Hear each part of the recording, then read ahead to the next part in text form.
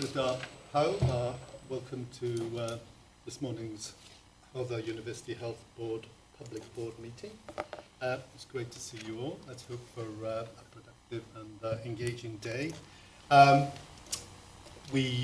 Before we begin, just can I confirm that everybody received your papers in good time? And that the papers were clear and comprehensive? We shan't debate this, but we'll just assume they were. And anything that you feel may have been omitted from the papers that it's important for us to discuss as part of today's meeting? No? Great, okay. And then just to remind everybody what are broadly our decision-making principles, so that when we do make decisions, or we're asked to identify a course of action on behalf of the board, that those principles are fair, affordable and sustainable, consistent with our strategy, they will not lead us to an unhelpful precedent, and they are safe. And then those are underpinned by our values, which are safe, sustainable, accessible and kind. Useful to remind ourselves of that, because you will know I often think it's important that we can demonstrate scrutiny and consistency in our decision making. So thank you everybody for attending this morning. Just to introduce Tegrin Jones, who's joined us this morning. Tegrin is the chair of the Stakeholder Reference Group. Welcome, Tegrin. It's really good to see you here. Wow. Great. And we have one apology. Our apology is from Michael Gray, Associate Board Member from Pembrokeshire Council. As is always the case, we have a number of people who will join us during the course of the day for particular items. We have members of the community joining us for the Meddygfa Sarn paper that we'll be looking at this morning. And then we have a number of colleagues joining us for the Community by Design Integrated Neighbourhood paper, which, if you remember, I requested at the last board meeting. Great, okay, so can I begin by asking if there are any declarations of interest? No? Great, okay, and then let's turn to preliminary matters. Minutes of the public board meeting on the 18th and 19th of February. If you recall, this was the extraordinary board meeting where we discussed the clinical service plan. No points? Claire, thank you for your very careful and erudite minute taking. I think it clearly reflected our discussion of what was a very complex matter on the 18th and 19th of February. Let's agree those minutes as a true record. And then the minutes of the public board meeting on the 22nd of March.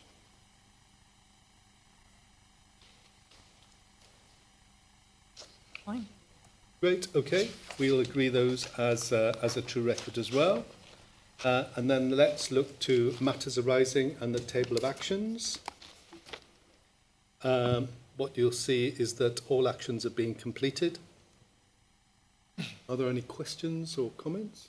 Yes, please, Maynard. Just one question of clarity. On the last item, the PM 2674, it's scheduled to be discussed at the exec team prior to come back. I'm just wondering, do we have any timescales on that? Colleagues, who would like to?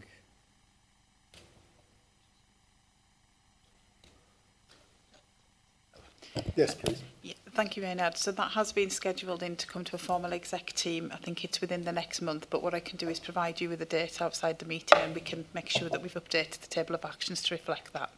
Thank you. Happy with that, Maynard? Yeah. Great, okay. So let's move to minutes of the corporate trustee meeting held on the 29th of January. Everybody agree the minutes? Great. We've approved those minutes. And matters arising from the table of actions for the corporate trustee meeting.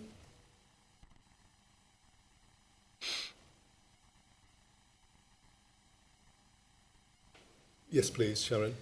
In terms of the matters arising, it just we put updates in the progress section for the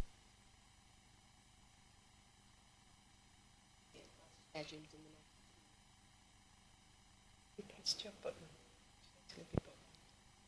I think I heard you, but perhaps just to repeat what you said for other members. Thank you. We've updated the action table in terms of the progress we've made aligned to the actions. We have a meeting of the Charitable Funds Committee now in 2 weeks' time, so we'll take those actions forward in Q2 of this year. Very good. Okay. If everybody's happy with matters arising and table of actions, can we move to our next item, which is report of the chair? I'm going to take this as read. I don't know if there's any questions people would like to raise. Yes, please, Winston. Thank you, Chair. I think under the board seminar on the 23rd of April, fortunately I couldn't attend. No, it Winston. should be on. Don't touch the button, just speak. Is it on? Okay. There's an item called fragility of Withybush Hospital A&E, and I just wondered, it really sets out where the risks are that these risks sit within the wider urgent and emergency care system.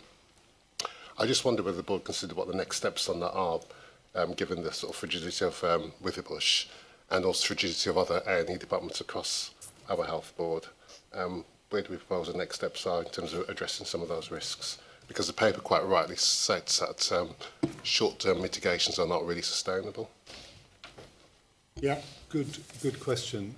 Andrew, do you want to pick that up? Yeah, of course, Chair.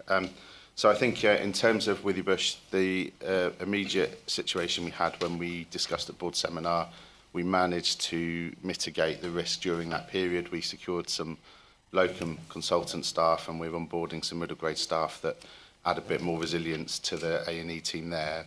The underlying position, though, around A&E and acute medicine actually at Withybush remains quite fragile in terms of workforce, but we need to see that in the context of the wider urgent emergency care system across the health board.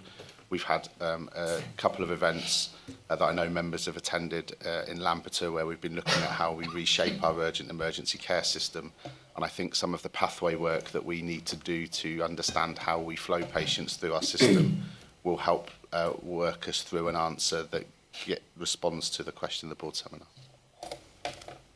I don't know. I mean, so I think you have provided us with a number of with an explanation of action, certainly for the early part of this year, which I think is very specific to Withybush.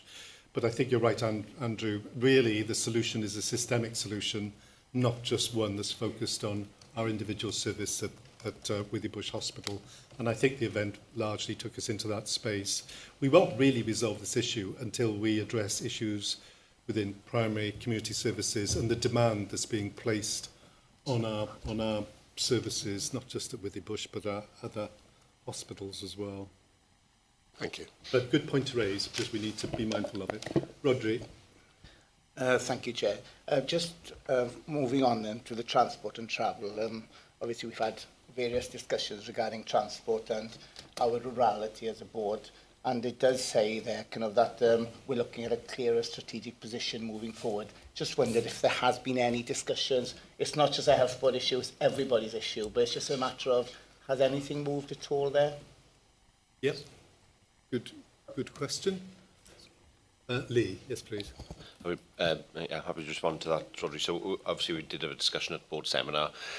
We've got a group now working on developing that, and we've got connections into local authorities, and we're part of many of those groups already.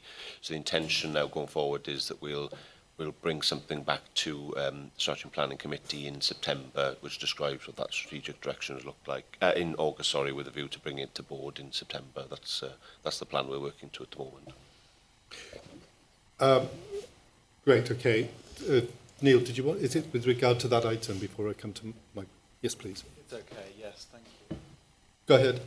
Thank you. So it looks like we do have a manual work. We can hear you. We can hear you. Don't touch it. Okay.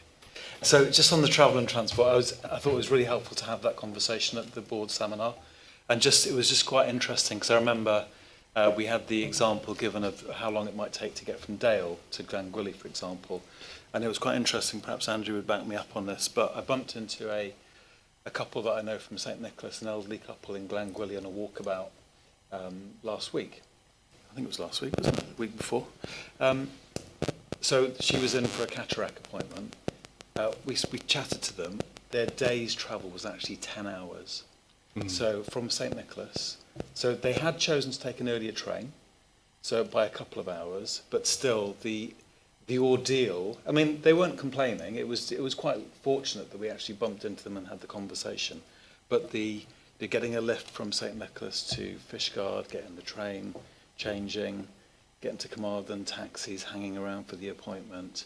They weren't getting back till late that night, and they'd said actually the day was a 10-hour day. So I think I'm really glad that we're keeping travel and transport on the agenda, because this is a real life example of where we might look at something and say, well, it's an hour and a half.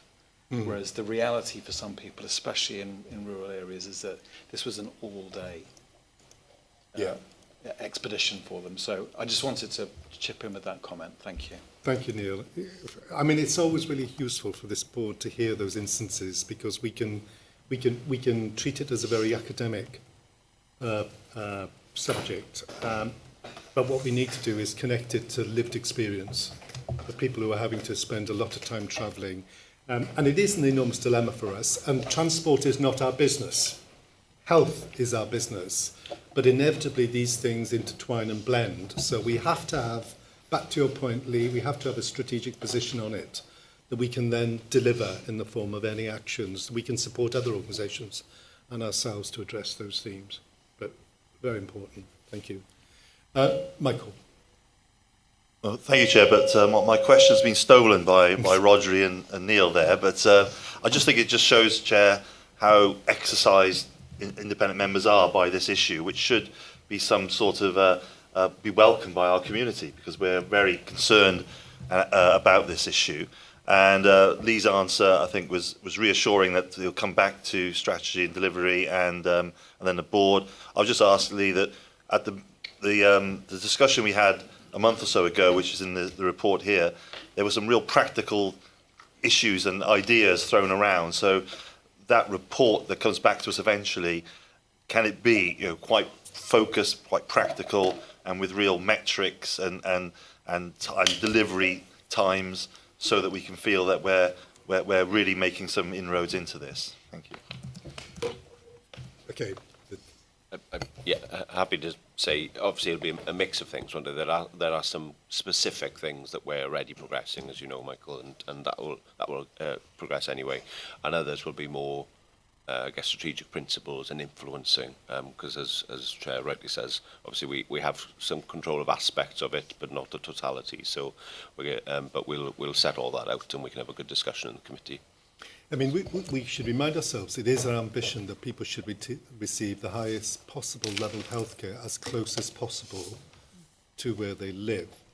And some of that will be delivered digitally. It won't be delivered in terms of, it'll be virtual. It won't always be in terms of people having to attend an environment. So we need to be able to mix and predict where we think, we will be developing these services in the future to respond to it in a really clever, thoughtful way that gives us a long-term strategy around these issues.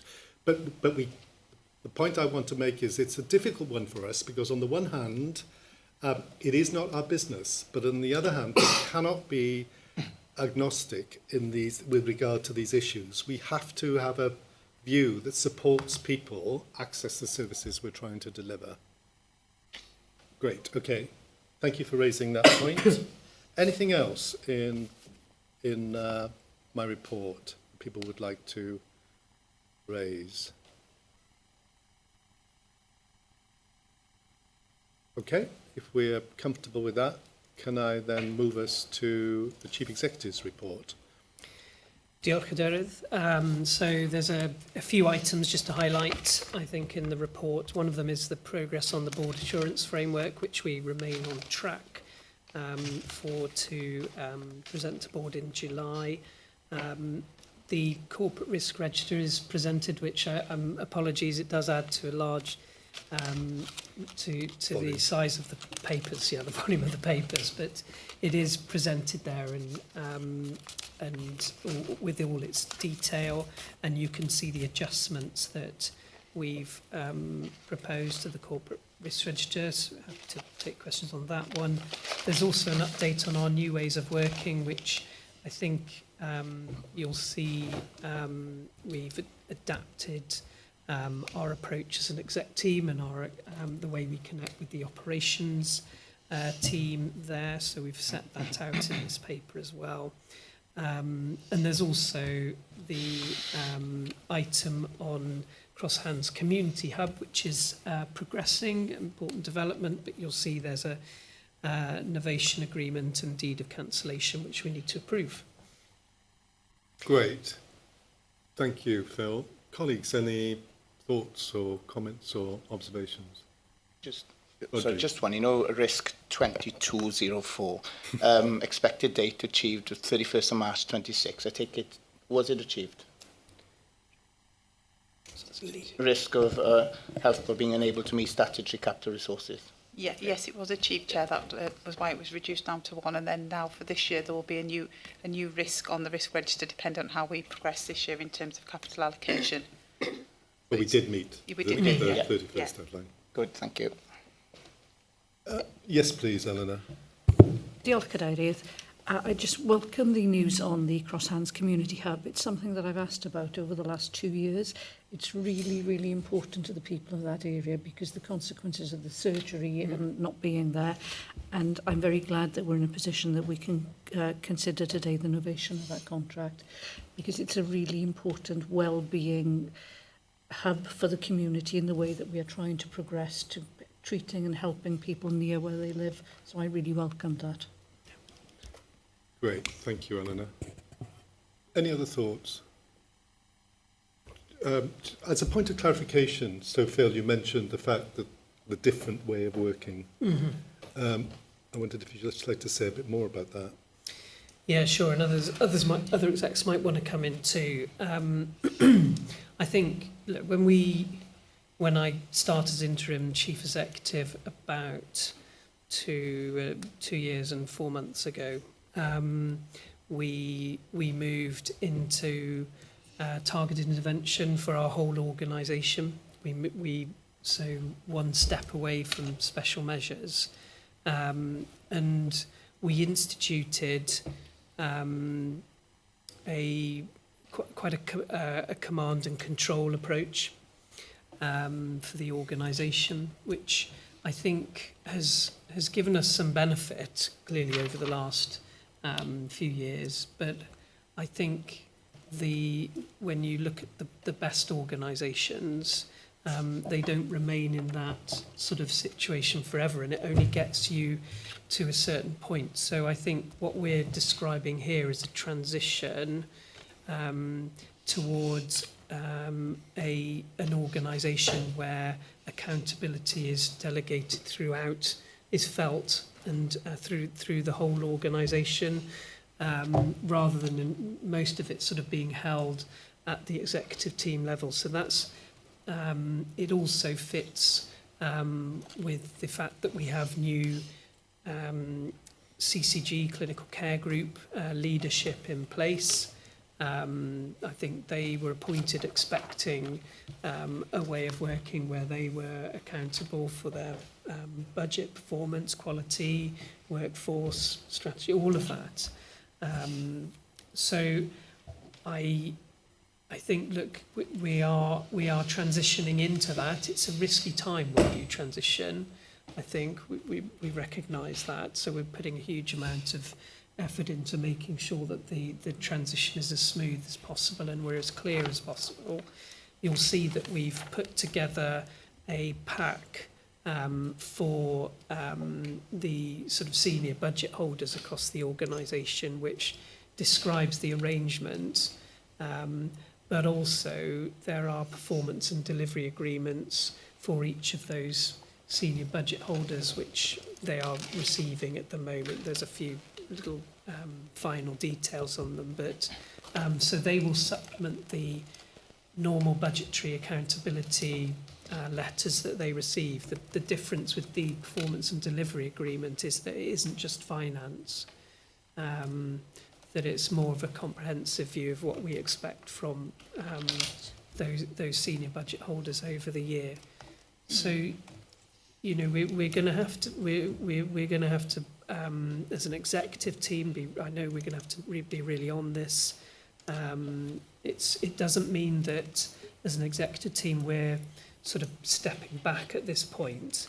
Actually, it requires a different kind of leadership where we are going to have to lean really much more strongly into this, but we will need to lead in a slightly different way. And I suppose for the committees, it's important because it's a transition period. It's important that the scrutiny is at the right level as we transition, because we'll need as a board to be all on this as we transition this year. Thank you, Phil. I think that was useful for us to reflect on. We did reflect on it and have a fairly lengthy conversation in our development board session, but it is important to remind ourselves of that is the culture we are trying to sustain in the health board, one based upon a bedrock of trust, mutual trust, a trustful environment where we trust people to do their jobs well and they trust us to lead well with regard to our position as well. Great. So in terms of the Chief Executive's report, we're asked to note the timelines to review and refresh the assurance framework and to note the corporate risk register. Also the correspondence around changes to Welsh Government's oversight and escalation arrangements. We are asked to approve the novation agreement to the Cross Hands Community Hub and Glangwili Fire Precautions work. Can I ask if people are in agreement with that? Approve it? Do you want to say something? There was one thing. So I didn't highlight the fact that as part of the new escalation arrangements that we do have our new our first meeting as part of those arrangements on next Wednesday, the 3rd of June. So that will be a meeting that is specifically about our escalation, the areas where we're escalated in, an assessment of our progress towards de-escalation. So that is an important meeting. It will be a regular fixture. It isn't a one-off. And as we go through our session today, we'll all be able to make an assessment of where we're progressing in that de-escalation. So apologies for interrupting because you were trying to... No, that's fine. Yeah. And I think that relates to the item we've just discussed, which is how we sustain higher levels of trust across the organisation to deliver. Yeah. And then that reflects in those escalation conversations we have with Welsh Government. Absolutely. Great. Okay, so before he rudely interrupted, we were in agreement on the novation agreement. I think we're right. Yep. Okay. And agree to the deed of cancellation and termination of parent company guarantee that applies to the Cross Hands Community Hub. So I think it's a change by name only, I think, basically. Everybody comfortable with that? Yes. Great. And then endorse the register of ceilings since the previous report on the 26th of March. And note the status report for consultation documents received and responded to, and note the executive team discussions. Great, okay. Great, let's move to the next part of our board, which is annual plan 25-26 closure report. Lee. Diolch, Cadeirydd. Morning, everybody. So this report gives us an opportunity to reflect on the year that's just gone before, obviously, we move on to further discussions about the current year that we're in and future years. So before we consign it to history, I think it is important for us to just take a moment to reflect on the progress made. We have taken updates to various committees as well in relation to the planning objectives, but this obviously provides a more comprehensive overview for board on the review of last year. So for those of us who were around the table last March, you'll recall that we set ourselves quite an ambitious plan. Broadly, the aim of that was to deliver balanced improvement across all the various domains that we're concerned about, and specifically to meet each of the de-escalation criteria that we are tasked with as part of our target intervention escalation across, and we want to do that across all the domains, whilst at the same time progressing our planning for the longer term. So I won't go into the detail of the report, but I suppose my high-level summary would be that, broadly speaking, we have achieved that objective and delivered the plan, which I think is a considerable achievement. There are obviously a number of areas that we haven't quite made the progress that we wanted, and I guess in particular I think there's a question for us which I'm sure we'll return to through the day, which is the sustainability of some of the improvements that we've made, less the improvements themselves. So the report, I would say, is largely self-explanatory, so I'll just draw out a few key points to highlight. So last year we did meet our financial target control total and performed better than the plan.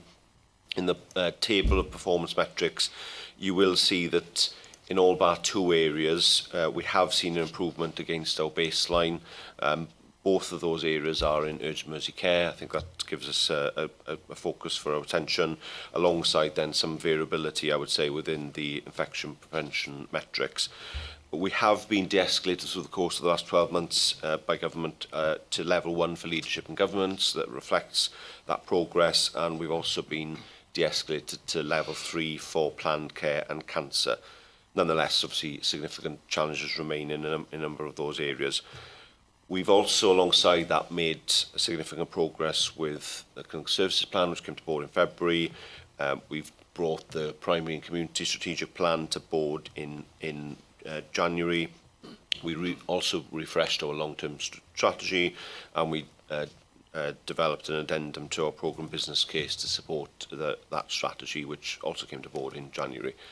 Alongside that, we've rolled out important digital tools, and we've delivered some important improvements to our estate, so including the chemotherapy day unit in Bronglais, the sexual assault referral centre in Aberystwyth, the same-day emergency care unit in Glangwili, and opening the hydrotherapy pool in Pentre Awel, alongside a pipeline of other projects that will be coming to fruition through this year and beyond. So I think, in summary, I would say I think you can see from the activity it's been an extremely busy 12 months. I think it's fair to say that it has stretched the organisation, and I'm sure a board will want to join me in acknowledging and thanking the thousands of people across our organisation who have contributed to delivering the many different aspects within our plan, which are obviously only summarised here for board's consideration. So I'll have to take any questions, Chair. Thank you. Thank you, Lee. Colleagues, any questions or comments? Maynard. Thank you, Chair. Lee, thanks for an excellent report. It was really good to see. I'd echo your comments about the thousands of people who've helped deliver so much, and it's good to celebrate that. A couple of questions. First one's around the cancer figures. I've noticed the cancer figure reported in this is now below 60% again. And I was just wondering, are there any dangers of re-escalation because of deterioration in that? And then the other questions was around theatres. I know the targets were mainly around late starts and early finishes, but I know recently we've also had problems with the theatre estate as well. I was just wondering how much that is contributing towards our inability to improve theatre utilisation. Before you come back, Lee, let's take a few other comments. So, Eleanor, and then Sarah, and then Ewan. Okay. Diolch Cadeirydd. I'd like to echo the thanks to the thousands of people, and all our staff have contributed. It's been an incredibly difficult year for people, and I commend them on their success. In doing that, I will say that I think it's a very successful year for staff. The dissonance between what the public think and feel about the service they get in our hospitals and in our service is not in the same place, and I just want to recognise we've got a long way to go before they get the service they deserve, and the quality and accessibility to our service. So I think great year. Oh gosh, people have worked hard, but there's a long, long way to go there, and I think it behoves us all to remember that the public are, we're here to serve the public and our patients, and how that happens. That was the first point. I had a couple of other points from this, some of which will come up later, so I'll just flag them now. One is around continuing healthcare. I note in the annual plan, which will be consigned to history, the last year's plan, it's turning red, CHC, in this, and it's an ongoing worry for me in many ways. One, its affordability. Two, the need to make sure we get continuing healthcare right, because that's what prevents people going into hospital and, more importantly, gets them out, and the complexity and age of our patients. Also, how it contributes to our drugs bill and the complexity about who pays for what. I would really like to understand what is happening and what more we can do. It may not be a question for the board today, but I'd like to plant those seeds so that we get a fuller explanation and to know that we have grip and control of this budget. The last one I'm going to mention, there are many others, is a positive shout out for the arts therapy work that we're doing. It's really positive to see the difference that is making to people. And unless you've seen it in practice, it's hard to understand the impact that it has on the patients receiving it. So a great shout out for the team to doing that. They're a small team, but it is very impactful work. Great, thank you, Eleanor. Can I just, before I come to Sarah and Ewan, just in terms of the continuing healthcare, I think you draw attention to a really important issue. I think we need, as a board, to discuss it and have greater line of sight and clarity around continuing healthcare, both the model and where we think the risks are associated with it and what needs to happen in the future. So I would suggest a paper comes back to board on continuing healthcare for the next board meeting, and we have a more fulsome conversation around what it means for the sport. Diolch, Cadeirydd. I'd welcome that. Great. Okay, Sarah. Diolch. I'm a great believer you can't say thank you too often, so thank you to all of our staff for making this happen. I'd be remiss not to say it, and it's an important thing. One of the concerns I have is that while we've achieved partial improvements across most of the domains, and that's been a heroic effort, frankly, we're struggling to meet the 3-month test on most of those improvements. So there's a real question here about the sustainability of what we've managed to achieve. And that concerns me because this is really underpinning the next annual plan. So if we're coming from a point of real fragility where we can't sustain things beyond a couple of months, that doesn't put us in a very good or solid place to kick off for the next plan. So I'm really concerned about that sustainability of improvement, which it's a real worry. It's a real worry to me. Despite all of the hard work that everyone has put in, we're still not managing to get ourselves to a good base level to go into the next year. So it's a comment rather than a question. Okay, thank you, Sarah. Ewan. Diolch, Cadeirydd. Again, with huge thanks to staff involved for delivering on what they've continued to do. But just looking at this particular report and comparing it to what we've already seen this morning within the Chief Exec's report, there's a new risk identified there around staff wellness due to pace and breadth of organisational change. The score of that is 20 against a target of 12. And when we look at it concurrently with Planning Objective 1 here, which is around our staff and in terms of the support they're getting in certain areas, around leadership, around promoting equality, diversity, and looking at training, it seems concurrently we've got one part of the organisation which is doing really well in terms of the support, but our operations kind of cohort particularly is suffering in terms of fatigue, uncertainty around future employment opportunities within the organisation due to kind of changes. So I'm just wondering, is this something that we need to look at as a whole and not kind of just put in certain boxes, which it appears to be at the moment? Yeah, good point. Yeah, good point. Lee, do you want to... I think we've discharged the continuing healthcare stuff and the other questions that came up.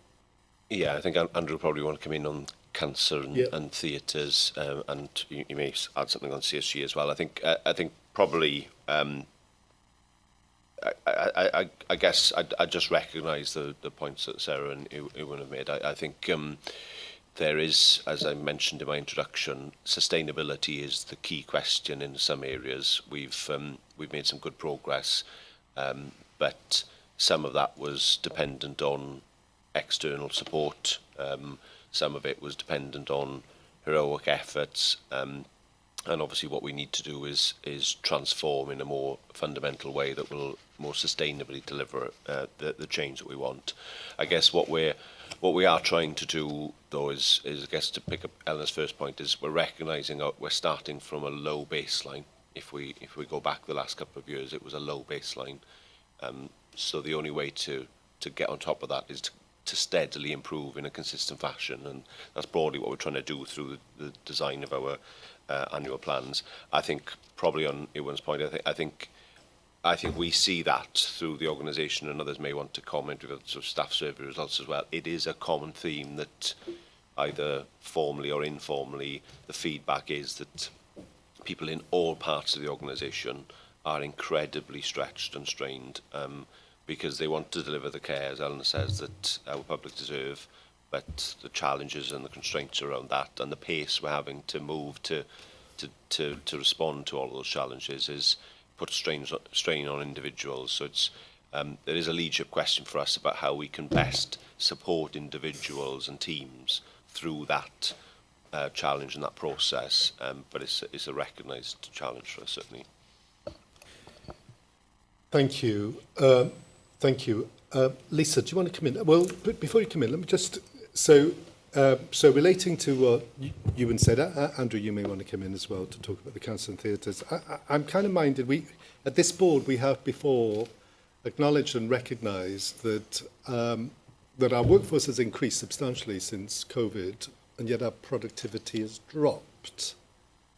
And yet we see higher levels of work-related stress inside this space. So for me, that represents quite a dilemma. On the one hand, one might argue we're not working as hard as we used to. We've got more people than ever trying to deliver, and yet we have higher levels of stress and workplace absence.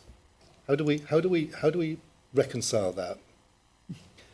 Sorry, I'm asking that as it's a philosophic question as well as one I hope you could answer with with clarity.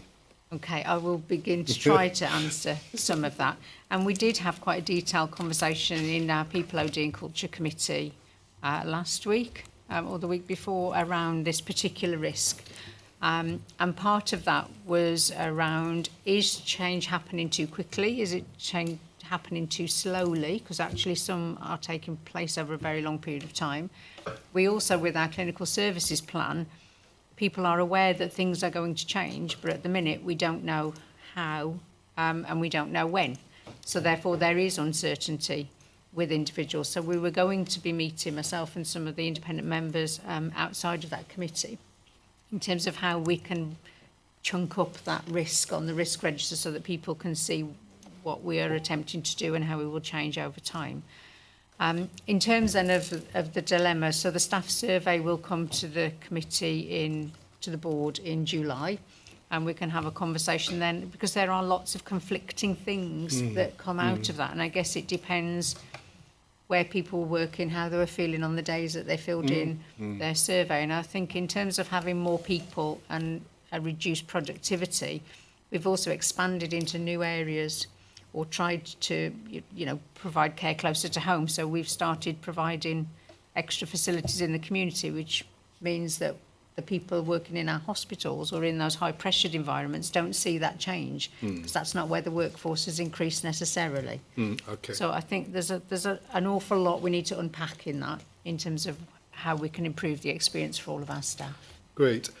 I mean, it is a conundrum, frankly, in terms of how do we maintain productivity and actually increase the levels of our productivity, which relates significantly to our delivery of our plan. It's based upon having a highly productive, performance-focused organisation, the delivery of the plan. How do we do that, sustaining higher levels of well-being across the workforce as well, and also enabling people to embrace change as it happens, at whatever speed it happens. It feels to me we need to grip this and deepen our understanding of what we think is happening in this space. So I would suggest, Neil, through the People and Organisational Development and Culture Committee, that perhaps more time might be given to that, to understanding that. And again, it would be useful to come back to this board and understand that in a broader sense, to see where we can contribute. Andrew, I'm going to come to you, and then I'll come to Chantal. Sorry. Okay, thank you. I'm conscious there were a couple of questions earlier on that might need just respond to. So, in terms of cancer, our most recent performance is back just above 60%. I think as colleagues will remember, our plan was always to see a dip in performance whilst we try to address levels of backlog in terms of cancer weights, and we'd agreed that with Welsh Government. So at this moment, I'm not seeing a risk of re-escalation. I think the key thing for me now is to start to see that performance recover in line with the plan and our expectation that it would. And as we've set for this year, we felt we would be able to sustain a mid-60% performance level based on the actions we've put in place. So we'll continue to monitor that really closely for obvious reasons. In terms of theatres enabling action, I think some of the efficiency is caused by some of the workforce challenge. So there's further work for us to do around, I think, job planning, we've been successful in some of the recruitment. So that has led to late starts and perhaps sessions finishing early from a workforce perspective. There's more work we need to do, though, and I think some of our assessment on that was actually my office took a view that we probably took a more negative view than the service around where we were, because we wanted to recognise there was a lot of work still to do in that space. And I know part of this year's plan is that we're going to really strengthen our efficiency and productivity programme, and Mark, I know from a medical director perspective, is going to lead that with Keith Jones in my team to kind of give that a different focus and grip and lens. So I expect we'll see some improvement through the course of the year on the theatre enabling actions. And I suppose only the other two things quickly I want to say was welcome the opportunity to have a deeper conversation around CHC. I think that would be useful and helpful for the board as well. And the sustainability test, I think, is a really important one. I think what it reflects, though, is some of the inherent fragility we've got in our workforce and the ability to be able to consistently provide staffing and resilience to that staffing 24/7, 365 days a year. So that's where we see some of the variability in performance, and those are the actions we've got to try and address. Yeah, great. I mean, I think so. We've had these conversations before where we've talked about workforce fragility, and we know in some instances the success of these services are based on individuals being there, single individuals in this space to deliver that service. Such is the fragility of our services. I think what we as a board need to be assured of is there is a process here, and we are moving towards a more sustainable environment. So we're not just learning to endure a fragile system, we are working actively and proactively to improving that. And the solution to that won't just be people, it will be digital, it will be pathway innovation, it will be process changes to the organisation. So we need to think as broadly as possible when we think about where our solutions lie inside this space. But as a board, we need to be convinced and confident that that work is underway and taking place. Thank you, Andrew. Yes, please, Chantal. Thank you, Chair. Just to come back to the conversation around organisational fatigue that Ewan articulated so well. For me, I'm just wondering whether the new ways of working is going to assist in terms of deminimizing that organisational fatigue, or would it actually do the opposite? Yeah, I suppose what I've described doesn't solve all the issues. I won't rehearse them again that Lisa was starting to describe there, and it's complex, isn't it? Because there's another there's double or triple the amount of issues that we could have described that contribute to workforce well-being that we're working on, and that's why I think the idea that our People Organisation Development Committee looks at that in detail is is really helpful, because it can start to get into the complexity of it. So I think the new ways of working will contribute, though, to improvements, should do, because it's designed to give people more autonomy within parameters. Yep. And therefore accountability is more clear, and people are much clearer about what we're asking to do. One of the contributions to people feeling stressed is if they're not certain what they're being asked to do. One of the, some of the challenges will feel there's an element of impossibility to them. Some people feel that, and we do put some serious asks on people. But I think the answers, when you get to a situation like that, what I think we'll have all seen is that the NHS tends to be its most creative and innovative, and so then the answers tend to be in some of the things that you were describing there, Neil. Because we are going to have to find different ways of doing things to respond to that challenge. But I think the clarity should help, even just in those performance and delivery and performance agreements for people. Okay, thank you very much. Great, I'm going to last comment, and then I'm going to close the item. Thank you, and it will be a comment. So I'm really pleased to hear a lot of the discussion around staff productivity and so on, and I think we've started to have some really good, continue to have some really good conversations at Pod C, People and Organisational Development Committee, and we'll look forward to bringing those back to board. I think shifting organisational culture is one of the hardest things you can possibly do in an institution, because it's about mindsets and the way that we think about things, which leads me to the comment around, I understand it's a look back at the annual plan.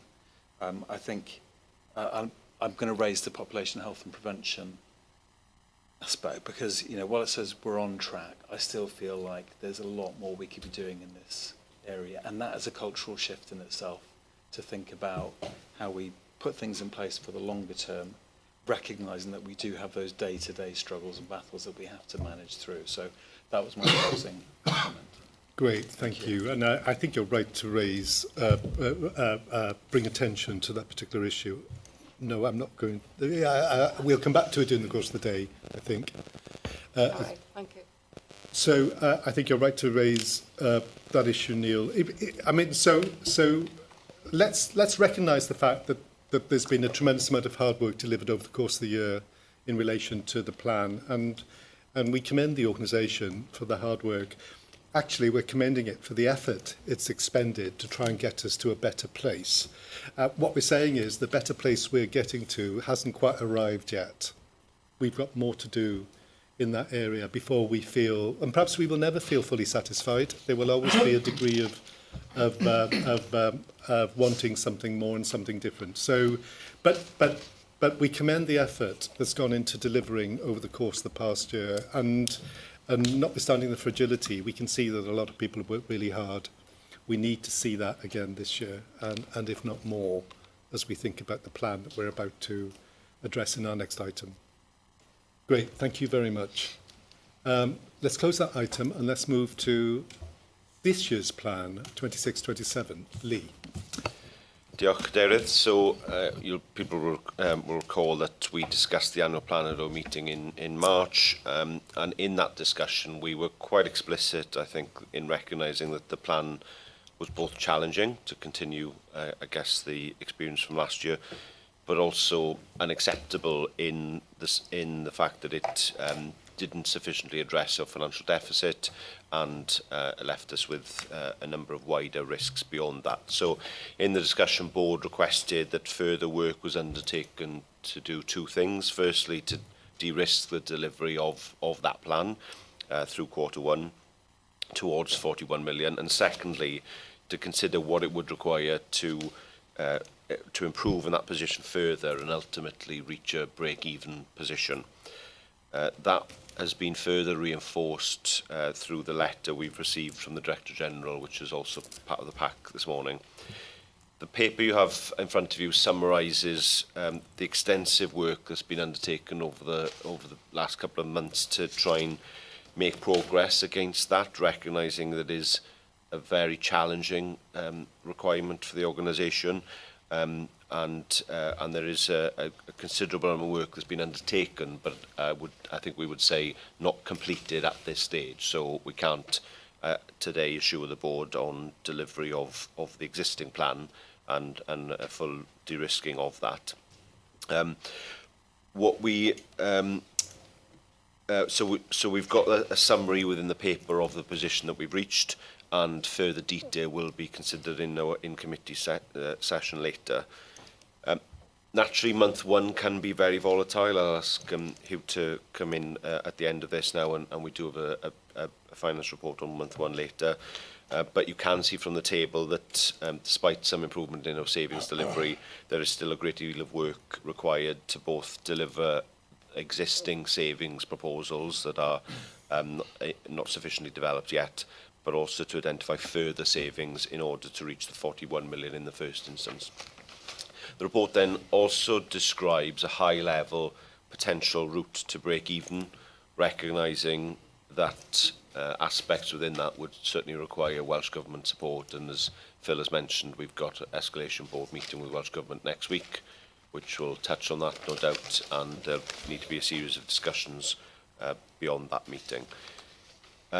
I wasn't going to say much more than that, only to hand over to Hugh to give anything additional in terms of the finances and really just allow the board to have a discussion. The one thing I will just say before I hand over, I think it's probably fair to say that the recommendations in the paper don't quite capture the response required from us as a board. So we probably want to reflect on that through the discussion and sharpen up that recommendation at the end of the conversation this morning. If that's okay, Chair. Thank you. I'm sure we will. Hugh, anything you want to add? Yeah, diolch Cadeirydd. Clearly a very challenging position for us as a board, recognising, and I'll come back to this in the finance paper shortly, that 41 million as a planned deficit for us as an organisation has been deemed to be unacceptable and affordable to Welsh Government. But delivering 41 million, I think, is a real test of our credibility. To deliver the plan that we have set out is the first base that we need to achieve. So I don't think there's a question for us around slackening on that requirement. We have to deliver that. Based on our month one position at 5.5 million deficit in month, that would indicate a trajectory that would take us to 64 million. So we really need to that's the gap that we effectively at this point in time have to change our spend profile by, regardless of discussions around savings, which can sometimes feel a bit theoretical, a bit academic. Actually, we've got to spend less to close that gap between 64 million and 41 million at this stage. Chair, there are a couple of things that are driving our position. Variable pay, particularly within medical and dental, is a challenge for us. That's about a 7 million year-on-year challenge in terms of distance from budget. We need to have a focus on addressing that. We're also seeing, and we saw this increasing gradually towards the tail end of last year, our spend on CHC, continuing healthcare, and that as a pressure for the rest of this year is about a 5.7 million pound challenge. So those are two areas that are material, that are have shifted in terms of the level of spend for us year on year, that we have to address. In any discussion we have on financial recovery, certainly in the here and now in this year, we either effectively start with the causes of our challenge or the consequences of our challenge. And the consequences are seen generally in variable pay for us and our over-reliance on variable pay. And we can either approach it from cause to effect or from effect back to cause. But ultimately, the challenge is still the same. Chair, I don't propose to say anything else. Happy to open up the discussion. Okay, thank you, Hugh. Thank you, Lee. A good opening introduction. I know that board members have quite a bit to say on this. Eleanor, I'm going to take this. I'll take the first bunch first, and then we'll get to others. So let's go to Eleanor, and then Rodri, and then Anne.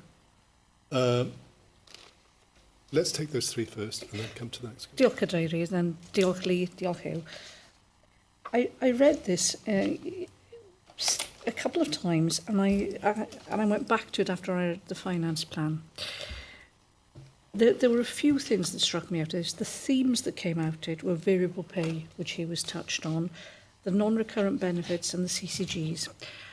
And I started flipping it on the head about we have to get to a balanced budget by 27-28. The question for me is more, what do we spend our money on and how do we spend it, rather than where do we make the savings at the moment? And it started for me thinking, how do we make this shift to spending money in communities, which is a cheaper place as well as a better quality place to treat people? What more can we do in the preventative space? Because that again saves us money in the long term. We've been asking over 2 years, how do we make the savings? And when I'm out and about, people say, we can't save anymore. I'm even saving 30 quid on this now. And staff are worn out. They know they've got to save money. And I'm just thinking the board, and we need to be maybe rephrasing the question in a way that allows people to think about the positive impact on the patients and the population, rather than it being simply a finance question. That's not to say we don't need financial controls. Obviously we do. But are we in a space where we need a leadership conversation about reframing that to get a better quality outcome at the end of it? Thank you, Eleanor. So that's an issue about how we frame this as a cost-saving exercise. Great, we'll come back to that theme, I suspect. Rodri. Yeah, thank you. Well, Eleanor's touched on one of my points, but I'm looking at perhaps a letter from the Director General, Jacqueline Todderdale, and I just wanted to, I was looking at a few general comments to start with, and looking at what we've got in front of us, kind of, have we answered, because I take it the letter is meant to be back by tomorrow, a response needs to be back by tomorrow from what it says there. And I'm just looking at some of the key questions that they've asked kind of right at the start, kind of regarding tangible impacts, kind of regional planning and delivery. Have we articulated kind of the impact of regional committee working and also the impact of improving performance? I don't think we have from what I'm looking at this, and I just think kind of that needs to be kind of perhaps looked at in more detail. And the other one then is just regarding the narrative. We would I'm just looking at the other points I did have there. Long and difficult to follow, looking at other financial plans. Have we looked at other plans? And there was just, it wasn't a criticism, but it said it wasn't as easy to look at and to follow as what other health boards have. So I just wanted to, I was inquisitive, thinking, have we looked at other plans, how they've been laid out? And yeah, I'm not knocking what we've got in front of us. There's a lot of criticism within the Director General's kind of letter, but then we all knew that, then it didn't we? So I just want those two specific questions. Are we looking at other plans just regarding layout and also the regional working? Are we kind of answering the questions that she's posed? I think there was, for me, there was something else in what you said, Rodri, which was about the metrics. You know, the measurement. How do we know? You know, are we working to particular targeted metrics in relation to some of the things we're trying to achieve? So I think there's three important questions in what you've said. Anne. Thank you, Chair.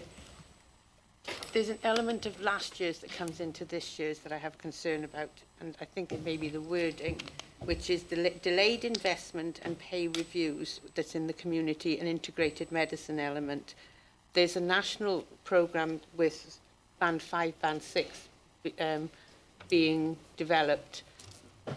It's not like the Band 2, Band 3, which is, overall. It's where each Band 5 will be reviewed on their skills and taken forward.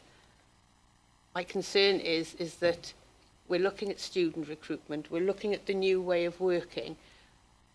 The pay review, it's a national thing, but also there's going to have to be elements of taking that into consideration if we're going to have services that we utilise the staff at a better skill, better rate, and the wording pay of delayed investment and pay review, the wording concerns me.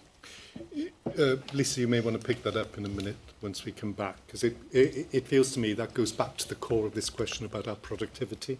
and our performance. It sits and people working at the very top of their licence across and being rewarded for that appropriately. Thank you, Chair. Great. Okay. So we've had three responses. Ardiana, do you want to come in?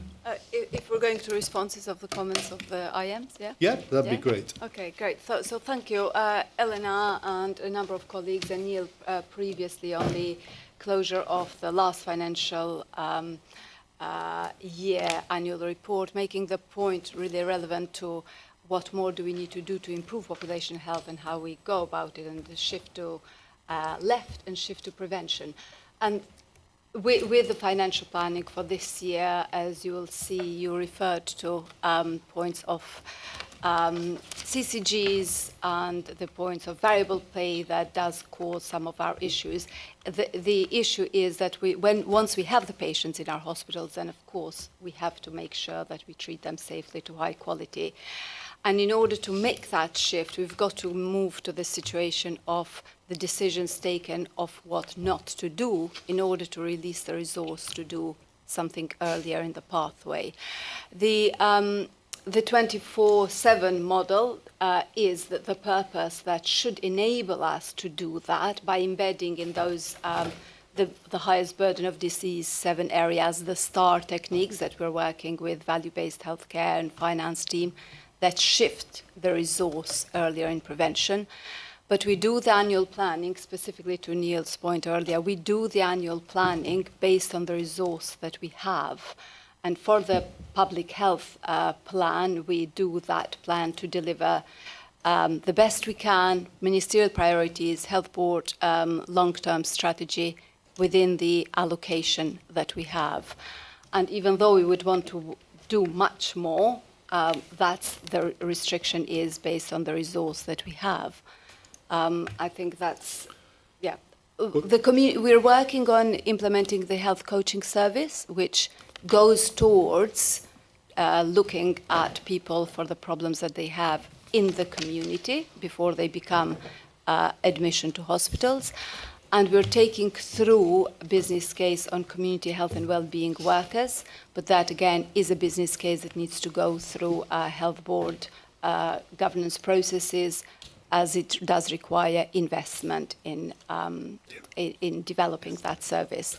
And we're working through in partnership perhaps with other investors in that. Great. Thank you. Helpful. I would challenge you though. We're not developing an annual plan on the basis of the resource we have. That's not, because we do not have these resources. So the plan is currently runs to a deficit. We don't have those resources. So in my head, the question is, do we have a plan for how we're going to get the 41 million? Or are we just going to go to Welsh Government and say, give us everything that we're in deficit of, please? In other words, it feels to me we're just planning to overspend. We're planning to overspend. And we're not fundamentally questioning how do we get ourselves into a position where we don't have to plan for that 41 million, because that feels a really difficult place for us to be.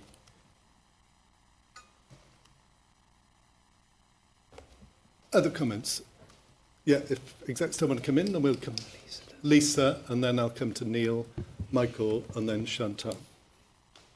Thank you. So just picking up on the comment that you made earlier and Anne's question. So in terms of our future workforce, you're absolutely right, Neil, with what you said.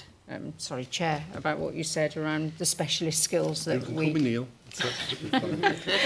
The specialist skills that we require of our workforce and making sure people are working at the top of that licence. And I think if we think about our future models and providing services closer to people's homes, that brings more autonomy and that more specialist skills. So it's not about continuing to do what we do now, but with a different set of individuals that we do it. I think the other thing that we have to be really mindful of is that we have to start thinking about the digital and where technology can help us. We cannot continue to think that our way to provide the services of the future is to have more people. We know through census data that our working population is decreasing. We know we've got a younger population who have health conditions and therefore aren't in the active labour market. So we do need to think about the alternative ways of providing our services. And the final comment that I just wanted to make, in terms of the agency provision, we obviously have submitted our numbers for our graduate nurse recruits, and we're hopeful and planning that will see us further reduce that nurse agency position, so that we're only using agency where we absolutely have to at short notice, as opposed to at the minute plug in what are substantive gaps in the workforce. Thank you, Lisa. I mean, I think you're emphasising the fact that it is a complex issue. It's not easily solved. It's not mathematical. It's much more complex than that. It feels to me there's something about human agency inside this space and how we make the most of individuals inside the workplace in a way that they feel actualised, and they feel that what they're contributing is valued and delivering to the benefit of the patient. So, very helpful.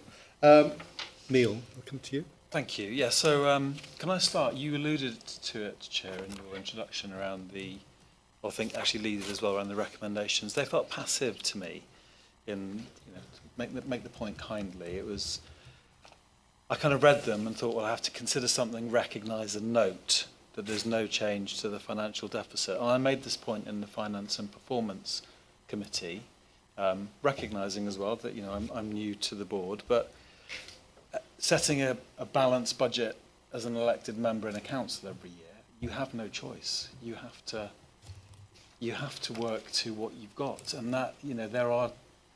I don't like it at all. Every year there are conversations around the starting point is what 10% can be taken out of a particular department, and it's painful. But I found the recommendations to be passive in that respect. There was quite a few things in the reports, but I think there was a couple of things that stood out to me. One of them probably links to the Integrated Neighbourhoods paper later, around this idea of ownership as well. So, who's owning the pain of we have to make these savings? I'm not quite seeing that. And the other line that interested me and made me really think was around I think that the line was the organisation's capacity to convert ideas into plans. And there's lots of plans, but sometimes I'm not sure how well we articulate the impact of that. And with this financial lens, I guess I struggled from the point of the recommendations about being passive and thinking, actually, do I want to note that there are no changes to this outlook? Okay, so very kindly put. But what would be your challenging question or statement? Well, are we doing as much as we possibly can? I mean, so I'm no economist or accountant, but from an annual budget of 1.4 billion, give or take, I think it's about 2.5% across the board, isn't it? That feels, I could be completely wrong and naive here, but that feels like something we should be able to achieve. Okay. Thank you. Michael. Thanks, Chair. Well, again, I've been slightly stymied by the earlier question, because Neil picked up on 2 points there. One is your challenge, Chair, to Adriana, I think, makes the paper we got on community by design a really important paper to look at. So I think we flagged that. The other point is, Neil was touching on accountability, because that's one of the key risks identified here. So I just wondered what if that could maybe be slightly amplified, the importance of accountability, and because, as I say, we have to reach or demonstrate to be reaching towards reducing deficits. Where's the account? Because it talks about accountability. There needs. It's a concern about that is expressed in this paper. Yeah. Great. Okay. Very helpful. Okay. Chantal, and then Sarah. Thank you, Chair. And in light of what's already been said, I'm just wondering whether in terms of the plan in itself, whether we should be more explicit about those trade-offs, financial realities, service consequences and what can realistically be achieved. I think, Neil, you touched upon that, and everybody else around the table is talking about that. But I'm not sure whether the paper actually focuses on the realities of the situation that we are in and how we articulate that insofar as the paper is concerned. Great, okay. Right, I'm going to come to Sarah and Maynard, and then I'm going to ask execs to answer some of those questions and issues that we've raised. Sarah. Yeah. So the plan highlights a lot of important opportunities, particularly around longer term transformation. What does it take? What is it going to take to convert these into actual high confidence deliverable schemes? Because to me there seems to be a huge gap between aspiration and real delivery. And I'm keen to understand what's it going to take to move all of those schemes into the colour coding that is right for us, where we have something that can start to address this 41 million deficit. And I'm not seeing, that gap is too wide for me currently. So what assurance do we have we can actually convert these ideas into true delivery? And will that be quick enough to change the run rate that we need to see? Great. Thank you, Sarah. Maynard. Yeah, I've got lots of questions on the savings. I've got a lot of questions on the savings, but I was going to save those for the in-committee paper because there's a lot more detail in there. But one general point, the actual paper says there is a route to a balanced budget. On the table up top of page 6 in the it says the main route of that lies in configuration changes. May not be able to answer in open session at the moment, but I flag that is something that we need to understand what those choices are. And it's not explicit about what those choices are. My second point is I don't think we've answered Rodri's earlier question about performance. And there were two things in that letter. There was improving our financial situation back to 22.1 million as a minimum. And the other thing was stop the deterioration in performance, which was actually looking at, if I remember the figures, going up to about 5,500 people waiting over 2 years. Yeah, and I think the third point is around Rodri's question around regional working as well. Regional committee working as well. Okay, I'm looking at executive colleagues who are all jumping forward with excitement and anticipation to answer these questions. Mark. Diolch, Chair. Yeah, I wanted to talk about medical variable pay. I think that's rightly called out as a significant issue. I think it's important for us to identify why we have such a large medical variable pay bill, and that'll probably link to what the solution is and then how quickly we can make changes. There are undoubtedly job planning issues that we need to address, but the medical variable pay bill is a direct consequence of our structure and the fact we have multiple rotas and therefore we struggle to recruit, so essentially we pay people more to undertake more work. We could make very quick changes, but they would have a significant performance impact. That we could do, and that would save us a lot of money, but that would then obviously lead to harm. Long-term service consolidation is the only solution because we have multiple rotas on multiple sites. We will have some increased pressures, not specifically to our medical pay bill, to the medical variable pay bill, but to the pay bill as a whole. There's a new resident doctor contract that's coming in from August. We are having to recruit extra doctors to do that. Basic requirement, that will be about an extra £500,000 full year effect. And that's basic requirement. The feeling is that we probably would need to spend probably 2 or 3 times that if we were to make these rotas truly sustainable. If we look at the two main areas where the variable pay bill is, that is in community and integrated medicine, and that's linked to ED and acute medical rotas across our multiple sites. So the only long-term solution is to have less EDs and to have less acute medical rotas. And until we do that, we will continue to have a large variable pay bill. And within planned specialist care, the largest area is in anaesthetics, which is on multiple sites and provides acute and elective care across multiple sites, and it's difficult to recruit. So there, as I said, there are a lot of things that we're trying to do, but ultimately the solution will only be less sites. But I do want to give us some hope. Back to your point, Eleanor. We are developing a new value-based healthcare strategic plan, which will come to board in the summer. We all know that value-based healthcare is linked to our outcomes and our resources and how we use them. We want to massively increase the impact of value-based healthcare and embed it within the organisation.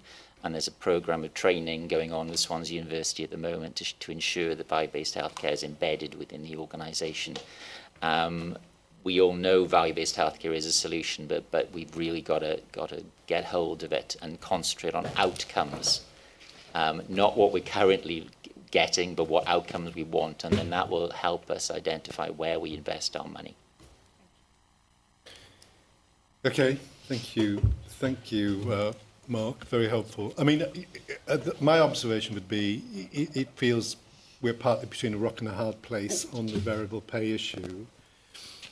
However, I'd kind of slightly, I wouldn't challenge it, but I'd contextualise that by saying the kind of recent Facility 72, when we brought together quite a lot of clinicians into the room, there was enormous agency there for finding better ways of delivering our services, better solutions, engaging with a value-based approach to delivering healthcare, and people who understood the pressures within the system.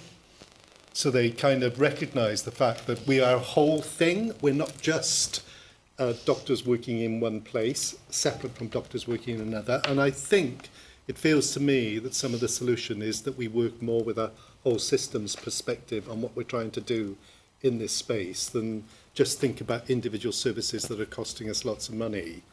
I don't know what the solution is, but in terms of enabling ourselves to think differently about how we tackle it, then it lies within that space. I find it unpalatable to think we spend so much money on variable pay. I just find it completely unpalatable. It feels like, as an organisation, we're being exploited in the broadest term with public money, trying to deliver public good, and inside there's an exploitative mechanism causing us to become unsustainable, frankly, and that's just not acceptable.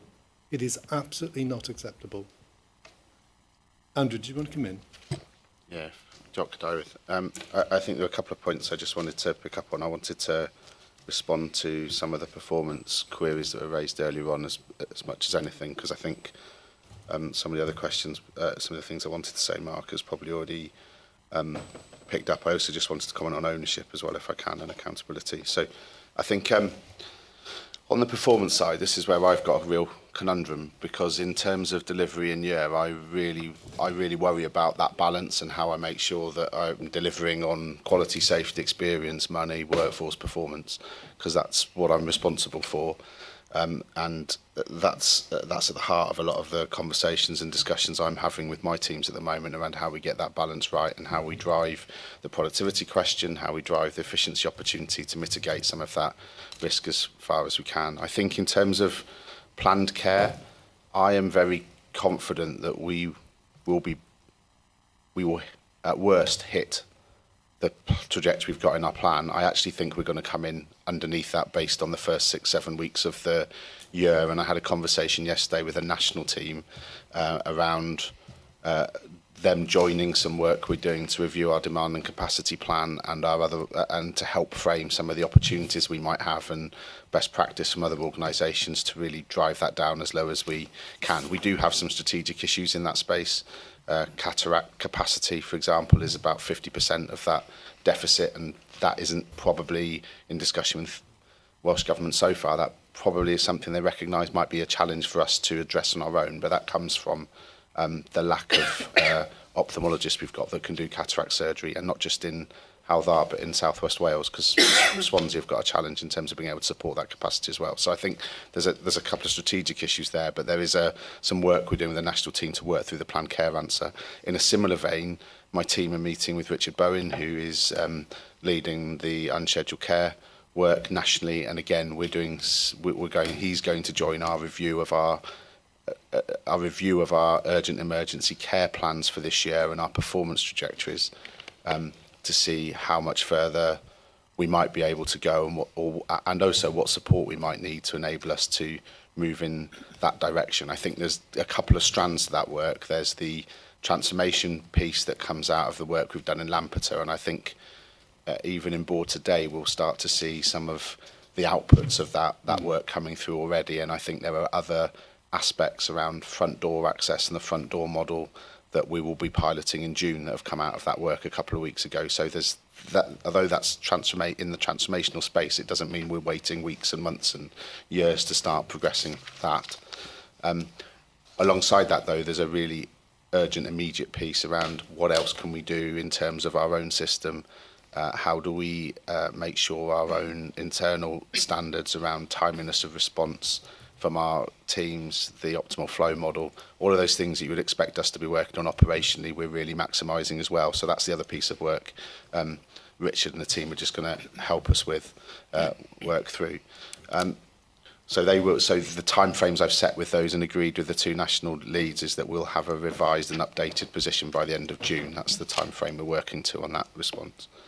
The other thing I just wanted to pick up was ownership. I actually had some interesting feedback after the board meeting in March from some of my operational teams who felt that we didn't, and I took this on the chin, felt that we didn't recognise their ownership and accountability they feel for the financial challenge in question. I think in their mind, this is something they spend most of their time worrying about and thinking about and trying to resolve. And it's certainly what they feel they spend most of their time talking to us as an executive team about in an executive space. So I think we need to recognise that, because I think there is a feeling out there that they do own this and they do have accountability for it. So I wouldn't want us to take away that the ownership doesn't exist. And I think since the last meeting, what we have seen come through, certainly from the operational CCGs that I'm responsible for, is a long list of schemes that would meet recurrently the value of savings that we've got to deliver. That's on top of work they're doing anyway as well around efficiency and value and productivity.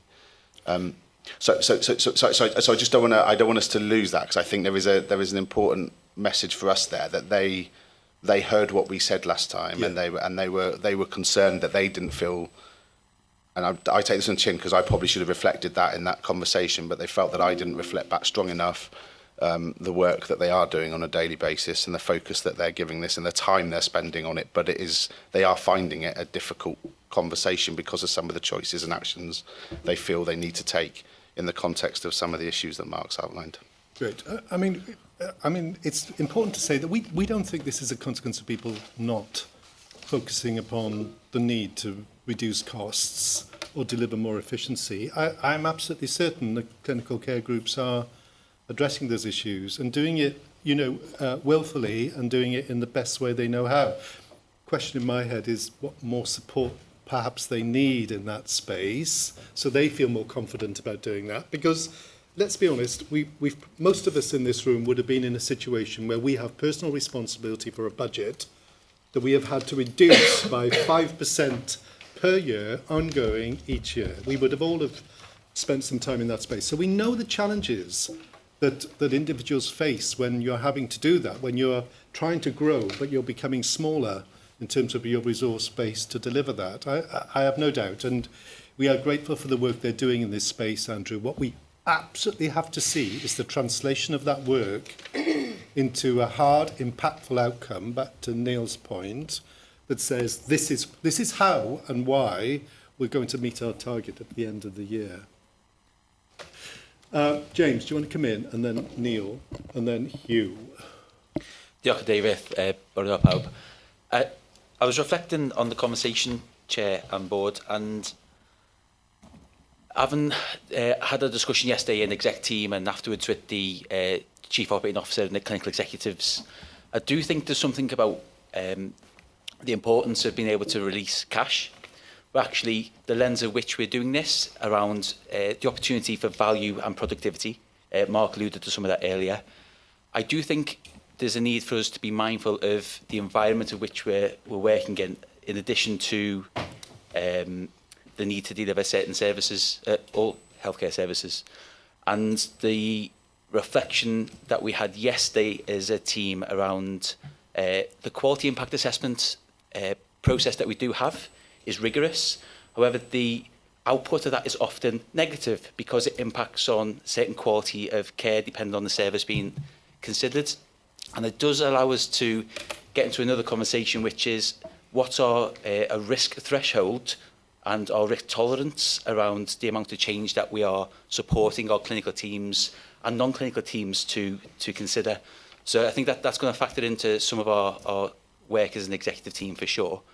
I think just in terms of what is in the paper is estates and facilities, and there's no getting away from the ageing infrastructure that we are trying to uphold. And I think it's just acknowledging some of the things that are within our gift at present and things that are not within our gift. And just being able to articulate that really clearly is going to be key for us to move forward. So it was just some reflections, Chair. Diolch. Okay, I mean, thank you, James. I would say in relation to your first point, that's exactly the territory the executive team need to be in. You need to be in that really difficult, complex space of balancing risk against cost saving and prevention, and then working through that, because there can be a sense of fatalism around this. Like, oh, it's just far too difficult for us to do, or the risks are too great, or people are not with us, or the organisation's falling apart, or the buildings are crumbling. We can oppress ourselves with how fatal this picture looks. But that's, you know, that will not get us to the outcome that we're looking for. What will grow us as a board, and you as an executive community, is actually starting to work through that and understand what that means in terms of its implications and ways in which we can manage accordingly. And I'm not for a moment saying that's an easy task. It's not. But it is the route map to getting somewhere to a successful outcome, which I think is really important. Lee, then Hugh, and then Sharon, and then we're going to pull it together from there with some. Oh, I'll come to the boss after that, and then we'll come to some recommendations. Lee. Thank you, Chair. So I'll just give a couple of reflections to people's comments, and then probably perhaps start to describe maybe what I think the next steps are for us. So one comment to just make. I did wonder if Andrew would make it, but I'll probably make it on his behalf. Just to be clear that what was presented in front of us describes further opportunities to deal with the savings. I think it is important to mention that probably is only half the story, because people are also contending with different cost pressures and having to make quite substantial changes in order to offset those cost pressures. So just to make sure that people don't think that that's the totality of what people have achieved up to this point, there's actually quite a lot more than that. On Rodri's point around regional planning, the comment in the letter, I think, is a fair one. I think there are aspects within our regional work where we can point to tangible deliverables, things around the cellular pathology facility, for example, or what we're trying to do around cancer. Others are less tangible as to what they actually deliver to support our plans. So I think there is something for us to reflect on there. On the point around looking at others' plans, we do that, and we've done that since, and we will continue to do that. We also have regular contact with the planning team in Welsh Government, and we've discussed this point already in quite a bit of detail. The one thing I would just bear in mind is the annual plan this year was a lengthy one, and it was quite focused on risks, which is one of the comments that came out. Now, part of the reason for that is because this year is not like last year. Last year we presented a plan which we felt quite ambitious, but it was, generally speaking, deliver improvements across the board. This year we're not. So we wanted to be clear about what we're addressing through the plan, what we're not addressing, and the reasons for that, and the risks associated, which made it longer, I guess, and more risk orientated. But we can certainly reflect on that. The letter that's requested by the Director General is drafted, and the intention was that would be finalised post the board discussion today. And I think there is certainly a question for us around the trade-offs and the realities of some of the things we're having to consider, because I think I would say the conversation that we've had today and the tone of it reflects the scale of the task that we have to deliver our existing plan. So it's not surprising in the second month of the year that a hugely ambitious plan isn't fully, we haven't got line of sight to everything yet. Because we're trying to set ourselves a demanding set of deliverables. Nonetheless, there's a lot to do across all the different areas that we've talked about. So the things I thought we need to do as next steps, just if it's helpful, Chair, is firstly we obviously need to respond tomorrow in terms of the letter to the Director General. I think there is a question for us to raise it and have a discussion about in the RGC about how we draw out the tangible deliverables from each of the different work streams there. As Andrew's mentioned, there's a piece of work to be done with NHS P&I and Welsh Government to review the opportunities to improve performance. I think there are some things we can do. We mentioned theatre efficiency already, for example. There is opportunity there, and there also is opportunity, I think, to look at more strategic solutions to some of our sustainability challenges within the performance arenas. I think we need to, we've talked a bit about this, spend some time at board seminar understanding the schemes that we've talked about in this paper, and then we're going to talk about later in committee, so we can really get into what the trade-offs are with some of these, and help boards' understanding of that, and give a steer to our organisation about what we want them to pursue and what we might not want them to pursue, because some of the conversation has obviously reflected the dilemmas that we're facing, with the intention then of taking something to the Finance and Performance Committee in July. And then certainly we need to have the discussion with Welsh Government next week, our escalation board, where on the specific areas where we may need their support to reach de-escalation. Now, the feedback from government is that they want us to be focused on what it would take to get to de-escalate us. That's the sort of nature of the conversation they want to have with us. So we'll need to draw those points out, and in particular, obviously the table in the paper in relation to our route to break even. We're going to need to progress a conversation with government about that and the implications of whatever path we might end up needing to take to get to that point. And that will be something we're going to need to consider, and obviously we could bring that back to committees and boards from there. Thank you, Lee. Hugh. Yeah, thank you. I think Lee said a few of the things I was going to say. I just want to rehearse a few numbers, and I say it quite deliberately, because this is what we need to target. We are going to be spending, based on month one, the equivalent of over 7 million a year this year on medical and dental agency premium alone. We're going to be spending 18 million on additional hours for medical and dental staff. We're going to be spending 6 million on Agenda for Change agency staff. We're going to be spending 16 million on bank and 8 million on overtime. Those are the numbers that we're going to have to bend over the course of this year.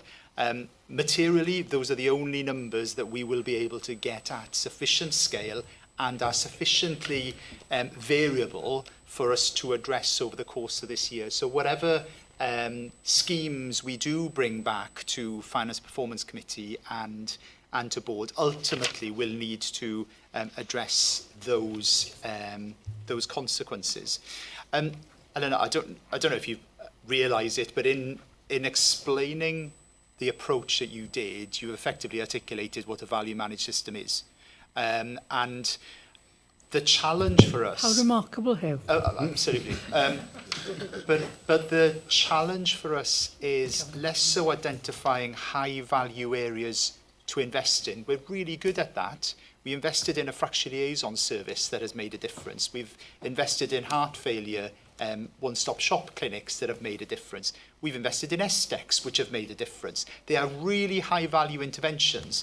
What we've not been able to address sufficiently is the low-value interventions that we need to switch off. It's it's the hard yards, I guess, of what do you then stop that is the particular challenge for us. Sorry, Hugh, to add into that, it's those low-value ones where it's hard to measure outcomes at an early stage, and that's really difficult to make an investment into.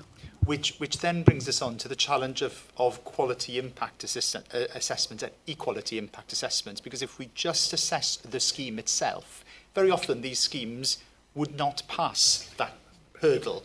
The challenge is less so the quality impact assessment itself, which we've got a really robust process over, but the mitigating actions that we need to be put in place to make sure that those quality impacts are adequately covered and that we're not reducing cost and adversely impacting on quality.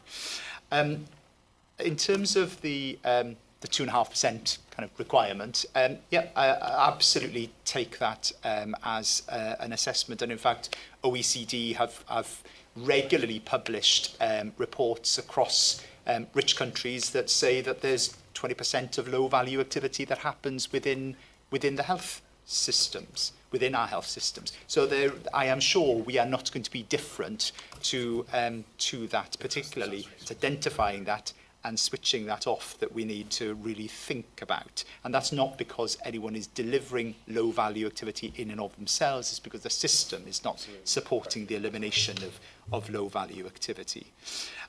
One of the challenges we particularly have is, of course, our funding is a population-based funding allocation to us, quite rightly. That's what Welsh Government can allocate on the basis of, and yet our resources are consumed in a configuration that we have that is unique to us. So without a approach to reform that configuration challenge, we will always be in this state of struggling to identify adequately sustainable solutions. We have, I think you asked a question around funding. I think that's broadly the challenge we're facing. Chair, you asked at the start, do we have a plan? And clearly, to be in this position in month one, our plan is not sufficient. We knew back in the winter, when we had a winter challenge that we needed to address, that was going to result in a planning challenge, and that planning challenge would then result in a financial challenge. We're at that stage now where that financial challenge is very real, and we need to address it.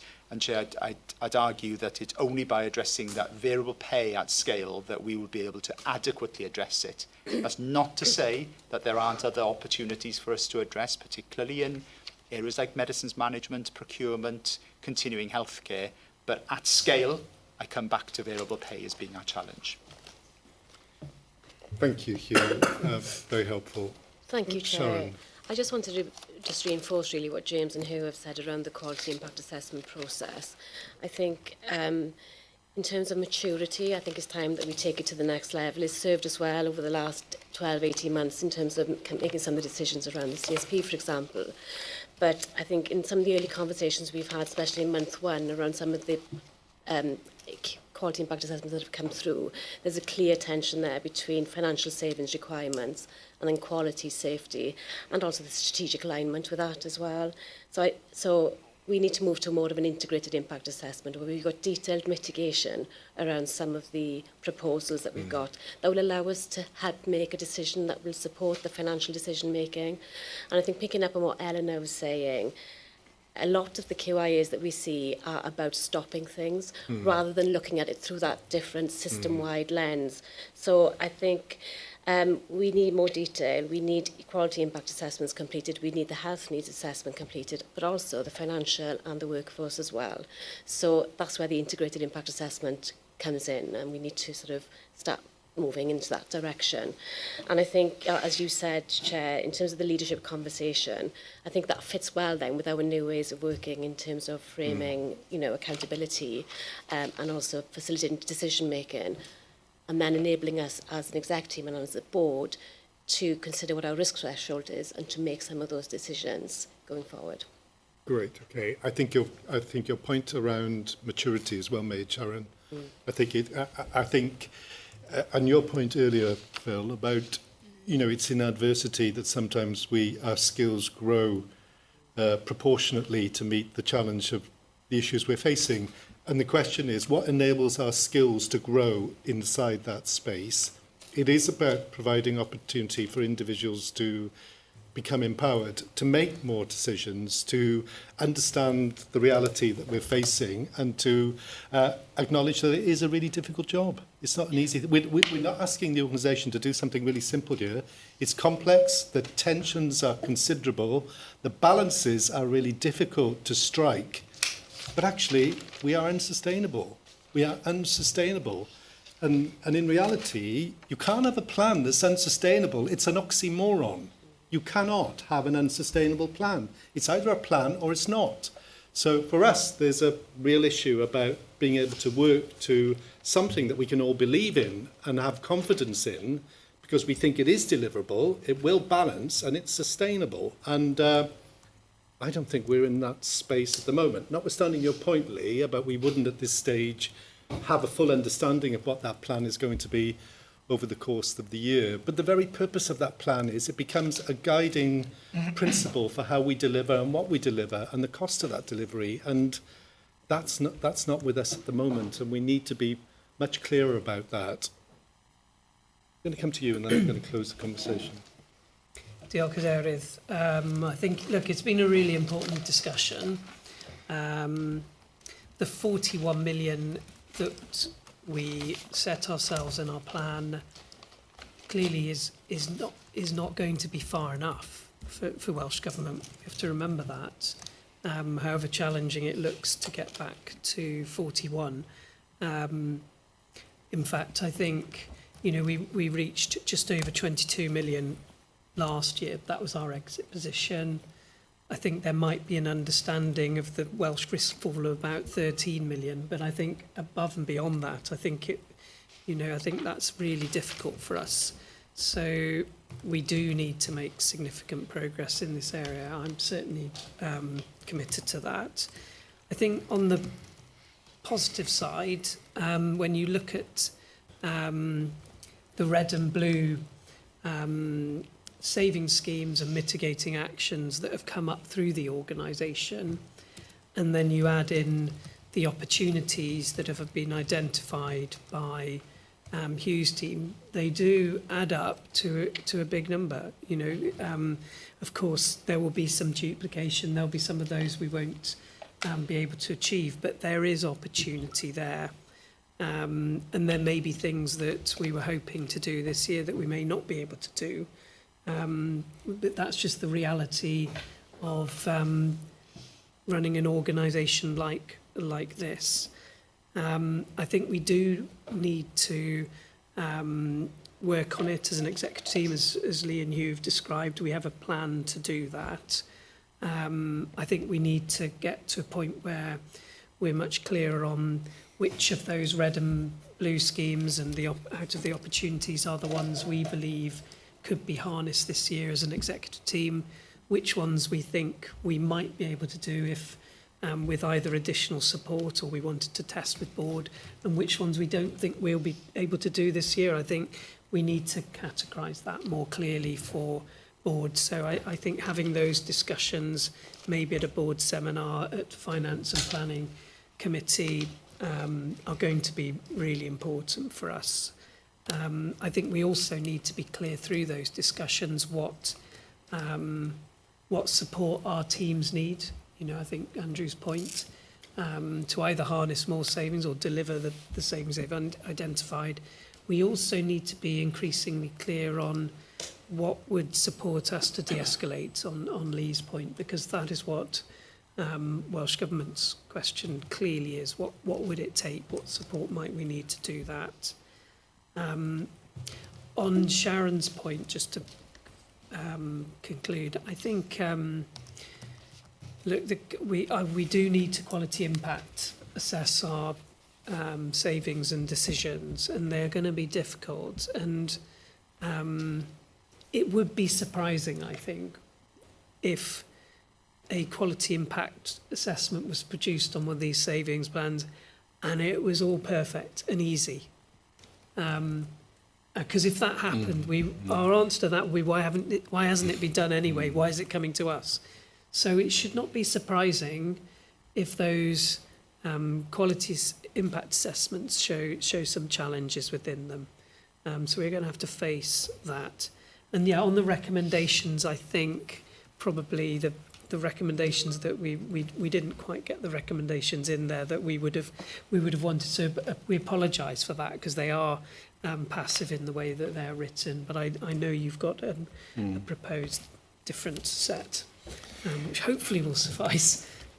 Okay, so just to draw this discussion to a close. So, as a health board, we have two statutory financial responsibilities, and that is to deliver healthcare to the people of West Wales in a sustainable and affordable way.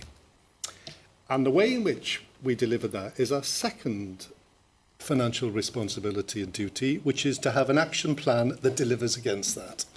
And at the current time, we don't have an action plan that delivers against that. So as a board, we have to acknowledge the fact that we're in breach of our statutory duties because we're not yet in a position where we are sustainable financially, and we haven't produced an action plan, a programme of work for this year that will get us into that position. In fact, we haven't yet seen a line of sight that will get us into that position over the next 2 years, which I think we need to return to as well. That's our ambition. That is our ambition. It isn't, we can't just live with the consequence that we're unsustainable. We have to, with all the agency that we can bring as a board, move to a position where we can reach a balance and we can reach sustainability. And that's a real challenge, isn't it? Because as Andrew's pointed out, people inside the organisation are working exceptionally hard to try and identify those areas where we can save cost and we can reduce our expenditure and still deliver high quality healthcare to the people who need it. That is our challenge. And as you've just pointed out, if there was an easy solution to that, we would have reached it long ago. But I would argue that the only way that we do reach a solution to this is by facing it head on. By facing it head on and allowing ourselves to work through all the anxiety and the tension that accompanies these shifting kind of behaviours and practices in terms of how we spend money and make ourselves sustainable. And we have to do that. So you can hear this organisation creaking and straining, at the pressure that's kind of building inside it to become more sustainable. But we have to go there. We have to go there. That's our responsibility as a board, to be sustainable. I feel I'm in derogation of my responsibility as the chair of this board if I countenance anything other than getting us back to a balanced position. And you're all my accomplices in that task. You are all part of the gang that has to deliver that. So let's work with the idea that first and foremost, we recognise that we're not yet in a position where we are delivering a plan that either contents ourselves in terms of its deliverability, both its performance and its financial sustainability, and that if we are not, we can't in all conscience recommend it to Welsh Government as the way in which we're going to deliver over the course of the next 12 months. We have to continue to strive, your point, Lee, we have to continue to strive to make this plan sustainable, ambitious, but at the same time deliverable. We want it to be deliverable. We want at the end of this year, our performance measure for ourselves as a board will be that we've delivered a sustainable plan. And albeit there will be changes over the course of the year, we will understand why we haven't been able to do that. At the current time, we're unclear on that, and that leaves me really uncomfortable as the chair of this board in terms of what we're trying to do. So we can't close this item, and we can't give ourselves the satisfaction of thinking we've sorted it, because we're way off that at the current time. We've got to do some more work inside this space. I actually think it's the work that we need to undertake to move us to a more sustainable position. The conversations, the deliberations, the management of our concerns and our anxieties is the route towards getting to that place. So this makes us feel really uncomfortable because we aren't in a position where we can manage that, and we need to just suck it up. We need to be uncomfortable in this space and not be complacent about what we're trying to agree. We've talked about reaching 41 million And even that at the current time looks questionable because of our end of month return from the end of April. But we have to absolutely focus on delivering against a target. And even though that's problematic for us, it's even more problematic for Welsh Government. And my point earlier made is, do we have a plan for the 41 million we're going to be spending that doesn't belong to us? Do we have a plan for where that's coming from? Because that should be part of our plan, is not just to present an unsustainable budget, but to say this is where the money will come from. And it's not our money. It will be Welsh Government's money, and I've said it time and time again. That money will come from other public services that need it as much as we need it to deliver the things they need. And we need them to deliver the things they need to deliver. We need a strong, vibrant educational culture across Wales. We need better infrastructure. We need better transportation. All the things that we talk about more broadly, we need to deliver good healthcare to the people of West Wales. So it's no good thinking that we can just isolate ourselves and that additional cost. That cost has an enormous consequence for those services that will not be able to have that money because it's being spent in health. So we've got to do everything within our power to try and remove that cost as much as possible. And I know that you're aware of that. We just have to build that culture and that systems appreciation inside this organisation as well. So in terms of, I'm going to kind of rethink what our recommendations are here. I'm going to suggest that we approve the care group and function action plans set out in Appendix A. And I think your point, Andrew, your narrative, I think we need to trust that group and understand that they are making the best contribution they can at the current time, and that we're investing lots of energy in them doing their job well. And on that basis of the named SRO, decision date and Q1 to Q4 conversion profile against each scheme. So I'm suggesting that we approve that in the current context. Is everybody comfortable to do that? Secondly, we agree with some degree of proviso the 26-27 in-year target of 41 million. Now, we know that that's not at this current time acceptable to Welsh Government, but that's not our end position. That's a position we're beginning now. We will continue to work towards reducing that figure as we press forward. And we have to give Welsh Government confidence that we will be relentless in reducing that figure.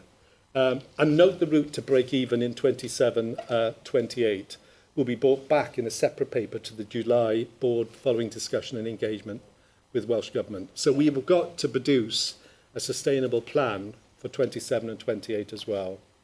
I would suggest as a board we require that a paper is taken to the July Finance and Performance Committee with a fully owned and dated plan closing the residual delivery gap to the 41 million and a clear articulation of what would be required to de-risk each scheme. So we would want that to go to Financial Planning Committee. I'm looking at Michael now. It'll fall to your task as chair of the committee. I would suggest that we need to, in our next development session, as a board, explore more fully the grounds and basis for how we're going to deliver against this. So I think that would be really important. I would suggest as a board we agree the configuration premium as set out in Appendix B inside the papers are considered with Welsh Government as part of the configuration position underpinning the 3-year financial plan. And note that the annual deficit of 41 million will be revised down when the blue and red related schemes have been converted, assuming cost pressures are managed within budget. So we will revise it down on the basis of agreeing what those particular schemes are as we move forward. Sharon, your point, I think, is well made. What we need across this organisation is a degree of financial literacy where people don't think it's about switching something off in order to save resource. It's about redesigning that service with safety, value, and experience in mind. So it's not about, it's too easy to say we'll stop doing this. That's a really easy task. And our patient population do not need us to say that. They need us to know that we will continue to deliver these services as best we can, reducing our cost base in a way that doesn't compromise their safety or the value that they're receiving from that service. Chair, can I just make one correction to the appendices, because we did take Appendix A due to the sensitivity of the documentation into in committee, which will be discussed. So just to be transparent for the public, it met the criteria for in committee as part of our protocol. So that's why it's not been shared publicly, but will feature as part of future public board meetings, just in case members were looking for Appendix A, that you've already got in your in committee papers. Great. Thank you for the clarification. So I'm going to propose we close the item there. I'm not intending that we leave comfortable with where we've got. Actually, I'm hoping we're all uncomfortable with it, and we hold that sense of uncomfortability until we get to a better position in terms of our annual plan. Lee, thank you to you and the team. It's a heroic effort to even begin to bring this together and hold us in this space, and I don't think we would have had this conversation without having that as the basis for doing it.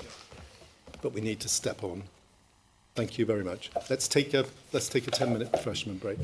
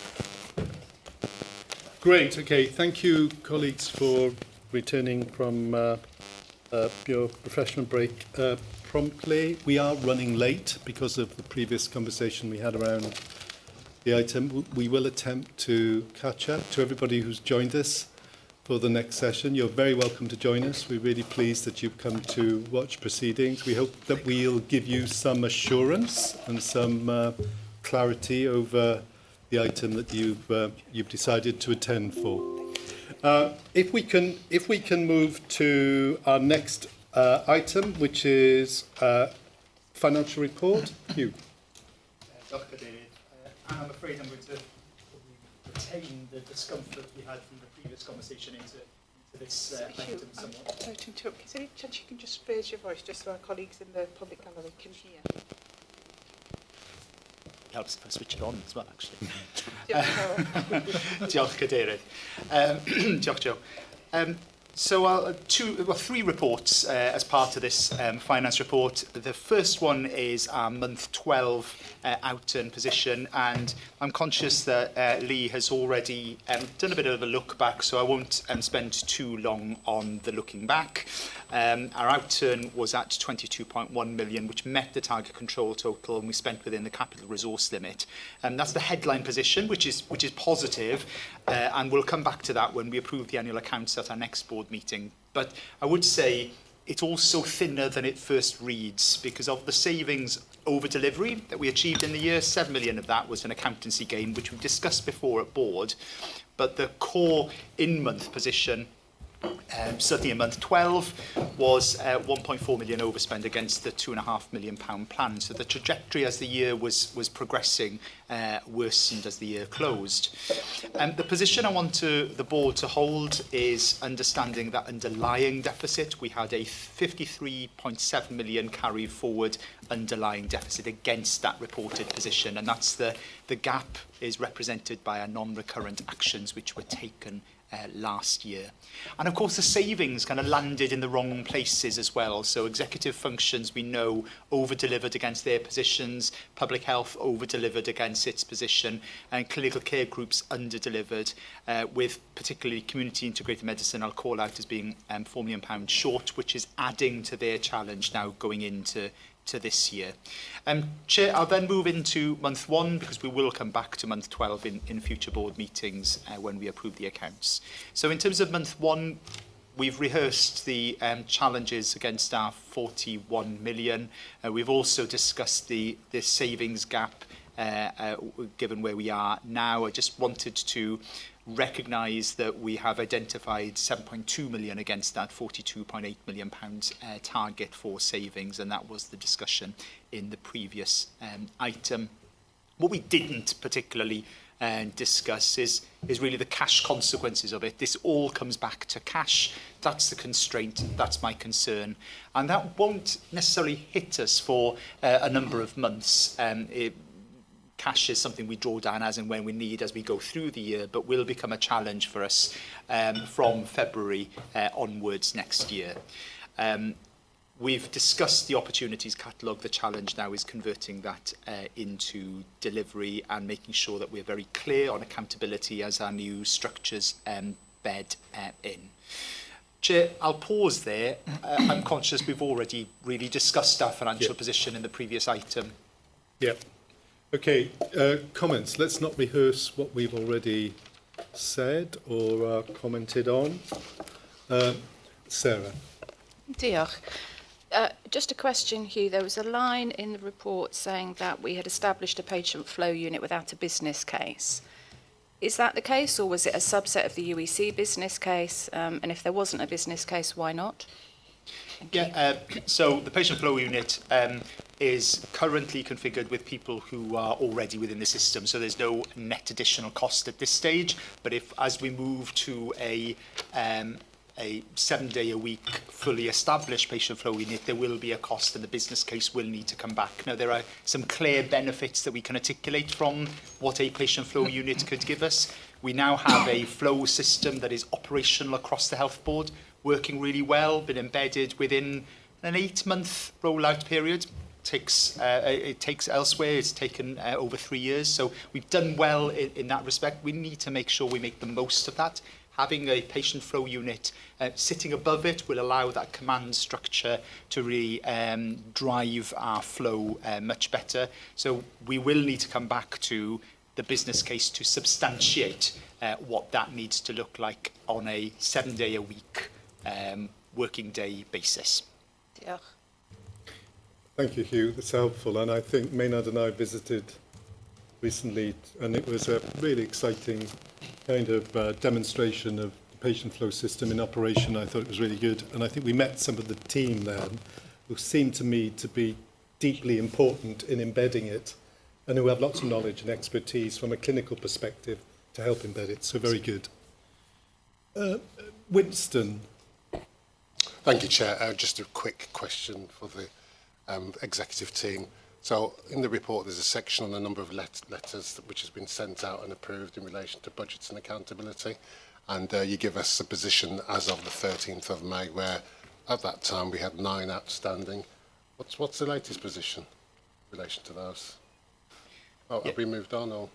Thank you. There are still a number outstanding. I anticipate that we'll be closing those residual issues down over the coming few weeks, and would hope to take a briefing to the Finance and Performance Committee next month that articulates where we're at that stage. But I don't foresee a challenge in being able to close those down.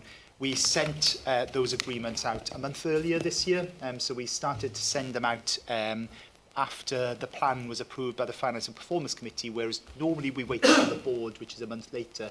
So some residual issues being worked through, but hopefully we'll be able to close it off for F&P. Great. Okay. Michael. Thanks. Just similar part of the report, Hugh. You talk about new governance arrangements, and you say by standing down the current arrangements, there's a risk of appropriate proportional control might not be so effective. So that's, on the face of it, that's a little bit of a concern. But so how do you reassure us that that is not a gap that's emerging there in governance? Yeah, I'm not in a position, I guess, to provide reassurance to you.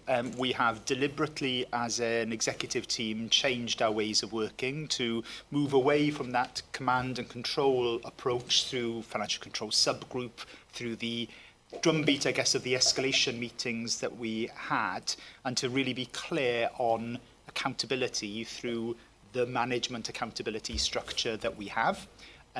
That is currently bedding in. The Chief Executive spoke about that earlier, and we're leaning into that new approach and new way of working. Great. Okay. Eleanor. Diolch, Cadeirydd. We've discussed the finance. I'm not going to go over what we've done, but I still want to express my thanks to people for bringing us in as close as we were to the end year total. That was a huge effort, so I'm grateful for that. My point is that with finance, you have digital. Are we using AI to spot any trends where we can do better? Thank you. No, not yet. But a direct answer. Thank you. I think there's clearly opportunities for us with AI to bring disparate data sources together, to spot trends, to spot what might be driving our position. We are using AI in certain areas, but certainly not sufficiently. We have got a readiness assessment being undertaken at the moment to understand across the Health Board which areas of the Health Board are most mature, most ready to adopt AI into practice. And then we will allocate through the Digital Committee what our resource allocation approach needs to be to make sure that those areas that are ready to motor on using AI can have that support, and those areas that aren't quite there, we need to understand what it would take for us to get to that position. As ever with these things, we need to make sure we put the tools in the hands most capable of using them in the most effective way. Diolch, Hugh, because what was behind my question was spotting trends and analysis, places we haven't thought to go in order to help us shift to that value-based healthcare that we talked about. and there's much more work for us to do there. Diolch. Rodri and then Maynard. And then Well, I'm one going of the to call the item questions, to close. has just been asked regarding the accountability letters, and just the one then, and I've read it from a previous kind of paper. The Welsh risk pool, obviously Welsh Government have given their commitment regarding kind of covering that cost. Am I right to think that? No, I'm just thinking there is kind of some reference in another paper. I just want to get that clarity, because that is, because when it comes to the top priority alerts and things, I just wanted to understand what was the commitment that was from, because I think it was 12 million or something, I can't remember. Here, if you could just explain that to us, please. Yeah, thank you. Obviously, challenge with the Welsh Risk Pool really arose for us, or became apparent for us in our budgets in the last financial year. And given the novelty of that challenge for us, Welsh Risk Pool did address that, Welsh Government did address that challenge for us in the last financial year to the tune of 12 million-ish.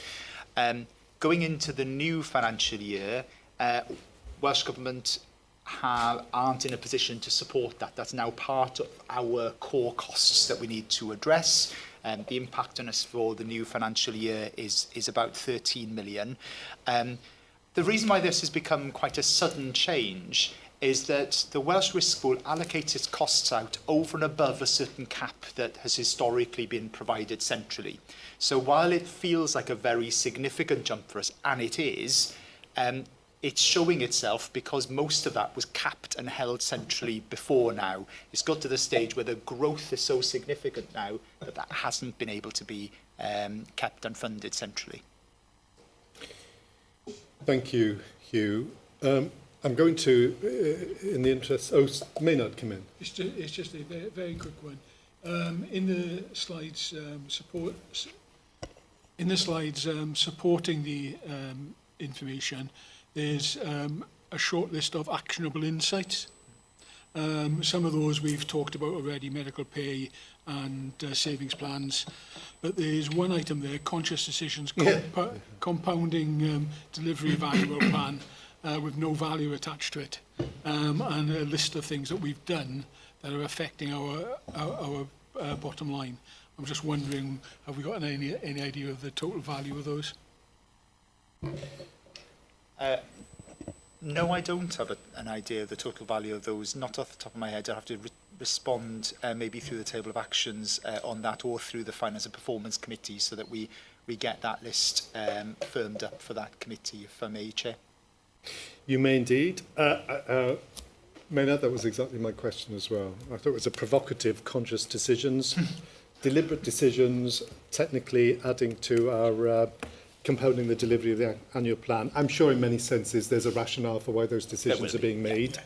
You know, but it is important for us to be aware that what really undermines the delivery of our plan are those things for which we can't predict, or come left of field, or just challenging. And adding a value to that would be a very helpful thing to do.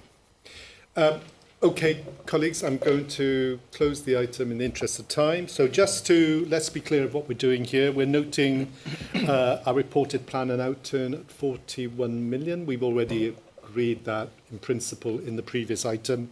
But accepting as part of that it's not a position we accept ourselves fully with a degree of complacency, and it's not one that Welsh Government will want to accept either.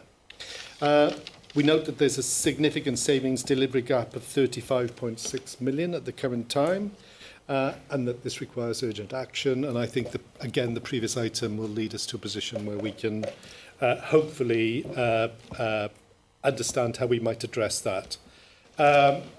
We've scrutinised the top priority alerts for urgent remedial action. They pose a risk to our 41 million at the current time, and we need to be able to control those as much as possible, and acknowledge that an underlying deficit assessment has been undertaken and brought forward into 26-27 our financial position at the current time, increasing that position to 53.8. And seek assurance that accountability letters for the delegation of budgets in 26-27 financial year will be signed by those areas that have not yet done so. Everybody comfortable with that? Approve the uplift of CHC rates to providers as described in Appendix 2. Of course, we will bring that item back in July so that we can have a more fulsome conversation about continuing healthcare.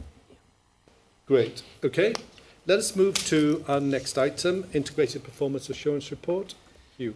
Yeah, Dr. Cadeirydd. And again, the performance report for last year, Lee took us through that, but there are clearly areas of success and challenge that I wanted to pick up, not just because of a look back, but because of the impact that they have on our position going into this year. So certainly our planned care performance improved and recovered throughout the year, with 52-week first outpatients at 0 and the 104-week waits for RTT down to 3 breaches, which were down to availability of bone cement and not our capacity to deliver. And that's an absolutely standout performance and a win for the year. Quality and workforce signals also firmed up, so moderate harm incidents at their lowest in month 12, complaints down sharply, C. difficile the lowest of the year, staff turnover falling. It feels as though those are measures which indicate that some of our operational base is maybe steadier than it was, and real measures of success.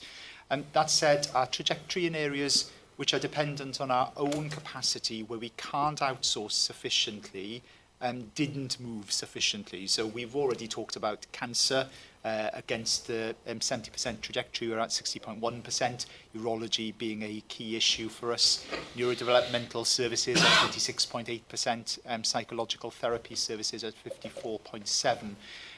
Where the answer is internal delivery based on known workforce constraints rather than purchase activity, that position held flat, and that is despite hard work done by everyone involved. And in bringing out a number of statistics there, I'm very conscious there are patients at the end of each of those statistics, and I'm very mindful of that. And again, our annual report will go into more detail on that when we come back to meet next month, Chair. So if we turn our attention to the month 1 position, in some ways the good signals carried forward. So turnover at its lowest level recorded, incidence lower still. The new 26-week outpatient metric remains on an improving trajectory, and follow-up delays the best ever. So there are clearly areas of momentum in terms of our operational delivery. But in some ways, the queues are also starting to fill. So our 104-week RTT position increased from 3 to 64, despite being much better than our plan that we set out for this year. That beat rests on outsourcing carried forward from last year, and removal from our lists other than treatment being higher than modelled. Of course, the first is non-recurrent when we're reliant so much on outsourcing.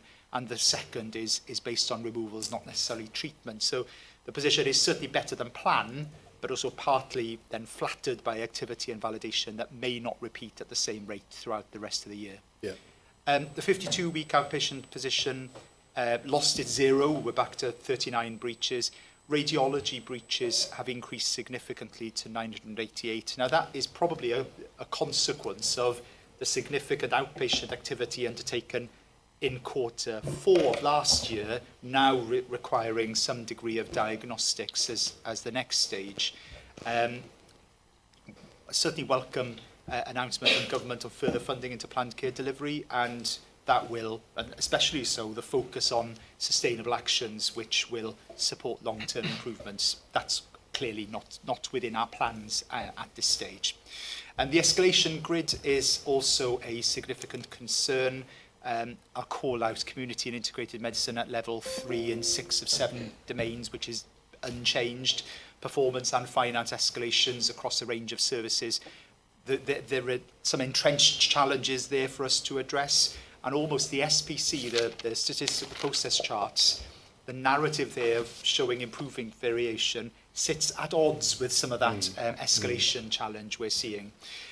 So much much of what we've improved on in month 12 dependent on non-recurrent activity. Month 1 is already showing where that might show itself without additional funding, or where we might not be able to hold it without additional funding. So, Chair, happy to open up to discussion.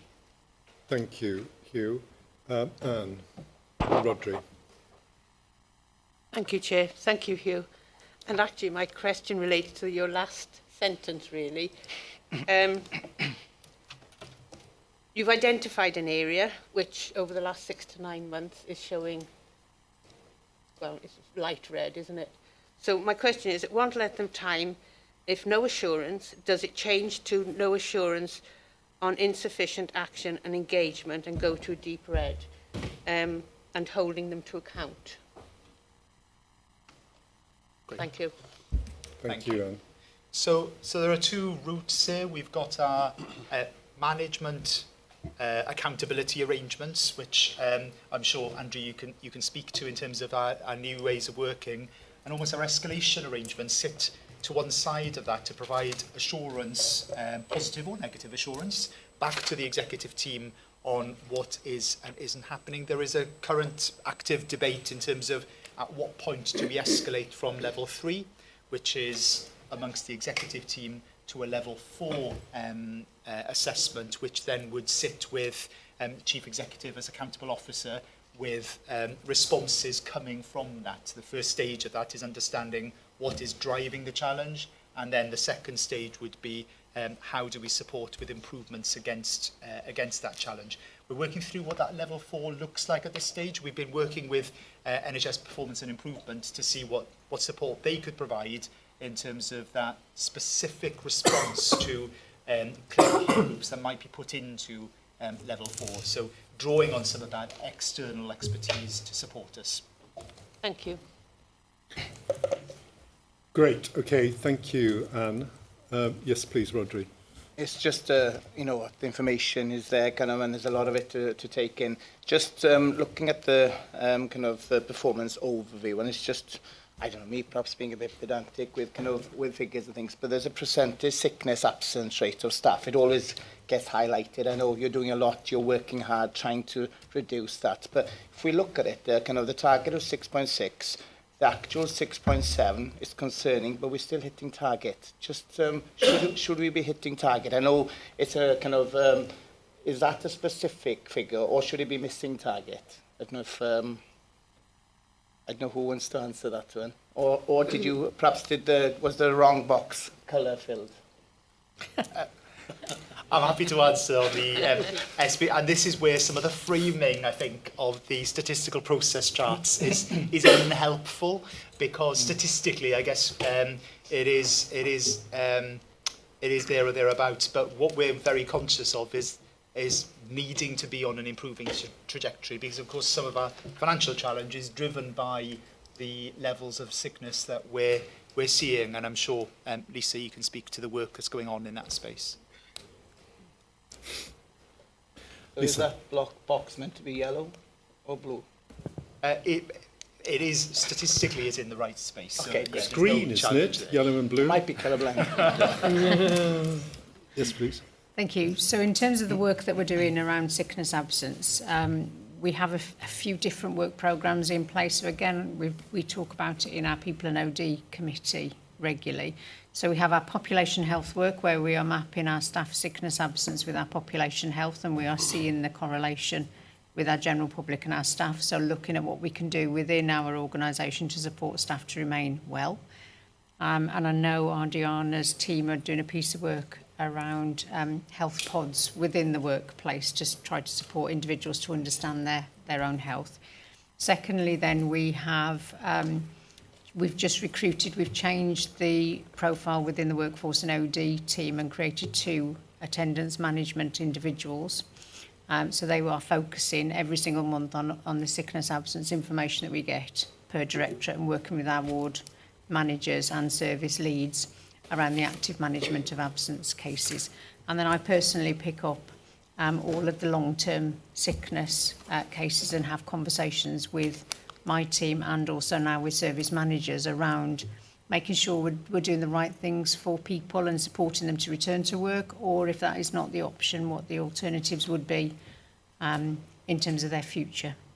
So we're attacking it, in a sense, from two different areas, and we have got an audit that is now in place for all of our CCGs and directorates to be using to make sure they are using the attendance at work policy in the way that they are intended. Thank you, sir. Thank you. Eleanor. Diolch, Cadeirydd. I've got two questions and one comment. One is on the alert around the adult psychological therapy wait more than 26 weeks. Anything with concerning written next to it and an alert alongside it gets my attention. I'd welcome an explanation of why that position has worsened and what we're doing about it. The second one is an advice, but it's around the percentage of children that are vaccinated, and I'd be interested to know why that is as low as it is and what programmes we've got in place. And the third one is a comment which you mentioned around the bottleneck at diagnostics. As a lived experience, I met 3 medical secretaries of the cancer specialists last week when I was at walkabout with Ardiana, in fact, and all 3 of them were telling me that they cancel 5 or 6 appointments every week to be rearranged because the diagnostics are not through yet. I don't know what the impact is on those patients, neither did they, or how much attention we're paying to unblocking that diagnostics bottleneck. It may be an Andrew question rather than a Hugh question. Yeah. Thank you. Thank you, Eleanor. Diolch. Who would like to pick that up? And Andrew. And then Adriana will come in. Yeah, I don't mind. There's probably a couple of issues there that I should pick up. So in terms of cancer diagnostics, I mean, one of the reasons our routine radiology performance has deteriorated is because we're prioritising as far as we can our emergency and urgent cancer work. We've had we're trying to understand some of the demand and capacity work in radiology a bit better. It's well known across Wales the quality of data in radiology services is quite poor, and that was one of the conversations I had with Andrew Salos and the National Plan Care team yesterday. And part of the work we're going to do over the next few weeks is to they're going to support us properly getting into our demand and capacity picture, because there's a couple of things that are playing into that. There's the work from the outpatient reduction last year. There's also an impact from the implementation of the RISP system and what that's done to some of our data and our position, which we can't quite track or follow through between the switchover. That's not uncommon either. That's happened in other health boards. So that's a piece of work we're going to really try and finalise over the next 3 or 4 weeks with some national input into that space from the Alexandra Gibbons, who works for Andrew and leads on the radiology piece of work. So I would say cancer that's something we prioritise. But we also know that in prioritising it, we probably don't get we still aren't at a point where we've got the capacity to deliver the turnaround we would ideally want to maximise and optimise cancer performance. That's why in our plan we've said we'll only get to 65% in some of our cancer performance delivery. On psychological therapies... Before you do, Andy, if I can come back on that, I understand that strategically, completely and operationally. What I have concern for, and I'm here to represent as well, the impact on individual patients who are extremely worried about the follow-up appointment or the appointment and when they're going to get treatment and how it's going to be. And we don't know what's happening with those.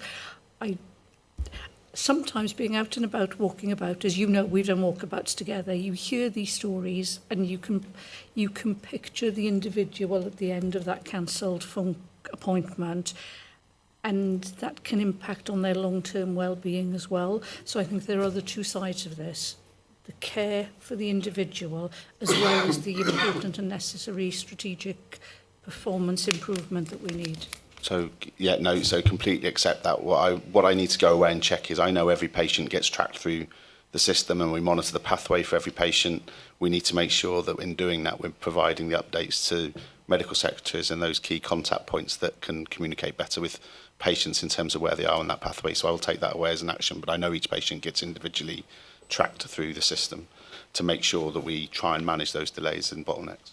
Thank you. In terms of psychological therapies then, was the other question. It's another one that's so the measure on that is a little bit like the cancer performance target. So it's about a percentage of people treated within a time frame. So if you've got a backlog of cases, as you're clearing the backlog, your performance doesn't necessarily improve at the rate you want it to. What I've had assurance on, I think when you look at some of the other metrics that we're looking at in that space, we've seen the backlog reduced by 33% over the course of this year. We've started 571 new patients on treatment through the changing model that we've put in place.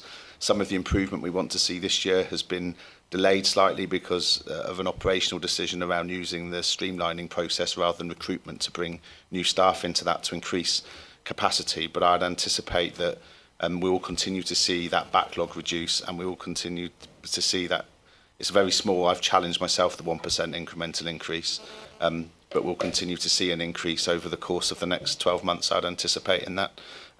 What I have asked for as well is they've started doing some research on PROMs and PREMS data because the messages we're getting informally through patients are that from an outcome perspective are very positive. So I've asked for us to get a view on that. And finally, in terms of our capacity in that space, it now looks like we're discharging more patients than we're seeing come through as referrals. So as we start to keep chipping away at that backlog, we should be in a good space to be able to hit that target in 12 months' time or so. Thank you, Andrew.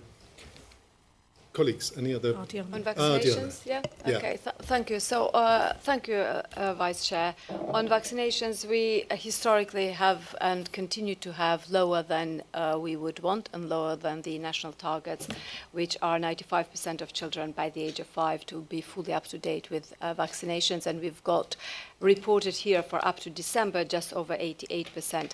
I'm pleased to say that the new report will show that it's gone over 90%, but it's still below where we would want to be, 95%. Reasons for that are multifactorial. Nationally, Wales, UK, and also internationally, the hesitation on vaccine and trust on the vaccination has dropped significantly in the past few years, and we're working with Public Health Wales, who is a leading agency, to increase awareness of our population, but also very, very closely with our clusters and primary care. We've got, for about 4 months now in a row, weekly meetings, webinars with all of our primary care, and we address all issues and queries that they might have. Access to primary care is a very significant issue for our families with young children, and that is in line with other areas that are rural and coastal, that access to primary care is a significant issue. The other target there that it's also below, HPV vaccination, which is largely school-based delivery as opposed to GP delivery, again, is below where we would want to be. And hesitation is a key factor. However, the issues of consent and loss to follow up, because letters of consent by parents get lost, has been noted as a significant and concern, and we're working to introduce e-consent, so electronic consent on that. So we expect to see improvement, and we have changed the timing of where school nurses vaccinate for HPV from summer term to earlier in the spring term to avoid conflict with exam time, which has been an issue. So we're expecting improvement, but I'm sure we have a lot more work to be doing on that space. Thank you. Adriana. Great. Okay, I'm going to pull this item to a close. So it feels to me several things have been raised in terms of people's assurance that there are mitigating actions in place to tackle some of those items that we're being alerted to. I do wonder, Lisa, whether it's good to see that we're being more proactive in the sickness absence space. I do wonder how much we draw on experience beyond Wales or beyond other health boards to understand best practice in the space of reducing sickness absence. Because I think we can get into a model that says this is what we do when people are sick, but actually understanding that broader context might be really helpful. And if there are new people involved, I think it would be good for them to think and look more broadly inside that space. Yeah, great. And Andrew, the thing that worries me about radiology is that we're always worried about radiology. Like it's a recurrent theme. It's a bottleneck. We struggled with it last year, and I wonder what, and I know that we've started to address this about whether there are other forms of digital solutions that could operate in this space. I think we just have to start to think about how do we accelerate the journey towards delivering a much more sustainable kind of diagnostic service in that space, because it's going to continue to impact upon our cancer performance and upon our patients unless we can resolve that issue a bit more quickly and a bit more resiliently. You don't have to answer. That's No, I don't think I did. I mean, we will, as a board, continue to monitor that and scrutinise that, because it does feel to me as if it is absolutely the gateway for people receiving high-quality cancer care, unless we can get that absolutely right. Great, okay. Diolch, Hugh. Thank you for presenting the report. Can we take assurance in terms of the explanation of where we were in month 12 at the end of last year, and also month 1 reporting and the mitigations that are in place to address the alert issues? Great, okay. I'm conscious of time, and I want to make sure that we begin our Meddyg Fasan conversation at 12:25. So I'm going to take one more item, and then we will move to that particular item on the agenda. Sharon, I'm going to come to you. Thank you. Diolch Cadeirydd. Thank you, Chair. So this is a new format for this report. Can you pull the mic? Sorry. This is a new format for this report, and I'd just like to thank the patient experience team and Hugh's performance team really in enabling this change. 3 points, if I may. Firstly, just to recognise that compassionate care remains a clear and consistent strength across the organisation, with over 90% of feedback in this report being positive and increasing compliments as well. So I think we need to recognise that, given the pressures that services are working under, as we've already discussed this morning. The second point is that patient experience is increasingly shaped by system pressures, particularly waiting times, access and communication. So the report is clear that dissatisfaction is not always about clinical care itself, and more about how care is experienced, coordinated and communicated. And thirdly, complaints intelligence is now giving us clearer signal on risk. So themes such as delays in diagnosis, escalation and continuity of care highlights that patient experience is closely linked to quality and safety, and is not separate from it. So I guess just to call out that the major shift in this report is trying to move away from describing the activity to providing that insight, and to move towards a more clearer and triangulated understanding of our system drivers and experience of risk. And those are articulated in slides 7 to 11 in the pack, to show how we are trying to translate this learning into practice. The direction of travel is therefore to move from insight to impact, and focus on strengthening communication, increasing pathway reliability, and also improving the timeliness of our responsiveness and complaints handling as well. I just want to note that since April of this year, the Listening to People regulations was published, and the regulations are already shifting, as we've seen in the IPAR report, towards a more timely frontline resolution of concerns, which is therefore impacting in the number of concerns that progress to formal complaints. So I guess it's reinforcing that expectation about speed of response to improve that experience in real time at the point of concern. So at this stage, our teams are transitioning from that retrospective model, clearing some of the backlogging complaints, to a more real-time proactive response model. So representing a shift really from managing complaints to actively listening and responding to experience in real time. So in the next report, which is due in November, my ambition is to report that the intent of the regulations, early listening, responsiveness and local resolution, translates into improved performance, reduced escalation to complaints, and ultimately measurable improvement in patient experience and trust. And I'm hoping that even in month 2, we're beginning to see some of that already. And I also want to draw to the board's attention the Arts and Health annual report, and to thank Vice Chair Eleanor Marks for her championing that service and for her significant support in that space as well. The report shows that we've got strong growth and impact in Arts and Health programme, with over 1,700 people engaged and a wide variety of work supporting patient experience, staff wellbeing and community health. And it particularly demonstrates a benefit for vulnerable groups, including mental health, dementia, critical care and perinatal services, and positions Hywel Dda as a national leader in this space.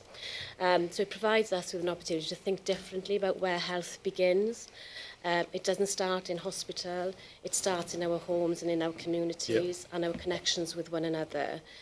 So I think art and health can help us to build that connection, connected communities, strengthen our resilience and promote well-being so that more people can live well where they are. So, diolch Cadeirydd, happy to take any questions. Great, okay, thank you Sharon for that explanation. First of all, can I just commend the team? I really like this report. It was really well articulated. There's much more analysis in there. It isn't just a description. It's encouraging us to think hard about these issues. So I thought a really great way to articulate this. And some positive results. I don't think we can be complacent about patient experience at all. Some positive results in this report. So I think a much improved way of articulating it. So well done to the team. Thank you. So a number of questions here. Everybody wants to say something. Okay, I'm going to work up this side and then work on the other. So Chantal, Rodri, Anne. Thank you, Chair. I just wanted to pick up on some of the recurring themes within this particular report, which is in relation to communication failures and, in particular, long waits. Yeah. And for me, I don't know whether we have the data in terms of determining what is it that we are actually doing in order to minimize those long delays, in particular in terms of waiting times. How are we managing that within the organization in order to try to demonstrate that we are taking positive action in order to reduce that distress from patients who are using our service? So before I come to others, I'm going to use my prerogative as chair to say that came out for me too. Waiting. So what was evident here is that people wait to get in, and once they're in, they wait, to receive treatment or consultation.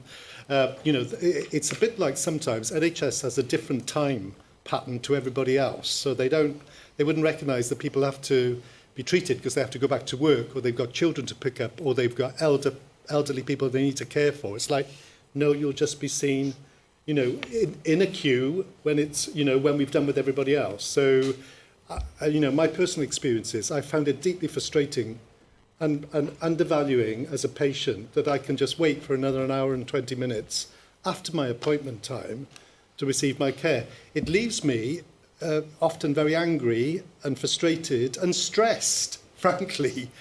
Now, my experience, I would multiply by everybody else who are receiving that service as well. So, and it's not even about the quality of care, which I think comes through on the report. That's really good, It is that waiting time. So, sorry, I'm just going off on one. But fundamentally, I share your view. Thank you for raising it. Rodri. Yeah, thank you. And firstly, regarding that and health, I thought it was an excellent report. And also, there's a lot of information in there, interesting information, things we can learn from.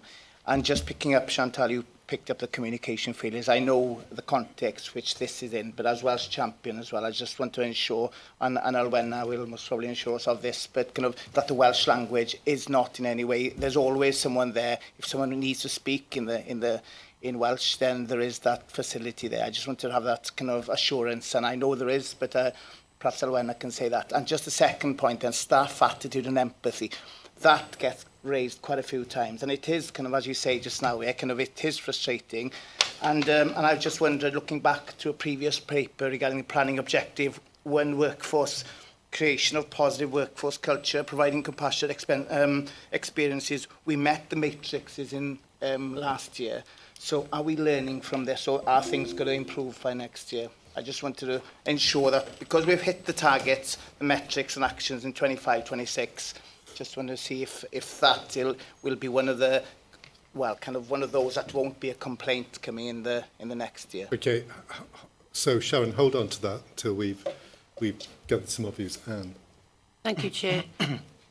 Two of the issues. The report you've already commented on, and it's so much easier to understand and follow it through, and you feel more complete.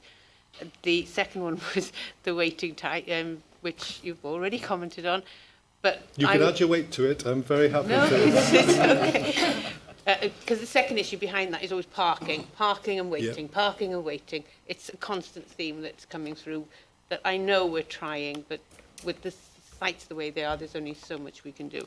But what I really would like to do is thank the Art and Health team. Yeah. I know as part of the Charitable Funds Committee, we support them wholeheartedly, but what I'd like to feedback is from the staff themselves and the people who get benefit from the art, the recovery programme, because it hits the sickness targets. They're off for long-term sick, and it's part of the getting them out of the house. So I'd like to thank you and the team for, especially the art team, for being able to support our staff in that environment. Thank you. Diolch. Very quick sentence, because I just want to give a similar shout out to the Arts and Health team. They're a tiny team and they achieve so much, and we are working on embedding it into everybody's thinking. And I would just ask everybody to encourage their teams to engage even more with it. It's difficult to measure, but the impacts are obvious, and a big thank you to that. And I'm with you on wait as well. It's as if there's an internal process that everybody understands except the patient. Yeah. And I find it incredibly frustrating. Yeah, me too. Diolch, Eleanor. O'r ochr arall. Sarah first. Thank you, Chair. So probably three quick things, if I may. So firstly, add my weight to the Arts and Health programme, and I'd specifically like to call out the fact that they have a gold standard approach to evaluation. So for a small team, they are really, punching above their weight, but are able to demonstrate impact really, really well, and we should learn from that across the whole organisation. So congratulations to them for that.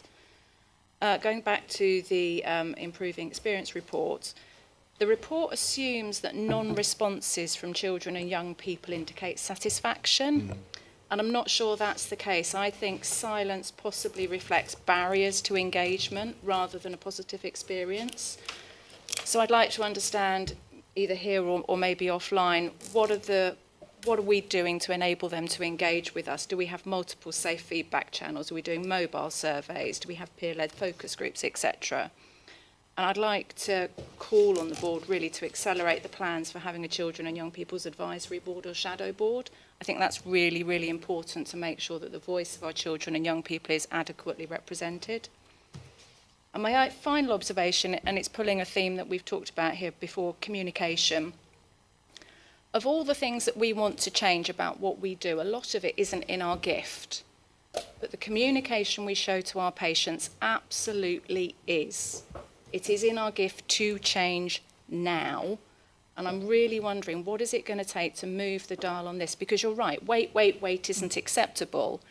But wait with an explanation is more palatable. It's not still not acceptable, but it is more palatable. And those are really simple things that we can choose to fix today. Why are we not doing that? Thank you. Thank you.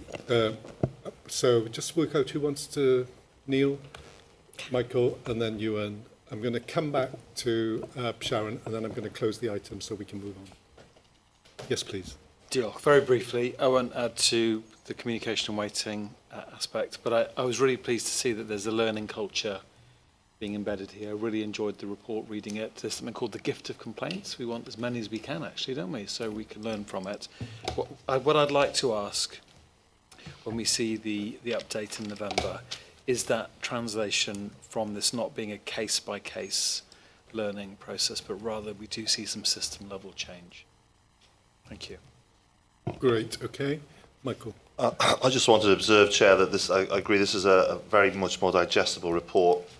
I particularly like the patient feedback by site and service page, and that showed that whatever site you're on, it's the weight issue is the keyword. But that draws that out really well. That's why it was a good report. Fantastic. Okay, and Ewan. I won't duplicate what other comments have said about the report, but in terms of arts and health, just, I suppose, for commentary and for noting, the whole service is funded externally, not by the Health Board.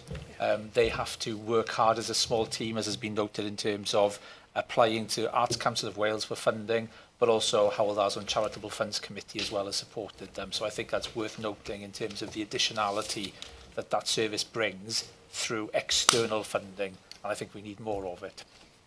Diolch, Ewan. Point well made. Sharon, I'm going to come back to you for any final thoughts.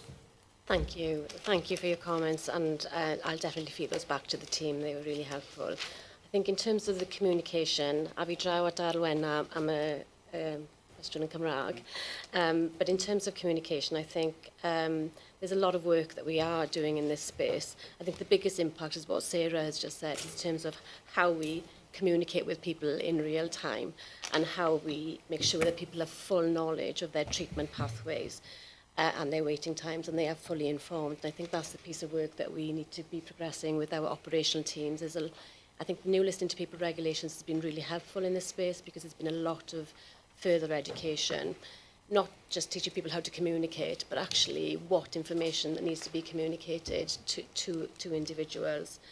So because that alleviates anxiety, and when people know that they've got a plan, that helps them to manage those feelings then as well. Absolutely. Yeah. I don't know if I can start on the children and young people. In terms of the process then, I mean, this report only provides a summary of the feedback. I think it's anonymous, so it's difficult to provide more deeper feeling into it. And with children and young people, we've got separate surveys that we run in relation to that, and maybe we need to bring something back in more detail to a future report. But I think, Diana, you might want to add something about the children and young people's... We'll add just very briefly. So the surveys do recognise that the feedback that is received is not comprehensive, and it cannot provide maybe the full insight.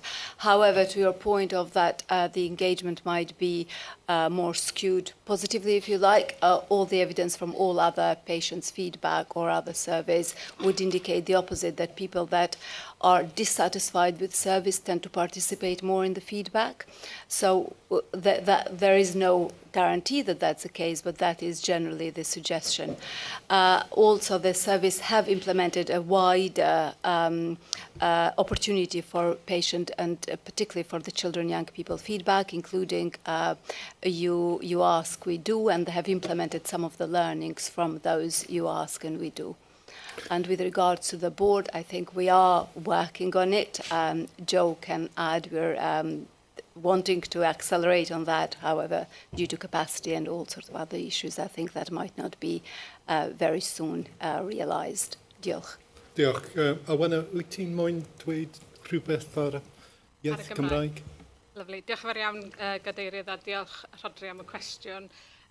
Just to reassure, in a sense, we have a duty under the mwy na geiriau, more than words, strategy that the Welsh Government encourage us to provide an active offer.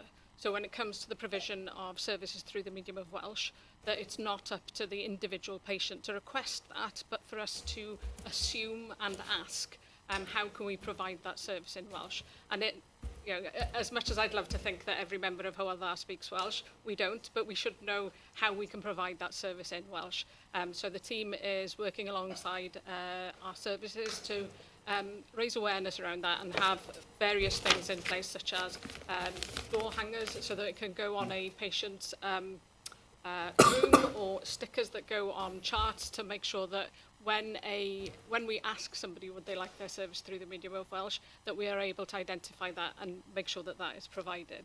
And if I could, just very quickly, if anybody questions how important the Welsh language is to a patient, I'd really encourage somebody to take 2 minutes to read Tudur Hallam's poem that he published last week, I believe, or recently, about his experience as a patient in Prince Philip Hospital, and how the experience he had through a Welsh-speaking nurse made the treatment for cancer feel much better, and his experience was being closer to home.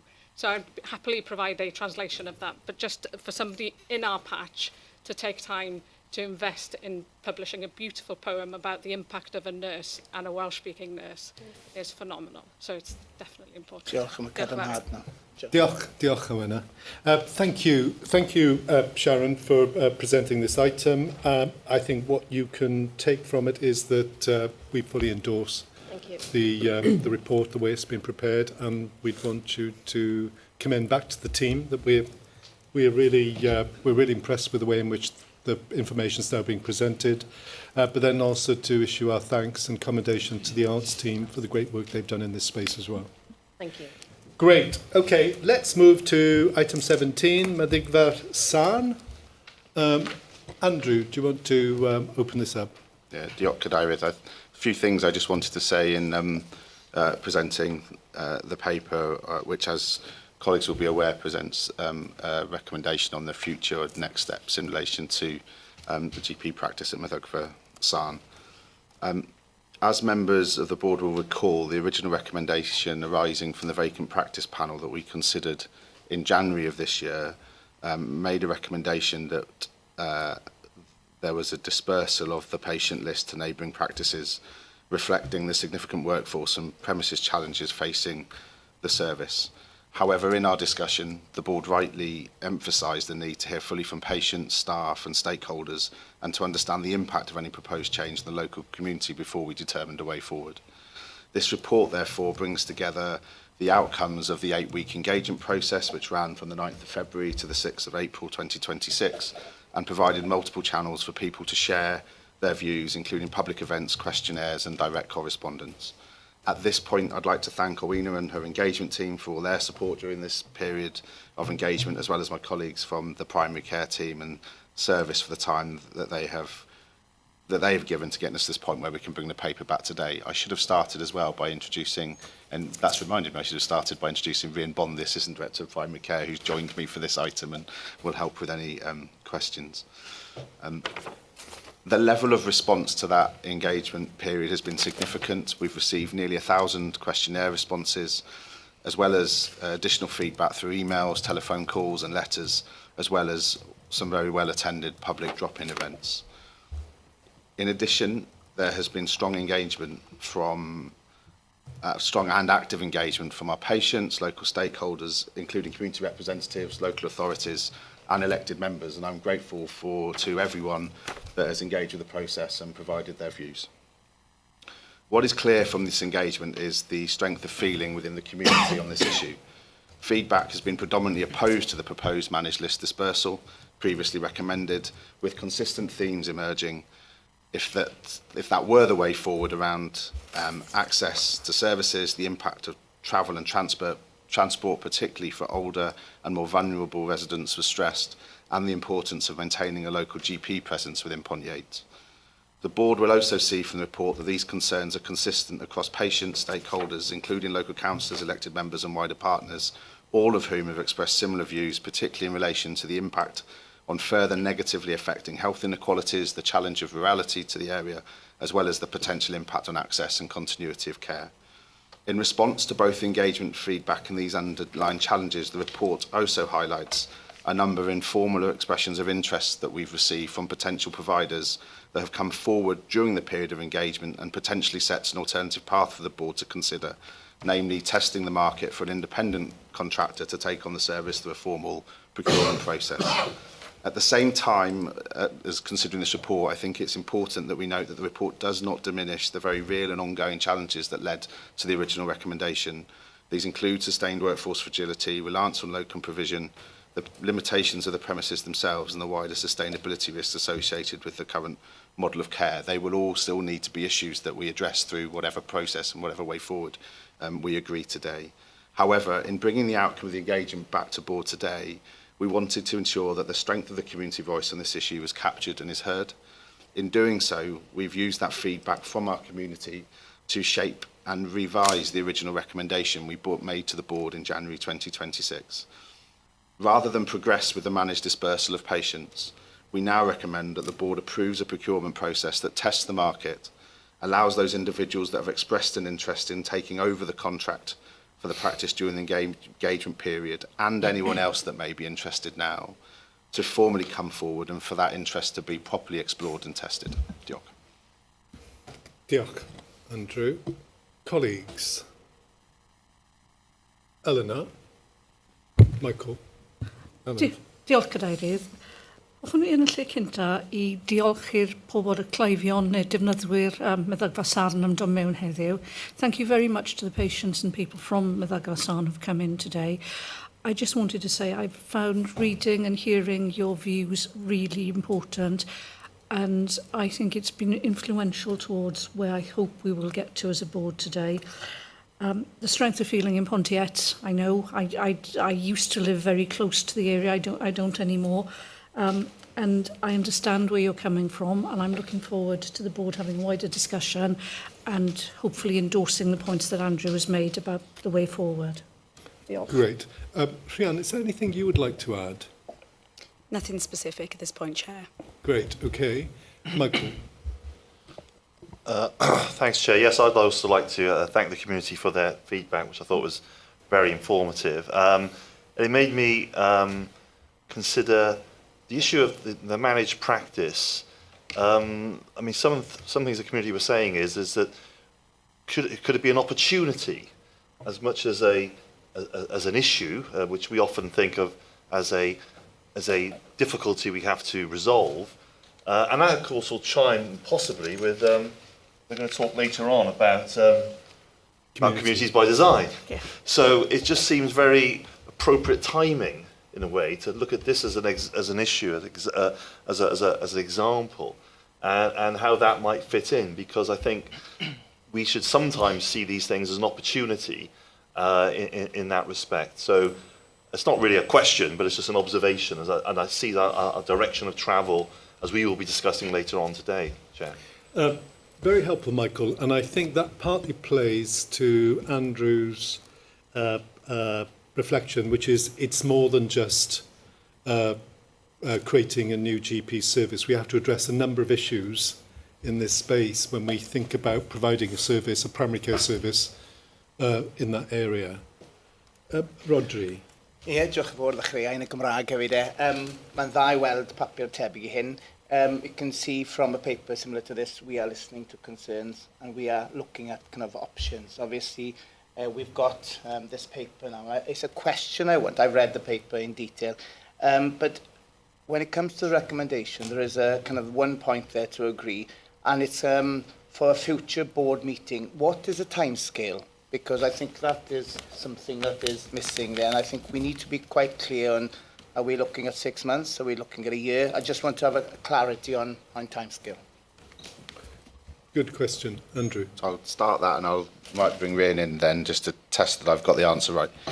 So one of the things that we need to work through is that there is a new procurement process in place now. And we believe that with that new procurement process, it could take us up to 6 months to work through that procurement process to get to an outcome to bring something back to board. But I'll just check with Rhian that I've got that right.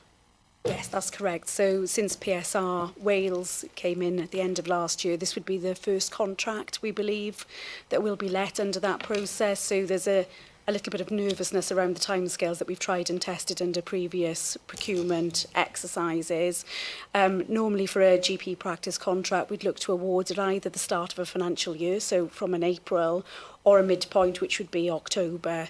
So we think that October would be too soon for us to make an award in this process, given that we're likely to have a 6-month timescale that we're going to need to run an open and transparent process around this contract going out to procurement. What happens in the interim, though? We continue as a managed practice.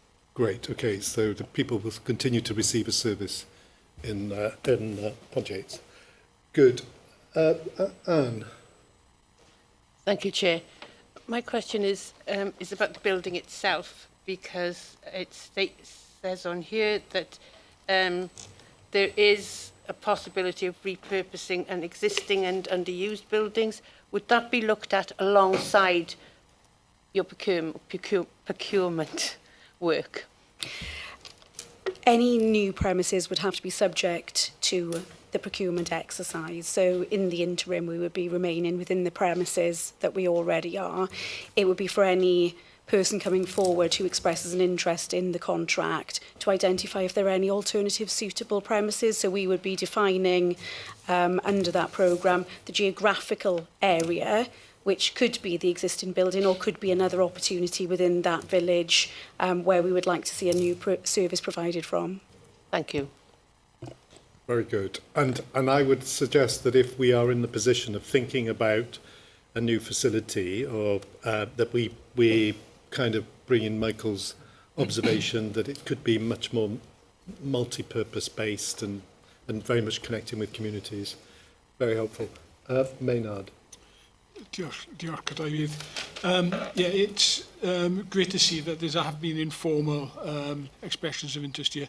Just want to ask the question of where those expressions of interest have come from in the light of recent news headlines about the way another health board was left in the lurch by a private sector who bid against contracts. Yes, okay. Andrew, do you want to come back on that? So I'll start and then Ren may want to come in. So I believe the example that you're referring to is an Iron Bever, and I think that's a very different circumstance in terms of the process we would be going through here. The expressions of interest have come from members of the local community or population, or from within primary care services in South West Wales, who have expressed an interest in the opportunity of coming forward and looking at taking over that contract. So it's a different route. I don't know whether you'd want to add anything to that. That's fine, thank you. We do, and obviously it's commercially sensitive, so we can't provide any more information at the current time. Any other views or opinions? So let me just kind of recap. So or rather kind of come to a conclusion on where we are. It feels to me that what we are saying as a health board is that we would want to continue to support primary care practice within Pontiates. Notwithstanding that we've reached this situation and as yet we haven't been able to find anyone to take over that service, our in principle position is we would want to see that established and maintained. And to that end, what we intend to do is to seek a new contract or a provider who could deliver that service at Pontiates, and at the same time address those broader issues, Andrew, that you've raised about the quality of that service, accessibility, all those broader questions that we would want to see take place as well. Rhian, you've identified potentially what is the timeline for doing that. It feels to me, as long as we're delivering a managed service, that it's important for us to get the process right, as opposed to necessarily deliver it quickly. So in that end, I think we should, as a board, if you're comfortable, endorse the proposition that we would seek to find a contractor who could pick up this service and continue to deliver it effectively on our behalf within Pontiates. Yes, please, Donna. Can I also ask that in the meantime, whilst this procurement process is taking place, that there is a plan to make sure that there's good communication with the people of Pontiates so that they're not left thinking there's a procurement process. They need to know how that is progressing so that it hasn't disappeared into a black hole, because I think one of the issues that the community felt was they were unaware of what was happening in Pontiates and they felt very much out of the loop, and it's important that that continuous engagement keeps them informed as to how this is progressing so that there are no surprises in the future. That is a very good point. I mean, I think when it originally came to us earlier in the year, we were surprised, because I think, in all honesty, it felt as if we were discharging a process, but that hadn't involved any direct communication with the community, which was a fault on our part to fully engage with the community on this. I'm not saying we were trying to discharge a process in a way that was in the interests of what we felt was the community without involving the community, which is not a good thing to do. I think what we need to do is to maintain contact with the community over this period, not just, as you're suggesting, to keep them informed, but actually to work with the community in thinking what this service needs to look like in the future and what it should aspire to be. So let's not see this as an end, but as a beginning in terms of continuing to build a relationship with the community, who I think are absolutely vital in helping us co-deliver this service in the future. It will be really important. So your point is well made, Donna, and let's endorse that as part of the outcome. Andrew. Sorry, yeah, it was just to add on that particular point around process. Obviously, the process we followed was one that we've signed off as a board and is in our governance policy. However, we have been reflecting on how that process has worked and exercised and the engagement issue. And I am also aware that there's a national review of the vacant practice panel process being undertaken as well. So I think we can anticipate on the back of our learning now we'll want to come back at some point and set out a different process to make sure that the I guess to make sure that engagement piece is sort of central to the process from the outset. In the future, for all occasions when we might be called Yes. on to do this. Correct. Absolutely. Absolutely. Okay, if everybody's comfortable with that as our approach, then let's endorse it as a board. Thank you very much. Great, okay.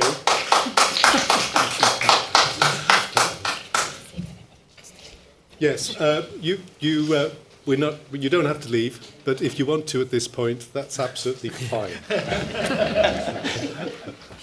Okay, glad you say. Colleagues, we'll take one more item before we break for lunch. And I'm suggesting we take the Public Health Wales test and post-test incident. Mark, we will come back to the consultation and the update on the strategy. That's absolutely. Yeah, so no, I know. I think so.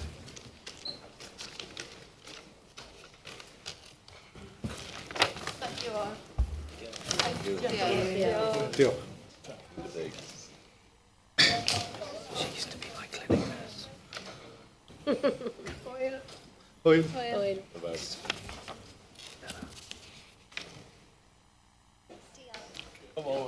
Ta-ra.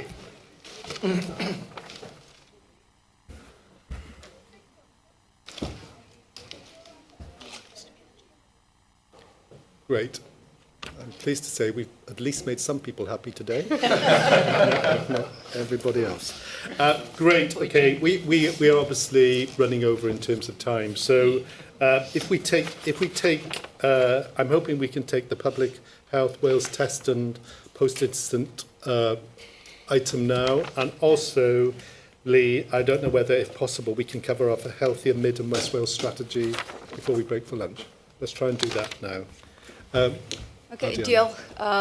Thank you, Chair. So, Public Health Wales test and post incident, it relates to a service that Public Health Wales organises and delivers for the population of Wales on a sexual health testing that is delivered as an online test and post incident, test and post service.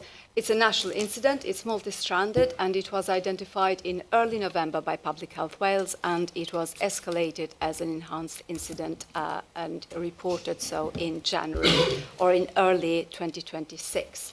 It spans 4 key areas of concern, and those are in relation to safeguarding, patient safety, information governance, and more recently identified testing for hepatitis C omitted from the test pack for the patients that are in monitoring for HIV, living with HIV. Public Health Wales is the organisation that is accountable for it and therefore has established its own incident management group and in form of enhanced governance, and has also commissioned lately an independent external review. Importantly, though, Public Health Wales risk assessment concludes that continuing the service with the mitigations that they have identified and put in place is safer overall than suspending the service. And I have to say, as a Director of Public Health, I do agree with that assessment, and I have concurred with that at the national level. In terms of the issues identified, the safeguarding, it has been noted that the statutory processes by Public Health Wales service were not followed fully, and therefore, in relation to particularly the underage, so under 18, but also the older ages where safeguarding issues should have been picked up, those were not picked up in time in relation to a number of individuals. Patient safety, errors linked to complex and manual handling of the results, had seen failures and inaccurate communication of results. Information governance, the weaknesses in data handling of those processes have created risks and misdirected to incorrect results and to incorrect patients received. And the hepatitis C, a number of patients that participated in service who had indicated they wanted to be tested for hepatitis C were not tested or had received wrong results. Public Health Wales, as I said, has taken immediate actions and substantive actions across all 4 areas, and those include strengthening safeguarding checks and referrals, auditing and redesigning testing processes, improving data governance and reporting to the Information Commission Officer. With regards to the hepatitis C virus testing, correcting the pathways and undertaking a look-back service has been undertaken, and it's for Public Health Wales to report publicly, but so far no significant concerns have been identified in that. It is being managed under the duty of candour, and the conversations have been, and the Public Health Wales are taking independent advice around the ethics for openness and transparency, even in the cases where the full duty of candour as legally defined may not apply. From Hywel Dda perspective, we have worked very closely with Public Health Wales, though we are not part of the incident management investigations or response. I am able to provide assurance that our team have completed the safeguarding reviews that we have been referred to by Public Health Wales, and we have not identified any unmet safeguarding actions to date. We have tested our pathway for hepatitis C, and we have offered all individuals hepatitis C testing, and we have ensured that our sexual health services and bloodborne viruses are ready to respond with supporting testing, advice, and any ongoing care to these individuals and patients. So in terms of risk and assurance, it's clear that the incident has identified a number of areas of concern. However, those have been addressed and are being addressed actively. And we are assured at the national level and individually as a health board that our patients, wherever harm might have been identified, they have been communicated with, and mitigating actions have been offered. Diolch yn fawr. Thank you very much, Diana. Yes, please. Yes, sorry, Chantal. Okay. Thank you, Chair. It's just a quick question, because if my memory serves me well, there was an issue in terms of when this was aired last time, that there was an issue in relation to actually identifying all those who might have been affected by the system. Have we been able to close that gap and identify all those concerns, or are there some individuals who are still out there and may not know of the risk that they have encountered? Thank you. So there have been public communication back in late February, I think, issued by Public Health Wales, and more recently. So the opportunity for individuals who participate in the service to be aware has been there, but that has been in form of the media communication. All individuals that have participated in the service where the Public Health Wales has been able to identify telephone numbers and or other patient identifiable information have been followed up. There have been a few exceptions where after 2 attempts and the 3rd attempt, the individuals may have not been able to follow up, but that we are provided with information that that is in a very small number of instances. With regards to the hepatitis C, because most of these individuals are part of HIV ongoing management, we are provided with information that with very, very small, and I can't identify exact number because of the confidentiality issues, but with very, very small number of individuals that have not been followed up, all others have been followed up. The issues around the underage, so participation of what should be 16 to 18-year-old individuals, but individuals may have had reported the age over to what they were. So they may have been younger children. Those are the issues that I alluded to with the safeguarding concerns. Diolch. Thank you. Thank you. Thank you, Ardiana.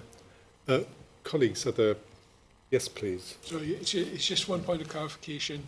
Underneath the Hywel Dda system response, you mentioned phase 1 and phase 2 cohorts. It doesn't clarify what those are. Yes, the phase 1 cohort are the individuals that are children under the age of 18 that have remained, that are still children at the time of the incident management. So they may have been 15, 16, 17 years old at the time of, participating in the service, and they're still 18 or younger. Whereas the cohort 2 or the phase 2 are those that have been underage at the time of taking the service, but are now over the age of 18. Great, okay. Thank you, Ardiana. So I'd like us to just note the position, the consolidated position of Public Health Wales, the incident itself, and also take assurance from the actions undertaken by page W to address the 4 identified areas of concern and Health Board system actions in relation to safeguarding review, BBV testing, access and shared learning. Thank you, Ardiana. Yep. Great, okay, let's agree that. And then I'm going to turn to you, Lee, to talk about our Healthy Mid West Wales strategy update. Diolch, Cadeirydd. So, fairly briefly then, so we presented to board the strategy refresh in January 2026, earlier this year. As you'll note from the paper, a suite of documents have now been produced across a range of formats for that strategy refresh.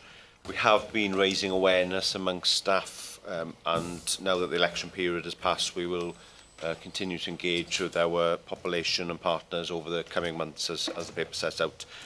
I think we've been quite explicit today in our discussions that we are running an unsustainable model currently. So the thrust of the strategy refresh is that we need to face that head on, as you said, Chair, and that will challenge us to act and think differently.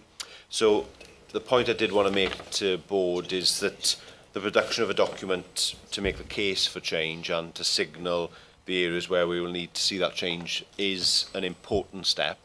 Nonetheless, it in and of itself won't deliver the strategy.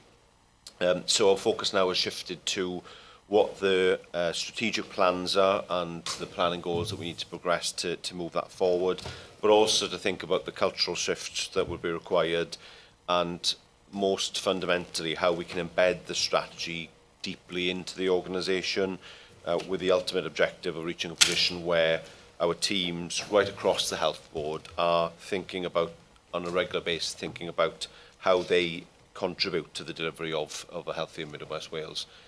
So I'll leave it at that, Chair, and take questions. Thank you. Thank you. Thank you, Lee. Colleagues, questions or... Yes, please, Neil. Yeah, thank you. Thank you, Lee. So there was a phrase which really piqued my interest, radical trust.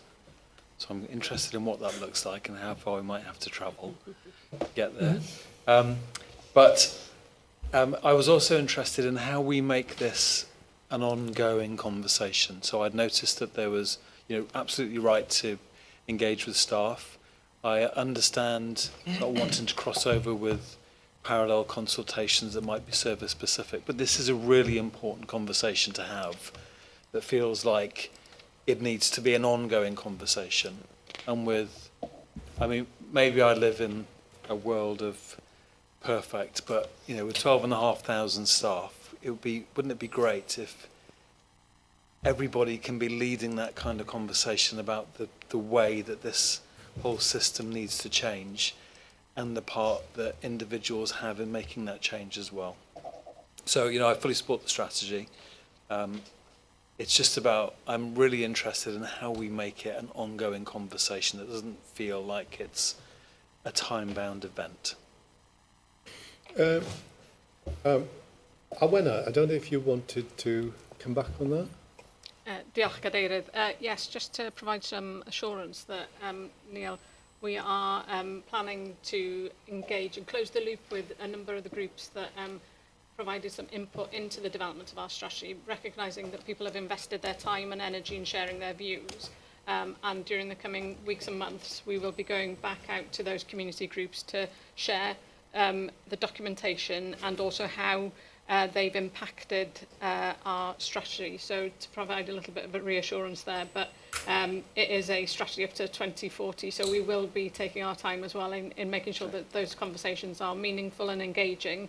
And we do have additional documents that aren't with us yet today, but are on the printers, and they're available in easy read and youth versions as well. So we broaden that reach a little bit further. Very helpful. Very helpful. Lee, did you want to say, before I come to Tigran, anything else you want to say? Probably a lot I could say to Neil's point, really, but I guess the point you were making is the point I was trying to make in the introduction, really. I think producing a document and putting it on a shelf is something, but it doesn't achieve anything until you really get into that ongoing conversation about what that means on an ongoing basis. And the radical trust one, it's obviously more detail in the strategy as to what we mean by that and what that could mean. But I think what we've tried to set out in the strategy is a very honest reflection of where we're going to need to affect change, and that will challenge us. That should be challenging. So that will mean we'll need to develop strong trust within our organisation, between primary and secondary care, for example, between ourselves and our communities. We talked earlier about ways of working. That is fundamentally about the way in which we trust our organisation to deliver what we need to deliver. So they're some of the themes I think that will be important.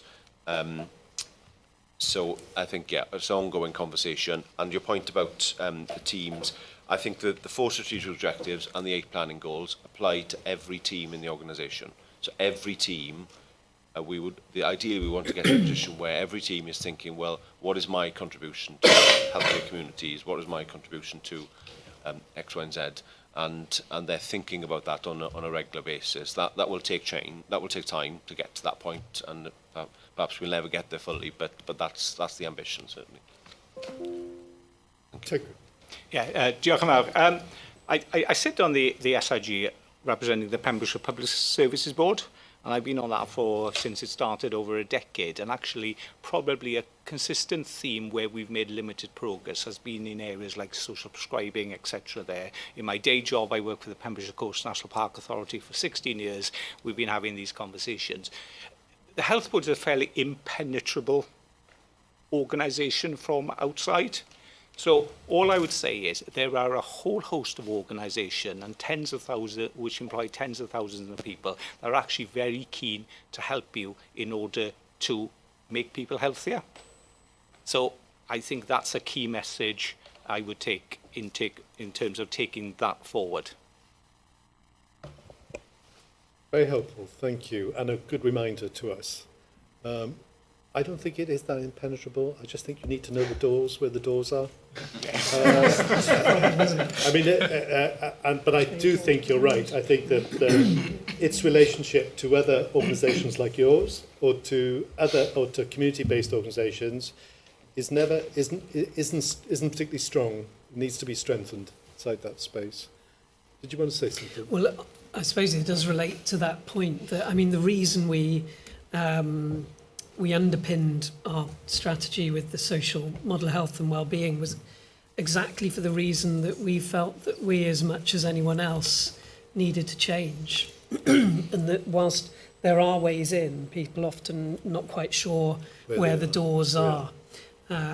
So we have to provide more routes in. Also, I suppose this is a strategy looking forwards to 2040. And if you look at the changes, the predicted changes, which are pretty strongly evidence-based around the demographic trends or the obesity trends, sort of public health trends, all the changes around digital AI and tech, that society is going to face a lot of different different challenges on a different scale to what even we're seeing now in the next 15 years. And we aren't going to solve that just by repeating the medical model. It just isn't going to be solved by that. I suppose we have, I think our strategy remains true to that. And as part of that, I'm with Neil that we're going to have a completely different approach to the way we engage with communities and our partners.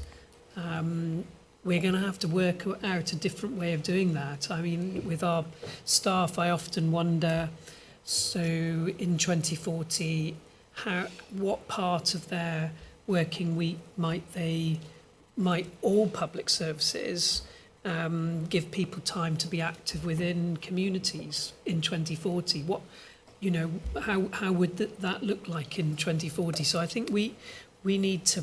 The trouble is, unless we think of those things, we could look at this strategy as a bit of an abstract thing, and not do what Lee is asking for, which is actual. Okay, so what is the first year?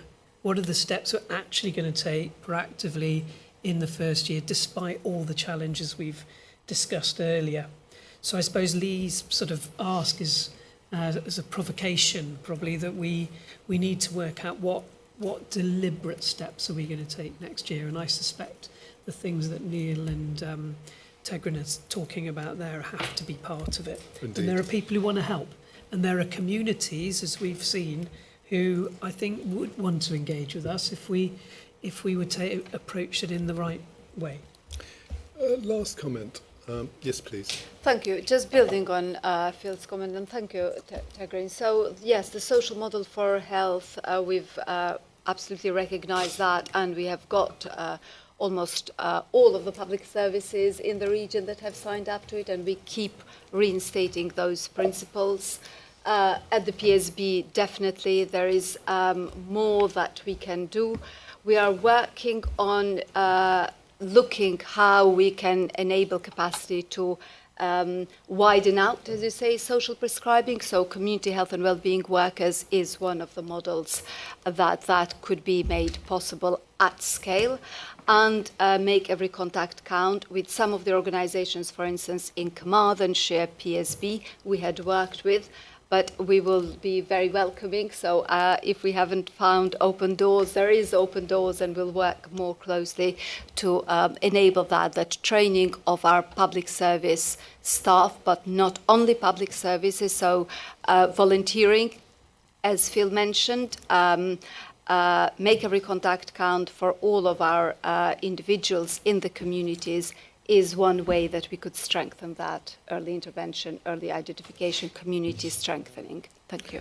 Great, thank you. So, I mean, I often think that when we think about a strategy, we should project ourselves to the point where that strategy is delivered, and then backcast and ask ourselves what made it successful, the delivery of that strategy. What were the pivotal points that led to that strategy being successful?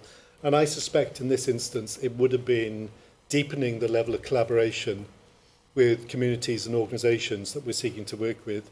And you're right, you're rightly making sense of the meaning of this initiative for people who work, the 13,500 people who work within the Health Board on a daily basis. We need their full support and their engagement in delivering this strategy if it is to be successful. And we need to recognise that our strategy is about enabling others, not just driving our own approach to engineering change, but working with communities to deliver something very different in the future. The strategy pivots on some really clear things that need to be delivered. And it feels to me early kind of confirmation of the things we need to do in this strategy helps build confidence that it is deliverable, and it's not just an aspirational thing, but it's something that we can deliver and we can make happen in the future. So, and I think from our perspective, we need to return to this regularly, because it's a living thing. We need to return regularly and feel that we're engaged in this strategy, and that we're fully supportive and participating in how the strategy unfolds as we take it forward, and bringing our ideas and our energy and our agency to this as well. So I think from that you can, we've noted the kind of work that's been carried out in terms of the 12 months, and we've taken assurance from the fact that this will involve the engagement of staff and organisations, and we'll be monitoring that work as we progress forward. Thank you. Okay.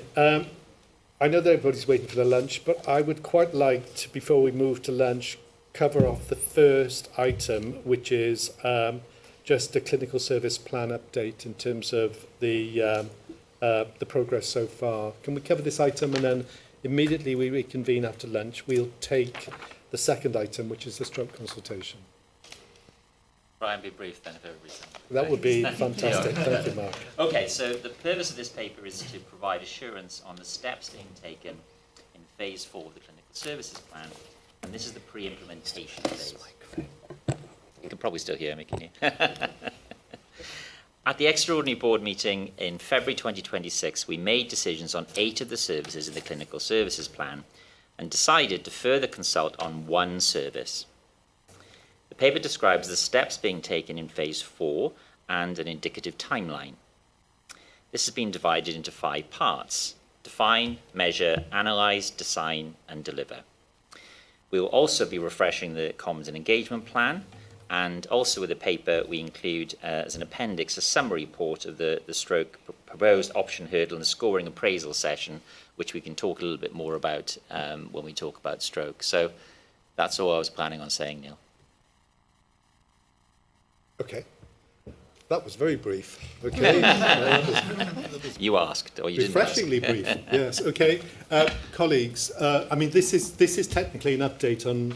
It's to demonstrate the fact that we are delivering against our commitment and agreement when we decided the way forward on the 18th and 19th of February. So this is an assurance for us to know that the work is underway and that it's rigorous and following an accepted methodology towards delivering that.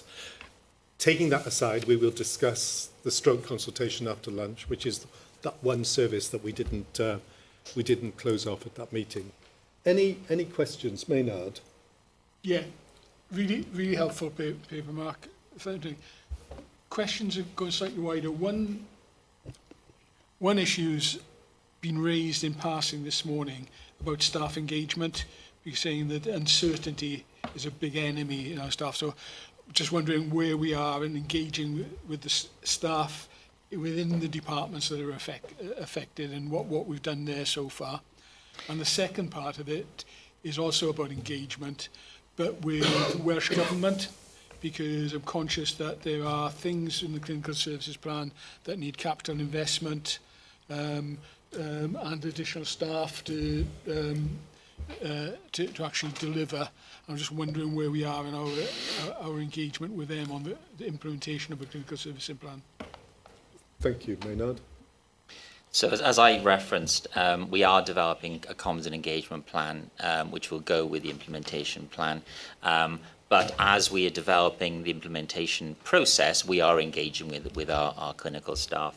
And you may or may not know, but one of our TI criteria is the clinical services plan. So we are engaging with Welsh Government specifically on the development and the delivery of the clinical services plan. So they are very much aware.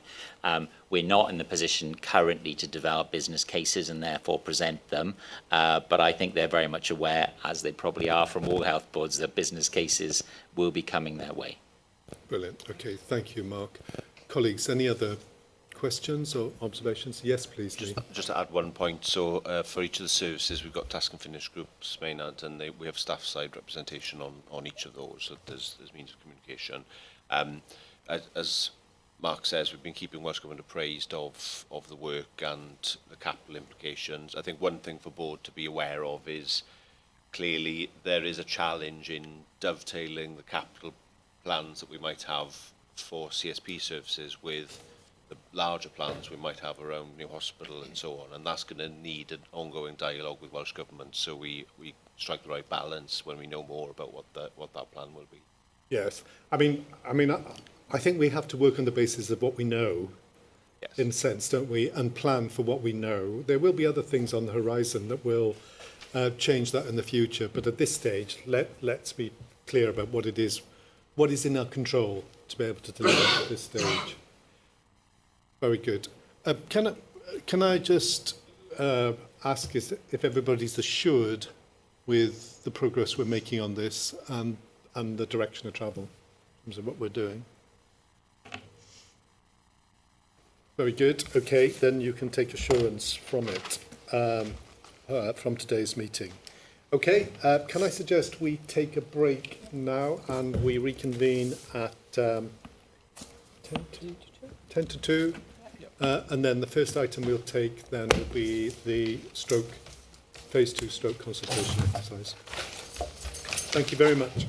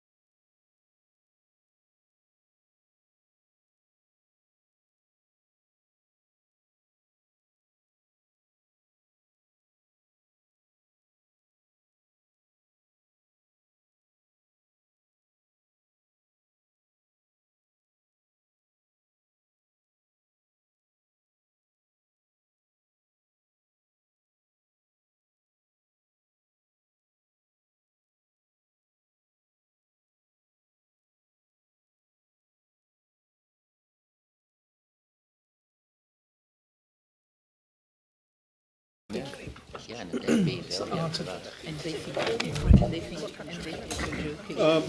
Pnawn da I chi. Thank you everyone for coming back promptly. I'm conscious we've only had a short period for lunch, and welcome our the people joining the board this afternoon for our item on community by design strategy and our approach.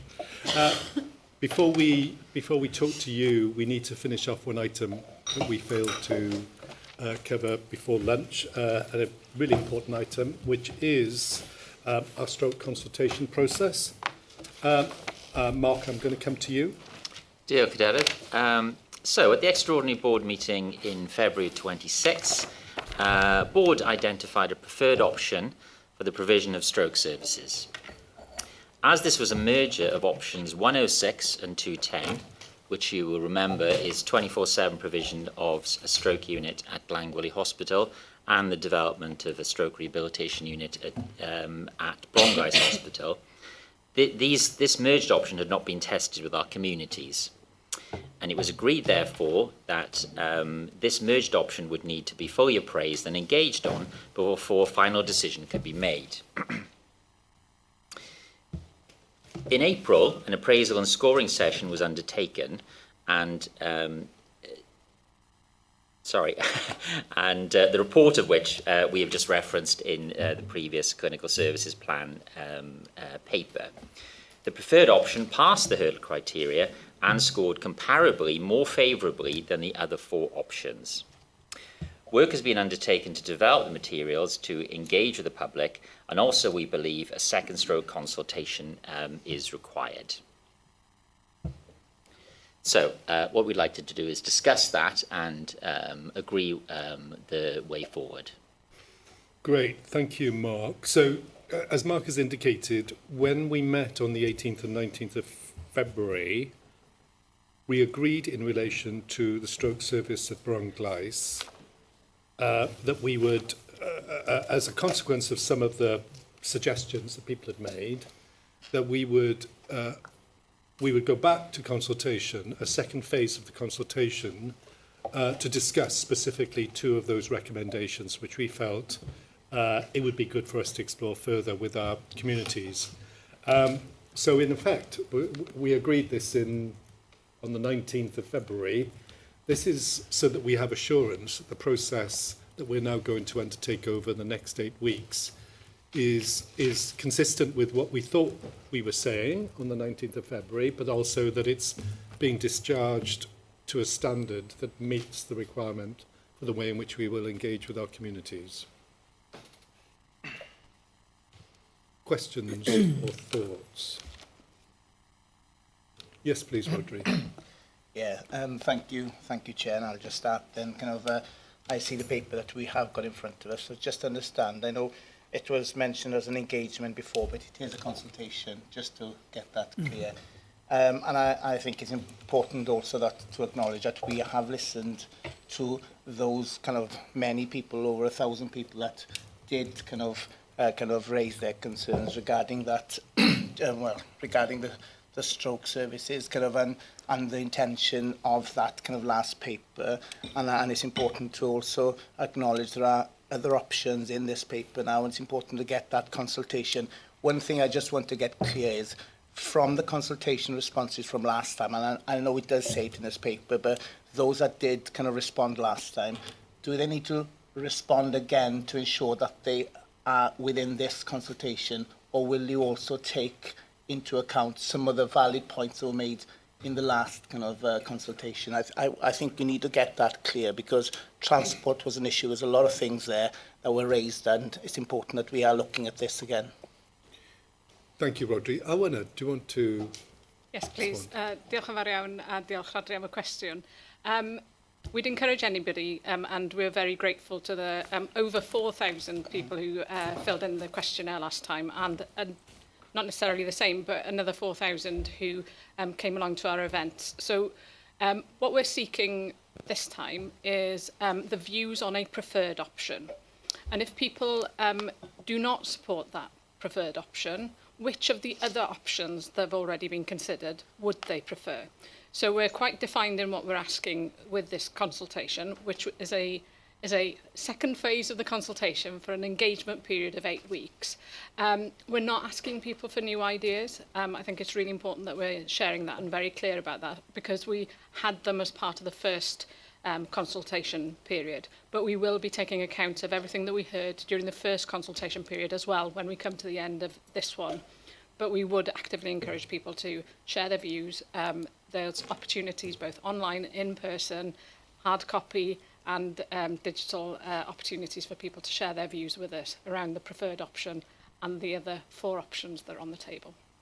Okay, thank you. So it's not. So in effect, Rodri, it's not a new consultation. It's the second phase of the original consultation, specifically looking at options that were raised during the first consultation process. Hywel. Yep. Just in terms of, again, I think we all understand in terms of, as we've seen this morning, the value of consultation data and the impact that it can have. I'd just be interested in terms of the equality impact assessment tool which has been used and the templates which we've seen in here. Were those made bespoke to this particular item, or is it something which we can use wider in terms of our consultation, or is it something that we can share with others? Good question. Awana. Perhaps to Okay, Sharon, if that's let me come to Aldiana, and then you may want to add Aldiana. something if you feel appropriate. Thank you, Ewan. So I'm guessing you're referring to the equity informed impact assessment tool, which has been presented alongside with all other papers, including the equality impact assessment tool and the quality impact assessment. Equity-informed impact assessment tool that we've presented here, that was tested about this time last year during the clinical services plan first phase of the development, is bespoke to our health board. It is for the first time that has been developed in that full scope of testing for equity impact as opposed to the more narrowly defined equality impact. And we have shared, so it's the first time that is being presented in this board in this full utilization and as a report. It is our own health board developed by the public health team. It has been shared, we've shared it with national colleagues, and a few other health boards are interested to use it. And it builds on other tools that are being already in use. I think to just link it very briefly to the conversation that we had this morning around integrated impact assessment tool, as Sharon has noted, the aim is to integrate all of our health impact assessment tools into one. And the opportunity is that as of April next year, 2027, we are mandated to implement the health impact assessment regulations, which come into force as an act, and that is our opportunity to properly bed in all of the impacts of equity. If I can just take 1 minute to expand a little bit on this very consultation on stroke on what the equity impact assessment tool has identified, is that very clearly, this service that is being proposed has got the opportunity to improve our overall outcomes. However, it has got the potential where, as mentioned, the transport issues, but also very importantly, Welsh language, vulnerable communities and individuals can suffer poorer access and therefore implied poorer outcomes unless we do, through the process of development of the model, proper due mitigations and due diligence to address those issues. And as I state, transport is not our responsibility, as the chair reminded us earlier. However, providing equitable services and achieving equitable outcomes is our responsibility, and addressing determinants of health is our responsibility. Therefore, there is opportunity for us through PSB, through RPBs, to work with our partners, local authorities, but also Welsh Government, to address particularly the issues of access for our more rural communities. Thank you, Diana. Very helpful. Phil? Yeah, just following up on Rodri's question there about would we take into account the views that we've heard previously in the first phase of this consultation. So whilst we would encourage everybody to feed into this phase of the consultation, whether they've fed into the first part or not, I think my understanding is, I just wanted to just check, give our winner a chance just to answer this question, that we would need to consider the points that people have raised previously, because there is some rich feedback, including, you mentioned around transport, but a whole range of other important issues that we wouldn't want to lose when making our final decision. But just to clarify. So I think that's really important, because I suppose we're not looking for more suggestions. That's the key issue. We're consulting on 2 particular suggestions made by communities for this purpose, but we can't lose, as you quite rightly point out, the concerns that respondents articulated when we conducted the first phase of the consultation. Owenna? Diolch. Exactly that.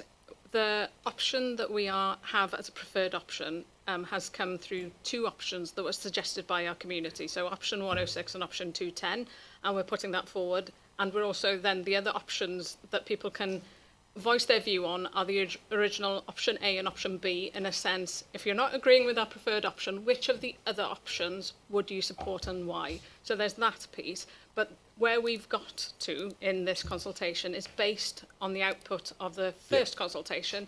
So we will take we'll take what we've heard so far when we come to the end of the consultation as well, particularly, as you say, that we heard very loudly around the issues around transport and access, and how will people get to those points of care, and how will people transfer between the sites. Equally, things like impact of the Welsh language, we heard that also last time. So there are things that we will feed into it. We won't forget what we heard, but it will build and evolve from there. Very helpful. Neil? Thank you. So when we were sitting here in February, I was 6 weeks in to this, trying to get my head around all the potential changes. And I fully hear and recognise that we're not looking for new ideas or suggestions. I'm not doing that. But what I have subsequently done is had a walk around Withybush and saw the existing stroke unit. And the bit I'm just struggling with, so rereading these papers, the S-bar, the first paper I read, talked to me about options 106, 210. I couldn't remember what those were. There was something about demystifying it. So as I'm reading this, what I'm seeing for Withybush is treat and transfer.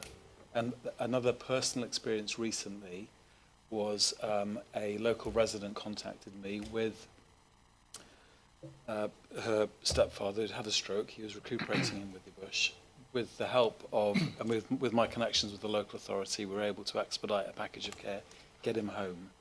But I guess I'm not asking for anything to go back into this. I'm not doing that. But I'm just trying to express some concerns around, that whole shift that we are looking to treat people in the best possible way, in the best place, but then move them back to their communities. And maybe I'm not seeing something in the papers, which is quite possible. But I think as part of this consultation, there is making sure that we articulate the story really clearly for people about what this means. Yeah.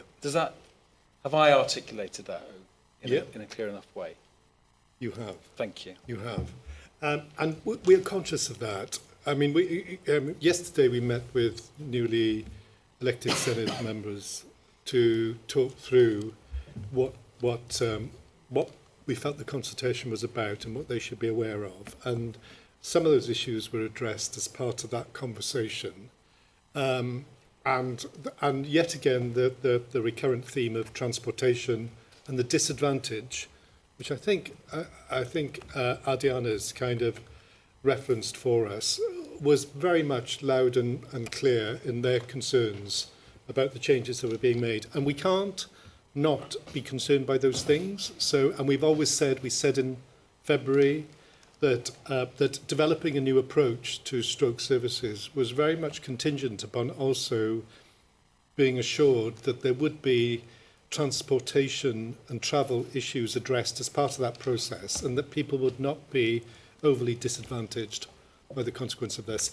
But it's a real tension for us, isn't it? The tension is a move towards consolidation and improvement of services to the highest possible standard, but recognising that in so doing there will be transportation and travel challenges which may cause inequity within our communities. And that's a tension we haven't yet resolved fully through this process.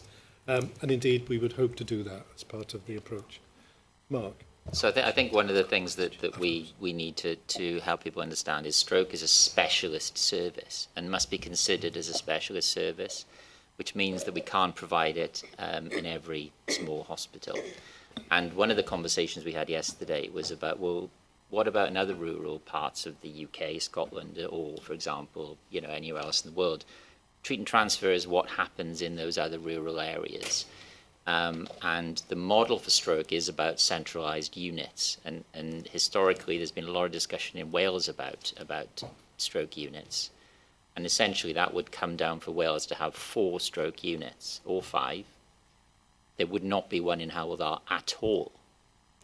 So that's giving you a sense of modern stroke care is a unit that has all the appropriate clinicians in one place to deliver that specialist care. We very much accept, though, that part of the pathway for stroke care is what's called early supported discharge, which is having that intensive therapy early on to allow them people to return home quickly to have then ongoing treatment or therapy in their own community or in their own home. So I think that's something that we need to describe is that whilst we may be moving a service from a hospital, we're not removing the service from those patients. And that comes back to Ariana's point that she makes very well a lot about equity, is giving everybody equitable access to a high quality service.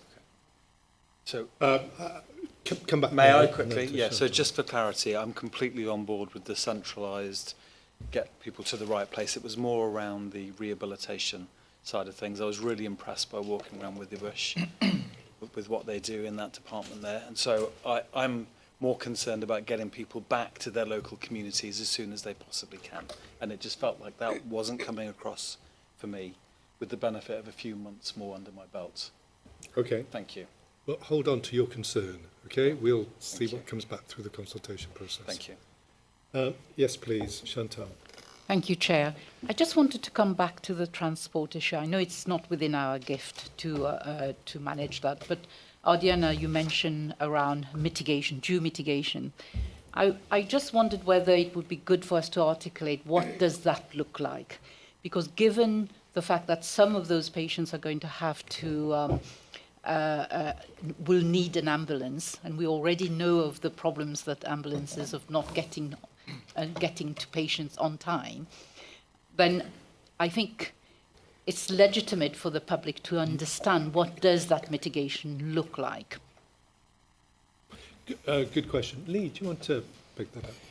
Yeah, absolutely. I'm happy to respond to that. As you said, that was a key question coming up through the consultation previously. So as we've been working on the clinical services plan, we've been working closely with Welsh Ambulance Service and with the Critical Care Transfer Service in Wales to understand what the options might be to deal with that.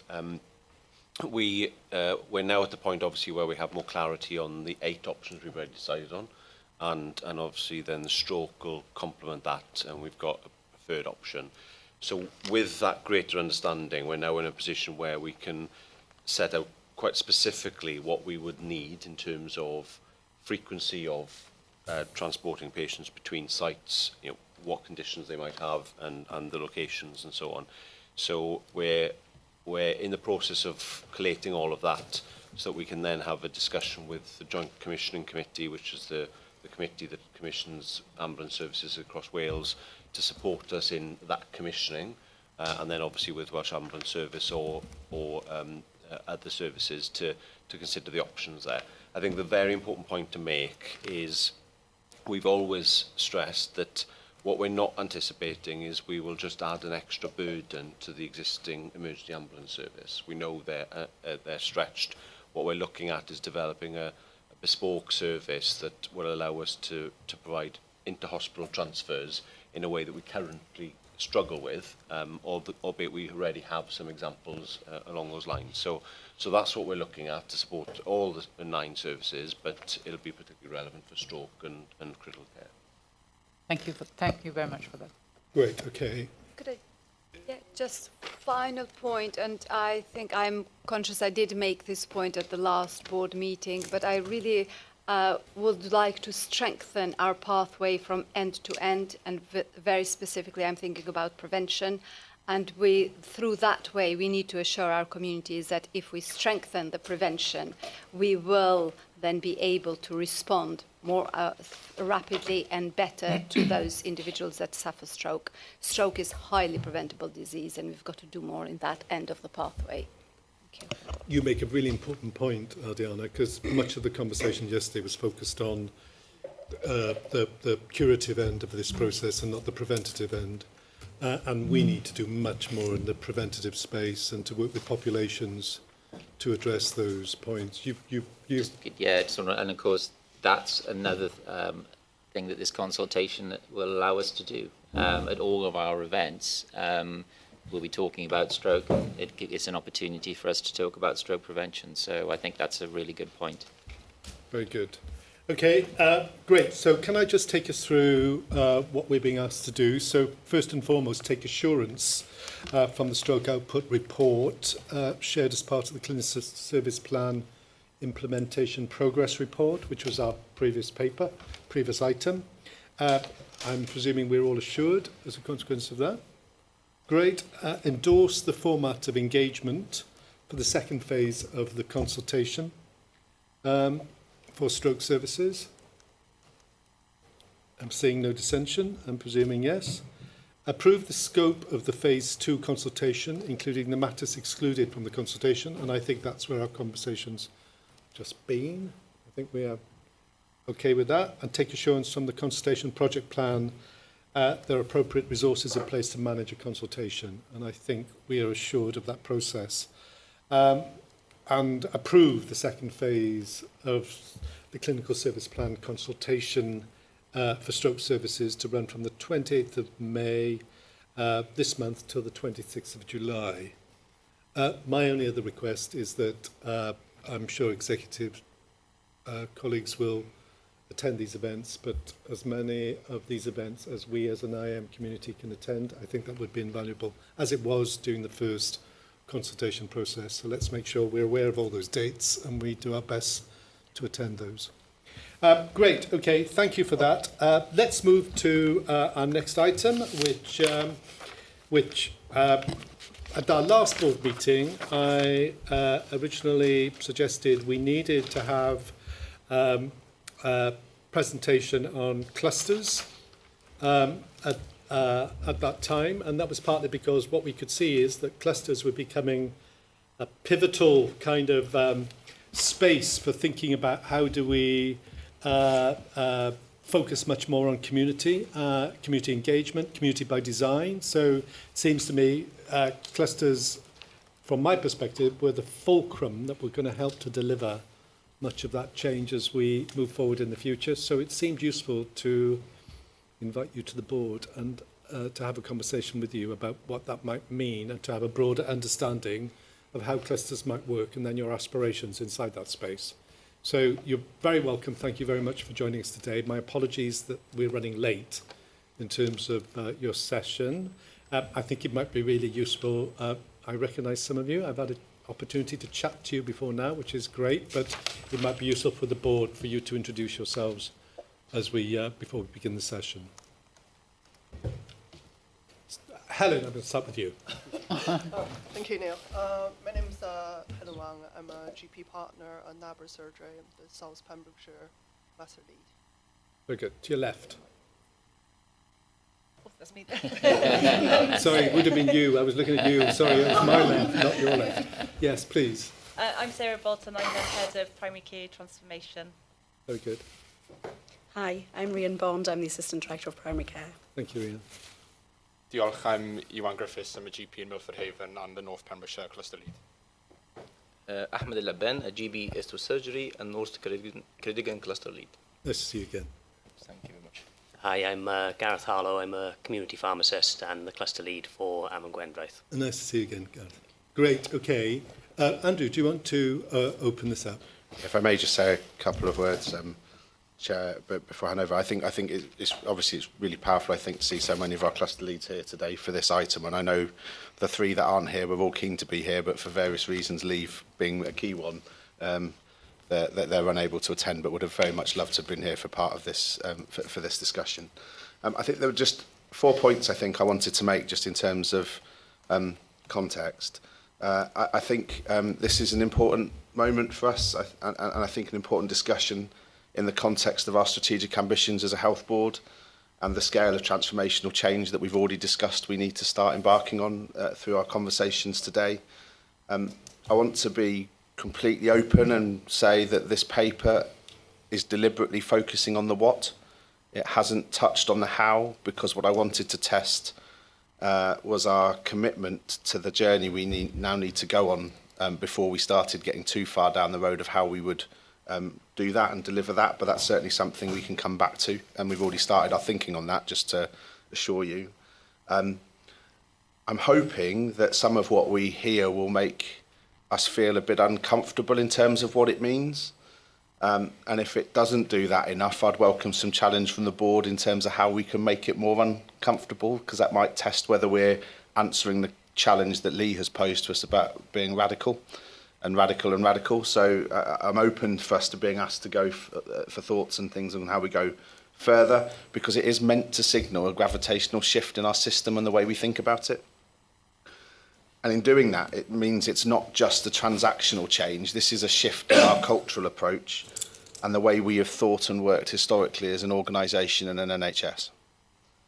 I think if we're to be truly successful, though, then we'll need to let go of our control in a planned and managed way so that we can truly empower local communities and deliver a model of place-based care, which is where this really gets to the heart of. So with that, I know we've got a presentation and some things we want to share, so I'll hand over to the team to take us through that. Brilliant. Okay. Thanks, Andrew.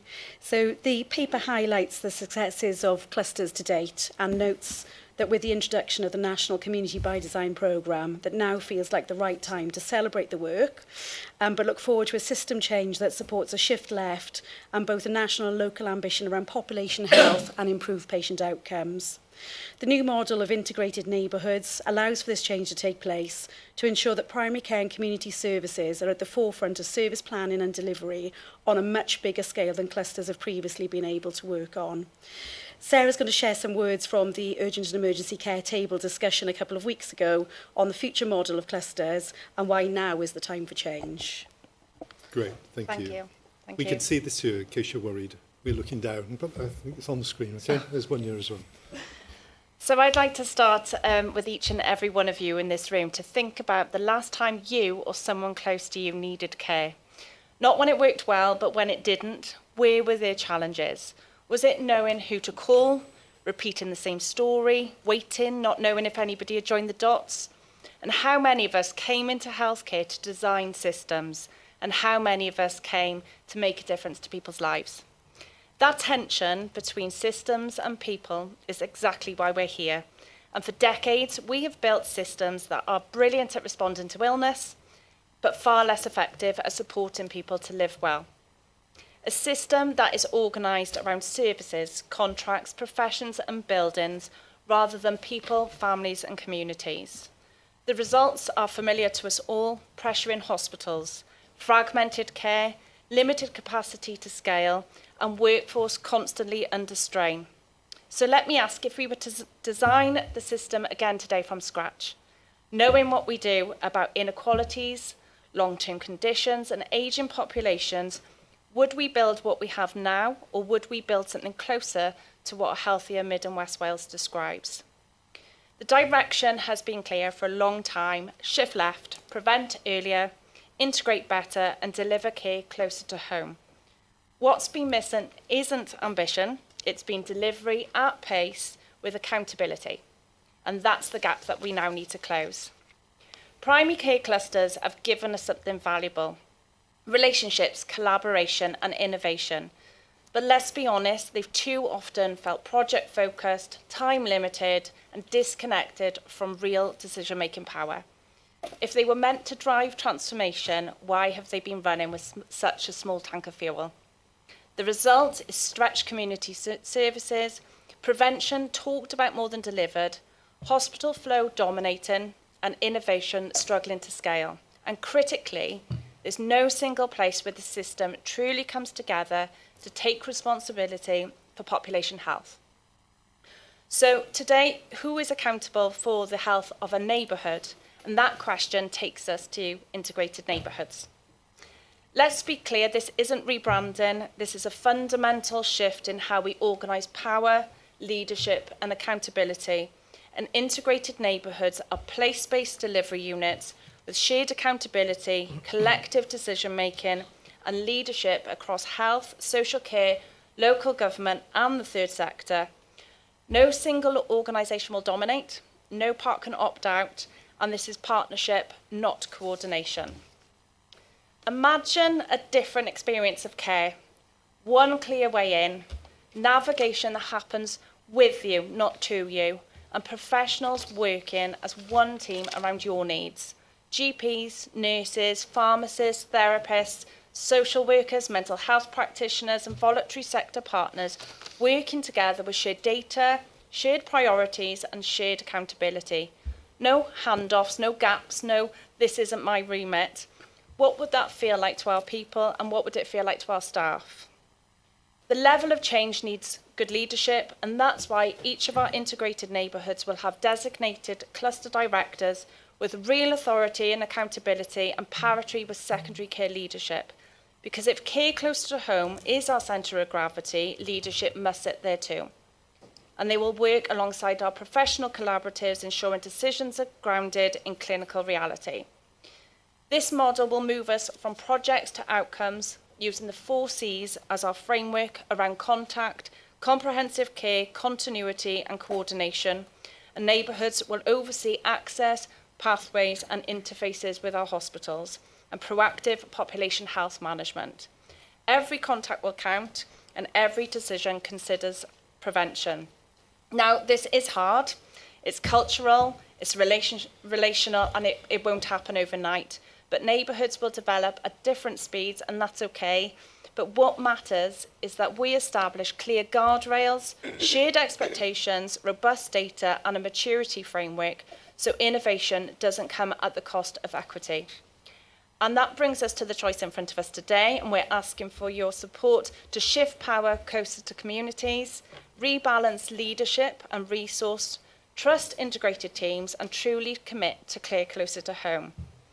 If we truly believe in prevention, integration and better outcomes, and if we really want to keep people from needing the hospital in the first place, our integrated neighbourhoods, the radical approach we need to transform not just how we work, but the lives of the people that we serve.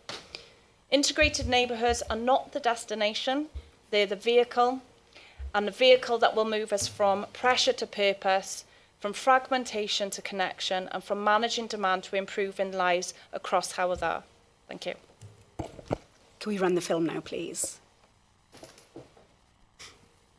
What if the NHS stopped trying to be the centre? Because if communities were truly connected, the NHS would be smaller, quieter, and less needed. Right now, we've built a system that is highly effective at diagnosis and transactions, but far less effective at growing communities, relationships, and resilience. This isn't service redesign. This is system unlearning. Because the truth is, we are not failing. We are misaligned. We already have strong primary care clusters, rich third sector networks, skilled professionals, and innovative models across the system. Yet we have more services than ever and less lived integration than ever. We are succeeding, but we are succeeding in silos. The system is connected on paper, but fragmented in reality. Services exist, but don't fully understand each other. Communities are consulted, but not true co-designers. And professionals are positioned as gatekeepers rather than navigators.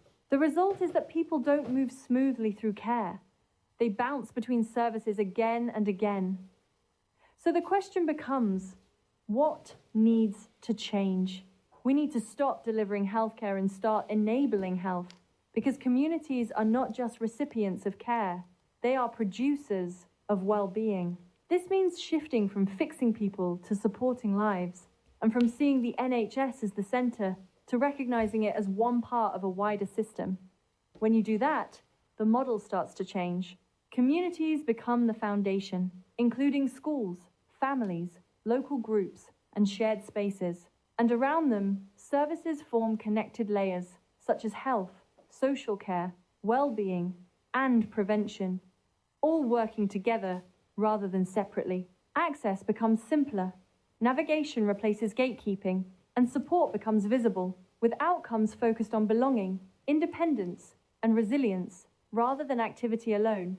This is not a hub, it is a living network. But to get there, we have to do things differently.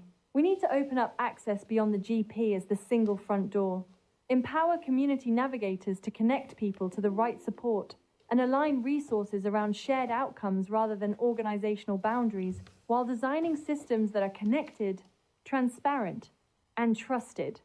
Because clusters don't need more projects. Clusters are the project. So we start now, we learn quickly, and we accept that it won't be perfect as we build something that can adapt and evolve over time. This is cathedral thinking. We may not see the finished structure, but we will have laid the foundations for something far greater. A system where stronger connections create healthier people and truly thriving communities.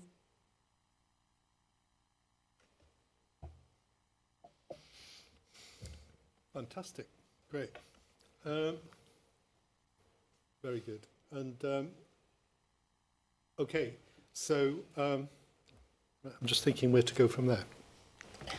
Helen, colleagues, do you want to something you might want to share, something you might want to say at this stage before I open it up more broadly? Could I just say thank you for giving us an opportunity to come to board. And we really appreciate the opportunity to showcase what the cluster's potential and what we have done, what we have delivered so far, have made a significant impact to our local population. In the board paper, articulated some of the barriers and challenges that stopping us to making bigger impact to the patients we look after in the community. So because the cluster is just a one element, we actually need all the people who are actually involved in care to actually shift their way of working.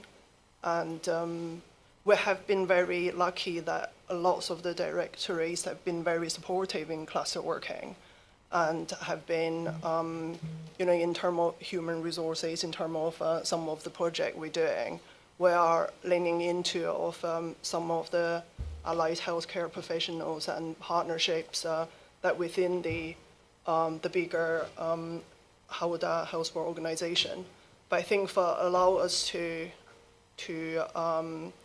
kind of expand and upscaling, we need the executive board support, and we need the vision of the health board to focus on community-based care and shift the care to closer to home.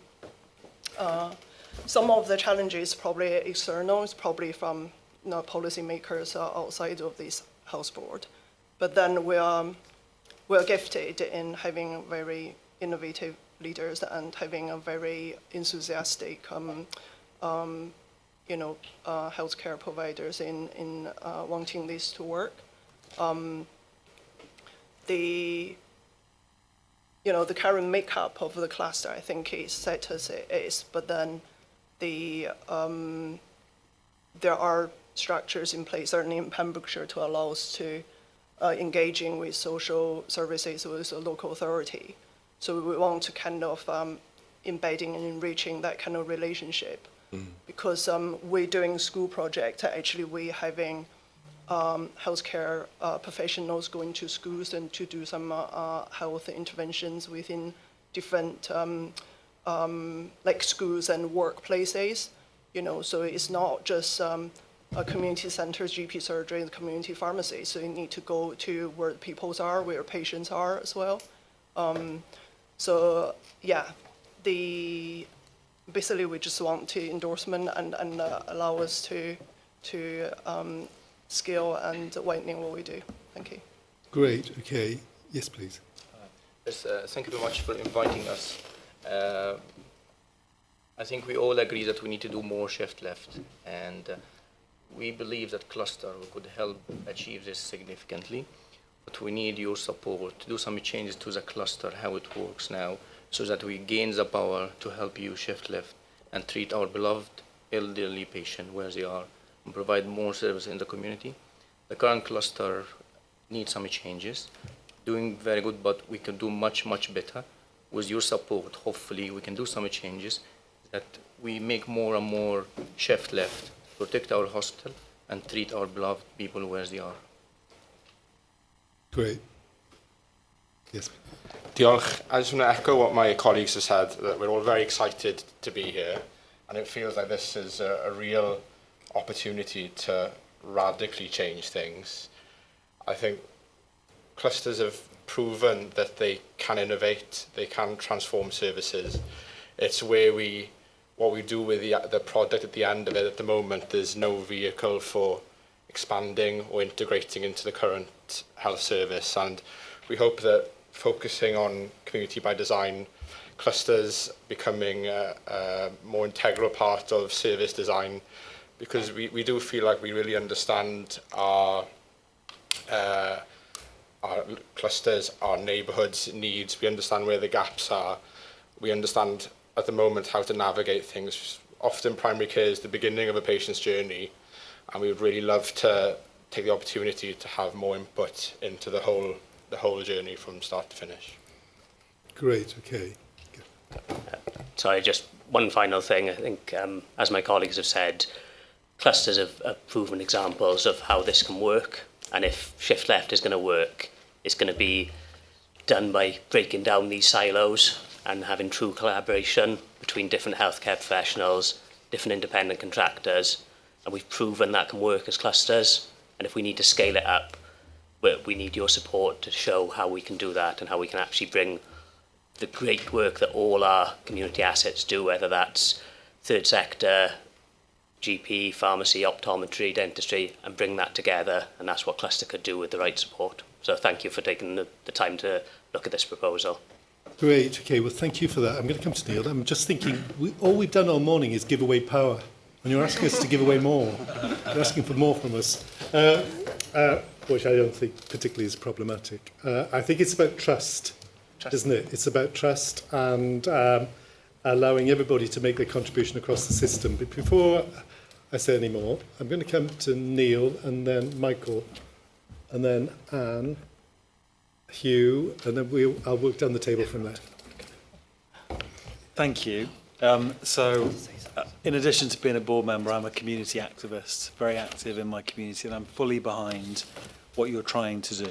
So everything that I'm going to say is supportive, but is going to probably pose questions back as well. And if there's too many, then I can drop them on a note for you if you like. But so I think the first thing was I read the paper with interest, had a couple of goes at it, and actually the question that came for me was, you're asking the board to approve something, and there isn't anything about the how, which for me was, whilst I want to demonstrate radical trust, the how is really important. And it struck me that as you went through the presentation, there's some really fundamental themes here around the one public services dream, I guess, and when you do partnership, I think you call it partnership, not coordination.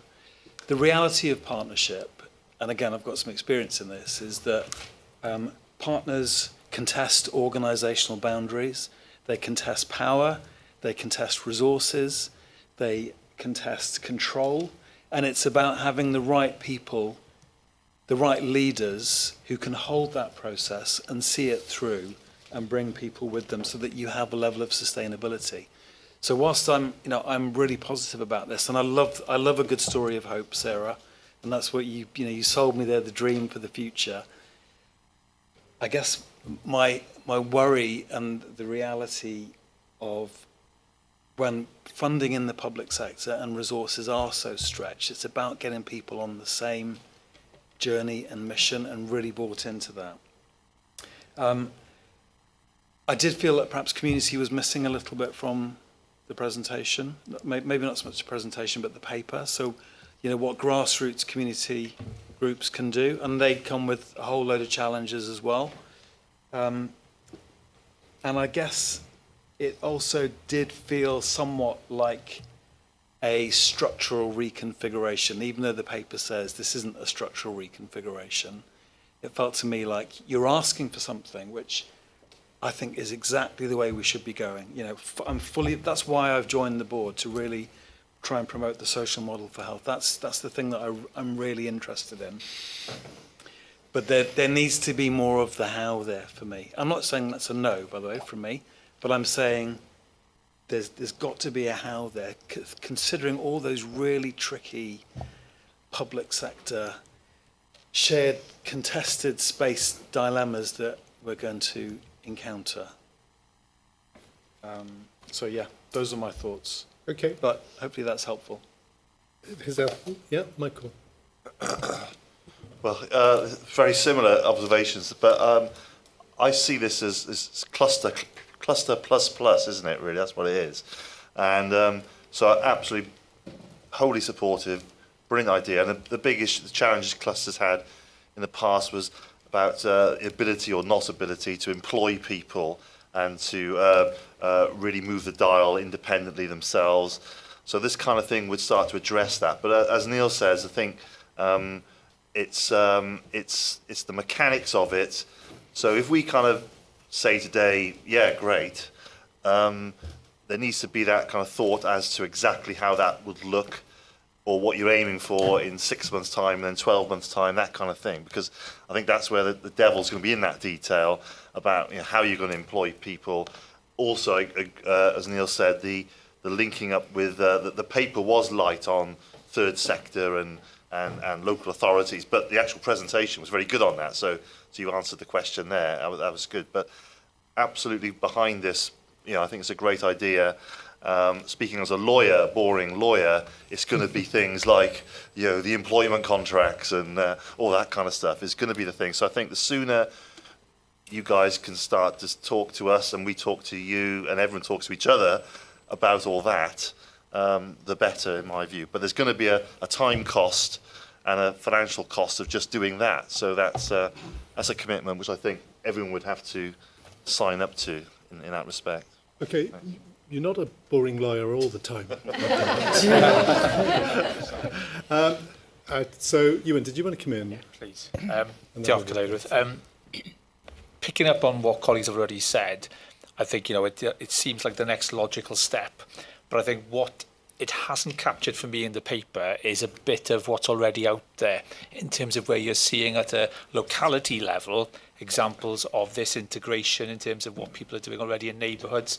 I know colleagues around the table will start to roll their eyes. I'm going to talk about the Carmarthenshire Living Well Centre, because you've got 34 services all co-located in one location, which offer services for free as a drop-in or appointment-led. Hywel Dda itself, in terms of working with the GP cluster, the Tawi Taf GP cluster, already has 10 different services there as part of the 34, and it's servicing 900 plus people per month. So I think it may be worth, in addition to the concept, which I totally agree, is to look perhaps and do a little bit more research into what's already within the Hywel Dda footprint, where communities have already taken, Neil already referred to about community activism, where it's already been done. And I was very privileged to lead that going back 18 months now, but working with partners where the services are all provided free. And I think that's the key in terms of getting that public buy-in. They walk in through the door, they may come to a Hywel Dda service, but at the same time they walk down the corridor, they could talk to H. Cymru Dyfed, they could talk to Llais, they can talk to Lindy Hop dancing. in terms of their social well-being. So I think it's perhaps a great concept. I think it is the next logical step for us to think about how we do it, working with our communities. But I would strongly urge you to look at what's already there and utilise a tried and tested model of multi-agencies already working at a neighbourhood level in terms of free point of delivery. Thank you. Very helpful. Okay, I know we've got another two on this side and we're going to work down this row. So I would ask that you keep your comments as, or we'll be here at 5 o'clock. And we'll still have to cover the rest of the business after that. So nobody goes home until the whole business is done. Sarah, and then I'm going to come to Sharon, and then we move down the line. Diolch. So I think the vision is really compelling, and I commend you for your work on it. It's fantastic. For me, what's lacking is understanding how big is the gap between where we are today and what that vision is talking about delivering. So I'm not really clear on what are the strengths or the weaknesses, what's the learning that's come out of our cluster work today. Anecdotally, I hear things about annualised budgets being a constraint, digital enabling is not where it needs to be. So I'm not clear enough on what that gap is to understand, is that a feasible journey to try and be completed in the 3-year timescale that's talked about in the paper? I'm sure the passion is there, I'm sure the aspiration and the vision is there. I'm not assured of where that baseline position is and what we can leverage, what we have already, and what's actually missing and what we might need to do to fill in the gaps. Okay, thank you. Sharon. Yeah, thank you. It's a really interesting presentation. And I guess in terms of the how, we know why we need to change.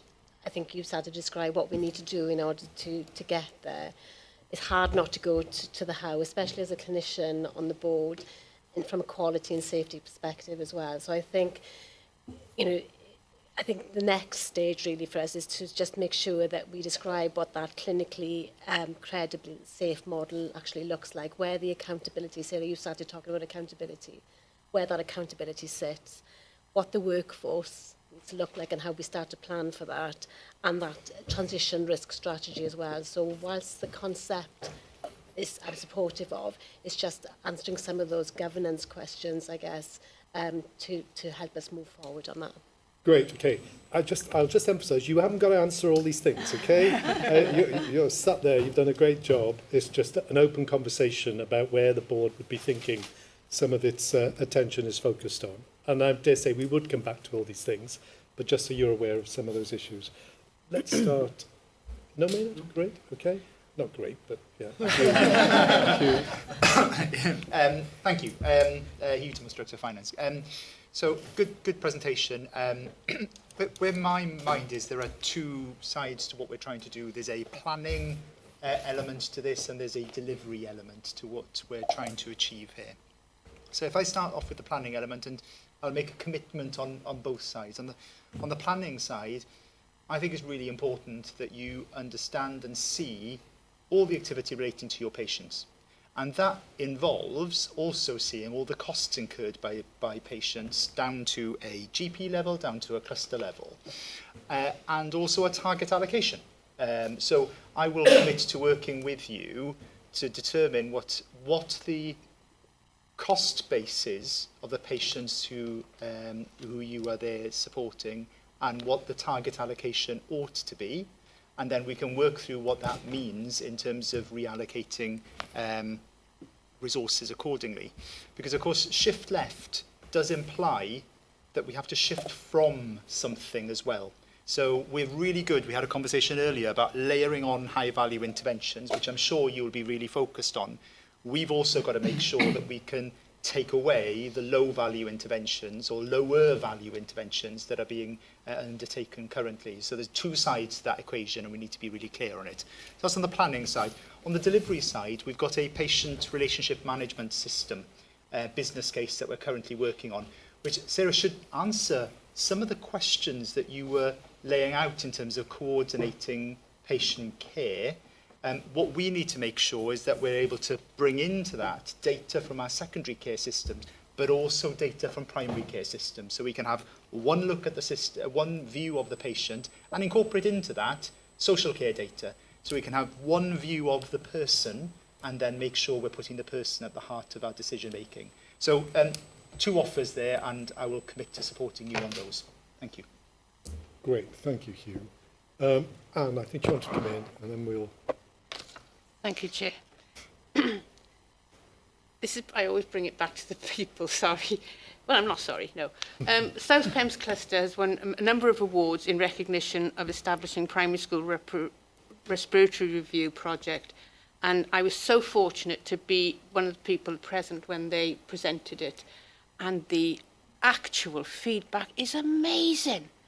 Absolutely amazing. You've got a pharmacist who's respiratory trained. He goes into school, he takes the children, he shows them how to use the equipment, or if it needs changing.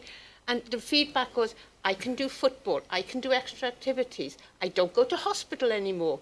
Then the parents come along and they were going, I'm taught how to really look after my child and stop panicking, because, I'll use his name, sorry, David is there, David supports us. And it was absolutely outstanding. And then the school teachers came along and they were saying how much benefit it had to the education of the child, how going forward it would benefit. We've talked today about value healthcare, and that's a perfect example from the cluster.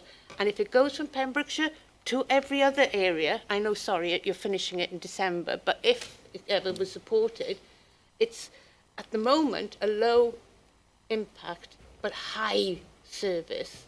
Or sorry, low value but high impact. But I think it would become more of a high impact. Yeah. And this was being present to hear something so brilliant coming, and if we could spread it across, look, the benefit to our patients and our hospitals and our children. You're selling a compelling picture. Okay. Thank I you. haven't paid her to say that. Pardon? Sorry. Very good. Okay, Mark. Diolch, Chair. Yeah, on the back of Hugh's offer, I want to make an offer, and we haven't discussed this for myself, Sharon and James as well. I'm really, really pleased to see you calling out clinical leadership and defining what clinical leadership really means. And I think this gives us a great opportunity to develop clinical leadership in its truest sense, and then really develop multi-professional working. So this is something that hasn't been done before. So I don't know how much help we're going to give you, but I think on the behalf of three of us, we'd be committed to help you to develop the clinical leadership model and framework that you wish to develop, which will see this through. Brilliant. Okay, helpful. Rodri, did you want to come in? Yeah, I thought the presentation, I thought it was I get it, I get the concept. Yeah, I think it's that is the model, that's the way I feel we have to move, yeah, the shift left, as everybody says, yeah. But we need to ensure there's no duplication, as Johan said, the third sector, some areas where perhaps there is that help for free at the moment. And I don't know, perhaps as chair of audit, and I'm just thinking about I see the recommendations there. One of them is to agree on a clear delegated authority for planning, prioritisation and service redesign. You haven't asked for the money, have you? But I'm just looking at as chair of audit, you look at I'm looking at a procurement. I'm looking at the accountability, delegated budgets. Yeah, how much is this model going to cost? Yeah, and I suppose you're also asking for workforce, estate, and capital requirements. There's so many things there, and I sometimes wonder even though agreeing to that, is that premature in what we're looking at today, or is it quite a clear way forward? But there's so many things there, and from an accountability point of view, and having delegated budgets, that's the only thing I'm not quite sure of, without having more detail in a piece of paper. But be assured, we're not going to be handing over any money until we get clarity on the how. I think we're very much here about the what and the broader system perspective on it. Lee, did you want to add anything? Well, I did put my hand up. I welcome in. There's just a few things. It's interesting. We had this conversation at Cluster Leads before. Is the concepts of power and authority and control, I think, are quite interesting ones, because I'm a member of the board, obviously, but actually my ability to change the system as an individual is pretty constrained, because most of our resources are used to employ people who still need jobs tomorrow and everything else. So what we're not going to be in a position to do is suddenly just hand over lots of decision-making authorities to do anything.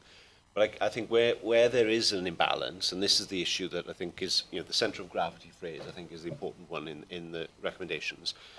At the moment, our organisation is structured around CCGs, services, etc. Most of those are secondary care. And then we have clusters that we're sort of saying, well, we want you to change the world, but actually we haven't really given you any resources or backing to do that, and you actually have limited control over anything or influence. So that's really what the heart of this is for me, is how do we go on a journey where all of our exec functions, for example, are just pivoting more towards supporting clusters or neighbourhoods to make that shift in a systematic way, so that we deliver what we've said we want to deliver in the strategy.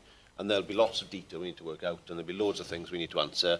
And the reason they can't be answered fully now is because you haven't got the support really to get into all those questions, because all that sits with us, and by default that sort of sits with secondary care unintentionally.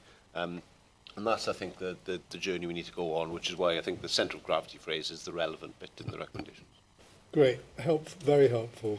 I mean, for me, what you're saying, well, it reminds me that we could have had this conversation 2 decades ago. But we did have this conversation 2 decades ago.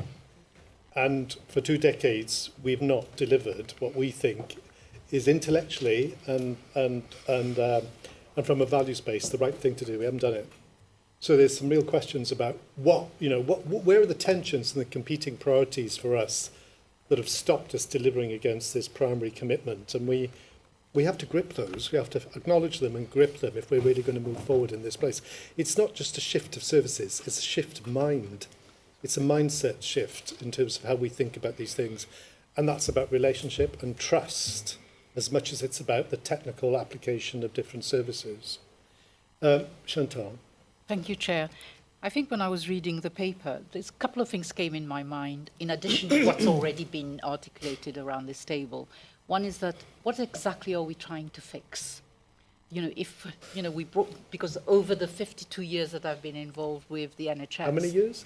52 years. 52 and years. I have seen so many of these coming along, and very little has changed. So for me, immediately when I looked at that, and I thought to myself, is this another one where we're trying to, I don't know, put plaster on something that is broken and we're not quite able to articulate what that is? And so for me, I think we need to be very clear about what it is that we're trying to fix, and whether whatever we're bringing in is affordable. Because, I mean, again, I think I had the same kind of reservations that Rodri had in terms of where's the money going to come from in order to do that. But also, even if we do all that, and even if we did have the money, how are we going to measure the impact? Because for me, that's the big issue. And it's a nice thing to have, and it's, I'm totally supportive of it. But if it is not going to give you that return on your investment, should we be doing it? Good question. Well, I imagine we could develop a long list of proxies that would indicate whether this was being successful or not. And Anne's already given us an individual example. What we need to do is understand how we could use those kinds of to form the basis of a sound evaluation. James, I know you've been wanting to come in. Diolch, David. Gosh, at the risk of sounding quite controversial, against some of my colleagues' comments, it's brilliant. So, in terms of some of the things I've been reflecting on, Mark, we did have a representation at the meeting I went for us. So we fed back into the clusters conversations a couple of weeks ago. It says what it wants to on the tin. So it's integrated neighbourhoods. So if we're going to get our heads around this for our population, some of the things that are on my mind is, I'm on call. Well, I was until 8 o'clock this morning. It's been a really heavy week, it always is. And I was thinking about the amount of patients who've tried to access emergency services through 999 and have abandoned the call, self-presented to our emergency departments. And why are they doing that? Well, it's often because we can't access through some of our local neighbourhood or our local services. And I was thinking, gosh, could you imagine if we were courageous enough to say, do you know what, let's move some of the resource. So this shift left, it really doesn't float my boat. I think shifting left says something that doesn't help us understand what's going on. We are moving resource from secondary care into primary and community functions. It's enabling the people closest to our population to take more support and more control and more navigation for our population. And what I think would be really helpful in the paper, you've heard some of the commitment from board members, what would be really helpful is how do we get to the stage where We've got 6 sessions proposed for clinical directors. That's more than what some of our inpatient leadership has at the moment. I think that's radical. That's really different. We've got some of our leaders in the organisation saying we need more time to lead, but actually, could you imagine if we transferred the resource into a neighbourhood service instead? Could you imagine our specialty colleagues doing what only specialty colleagues should be doing? And I think it's that type of radical that the paper did shine through for me. I recognise there's limitations to it, but it's a vivid picture of the what, and I think it'd be really helpful to see what the how could look like. And I think the appetite of the risk that you're asking us to consider and the shift is really quite bold. It's the rest of it that I think would be really helpful to understand. Thank you very much. Thank you, James. Winston, and then I'm coming back to the top of the table, and then we are going to close the I'm really conversation. pleased that you're here, actually, because you're sat around the table with us as equals. Winston, we can't hear you. Is that any better? So I'm really pleased that you're here because you're sat around the table with it. Is it still not working? It might be better just to pull it towards you. There we are. So you're sat around the table with us as equals, and I think that's a really good sign to begin with. All the things that you've proposed in the presentations all chimes really well. As a health service, not just in Wales, but wider than that, because I sit on another board in England. Winston, sorry, we just still can't catch you. If you go, just go a bit closer to the microphone. Is that better? Is it? Is it working? Yeah. I think it is now. So it's very much chimes with what NHS England and what NHS is trying to do. So more care being done in communities, more towards prevention rather than treatment, secondary to primary. That's all well and good. And that all works really, really well when things are going really, really well. But unfortunately in the NHS, as you know, things don't always go well. And I think that's what's on my mind. I'm thinking about, have we got the right size for the proposals in terms of the clusters? And that's quite important, because when you think about what's happening in Wales and you're going to have new people representing different communities, how coterminous are you going to be with them? Because trust me, when things go badly, they know that they can come to the Hywel Dda board and say, you know, that hasn't happened here, there and everywhere. What are you guys going to do about it? You may well be exposed to that kind of, if you like, political randomness that may come with it. And that brings me to just thinking about, because I think it's the right thing to do. I think we're definitely doing the right thing. I agree with James that it's radical. I like the fact the paper was radical, forces us to really think carefully about what we're doing, while we're doing. But we also got to be realistic. The Health Board has got significant financial challenges. And when you dissolve resources, you may devolve a deficit to you. Now, I'd like to think that that's not the case. But in my experience years ago, going back maybe 20 years ago, when I was an FD in a health authority, we split into what was called PCGs. The self-health was split into 4. It had a deficit of £35 million. What happened was 2 PCTs were in balance and the third one got the deficit. We don't want anything like that. So we've got to think through how that's going to work. The other thing we've got to think through also is, in order for you to be successful, not just devolving the budgets, but the authority, the responsibility, and also making sure that you have the safety net to try something and may potentially fail, and that in that failure we all learn together, and that there isn't a blame culture. So I think that's a challenge for all of us, I think. And finally, all I want to say is we just need to think through about the timescales involved as well. How fast, how quick, how slow. Okay, thank you. We've got 3 last comments that I'm going to ask the 3 of you to be brief as possible, so we can give our colleagues the opportunity to come back. Could I raise? Yes, please. And I'm sorry you've just sat there having a download from all of us for the last 20 minutes or so. The bit for me in this, and I really love the idea of working closer to communities, is about putting the patient at the heart of the system. The system we have is well understood by health professionals-ish, but by nobody else.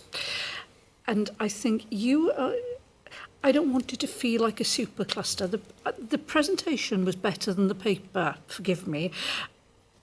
I got the impression that there were super clusters out of the paper, but in listening to you speaking and your passion for what you do, you sit very close to your patients. You probably know them more individually, whereas at Hywel Dda level, we probably look at strategic outputs and statistics, etc. What we all want is a healthier population, better treatment, better access, and equity of treatment for people. So I think there's an element of, if this can be made to work, integrated communities is far more important than super clusters. And it's not so much a change of power or analysis. Actually, it's about a deliberate, radical sharing of information so that we can all do a better job. And for people who are used to accessing secondary care, they actually access primary care just as much because one is a route to the other. We tend to make it in silos. I think working this up to that multidisciplinary ideal way of working that's in here is really, really good. And I think every part of the system's got a contribution to make. We take the complex and make it more complex until it gets an easier way of working. And that's why I think it needs to be driven by some really good strategic leaders in this space, of which the cluster leads are part, but equally the offers we've had around the table as well. And when I see the how, I will get it better. You have my complete in principle support. Okay. But I'm not quite sure what I'm in principle supporting. Okay, okay. Thank you, Eleanor. Yes, please. Diolch. Thank you very much, colleagues. You know, I am completely on board and have worked very closely with you, and thank you very much for working very, very closely with my team members, and it reflects in the paper as well. I am just offering the support, the endorsement, highlighting that, as Hugh talked about, that actually should follow with shift left of resources. This is a vehicle that actually enable us to put into practice 24/7 and shift of resource from high costly end of the pathway to much higher value, low cost pathway. Just for strengthening Eleanor's point, I know that the principle of the neighbourhoods is, but I would like to highlight that it is about the person at the heart, not necessarily the patient, because a lot of the focus is before they become patients. Yes, GPs, you will see patients, hopefully, not before they become, but the neighbourhood system should work with individuals before and support them to not become patients. I think for me there are two things that I think we need to strengthen. One is the social model for health, and we'll work much, much closer, and my team will strengthen in paper, but then also in practice, the social model for health, because I heard the comments around that, even though I know you are completely on board and have worked with. The second element is that, again, I will support how we define that, and Andrew, maybe you and I need to talk, because we've got the PSB representative here. There can be a little bit, and linking to Winston's remarks around the NHS England. NHS England learns from Wales a lot, doesn't it? In England, they don't have PSBs.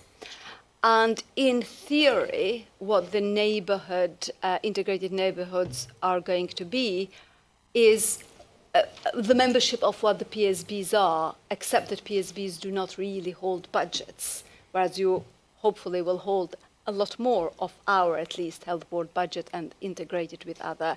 So we need to work through how we will not duplicate in the roles and responsibilities. Thank you. Diolch. Thank you. Right. Okay, so you've heard enough from us. I mean, my view is that what we're not trying to do is tie up the conversation here. I think we're opening it up. We're not closing it down. We're demonstrating the fact there's lots of things that that we need to be mindful of as we move this forward and think about this in the future. All of which I hope translate into ensuring we can deliver some success and precedented success in this space than we would have seen perhaps in the past. Final thoughts or comments? Thank you for all the comments. Actually, some of them are our real challenges that we're facing at the moment. There are just a few comments I want to make. The resources is not just money, it's also human resources.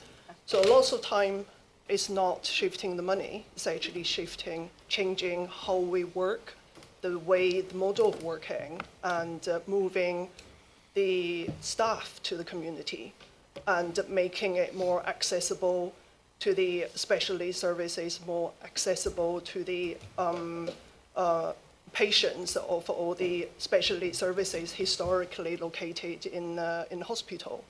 So that's one of the radical and changing the mindset. Is actually the patient's health journey start in the community, not when they decondition ill in the hospital. Now, when it comes to prevention of health, it's very different set of data compared to A&E attendance and outpatient activity. This is about population health in the next 5 years, 10 years, 20 years. The people's life expectancies, people's well-beings, people's rate of developing chronic diseases.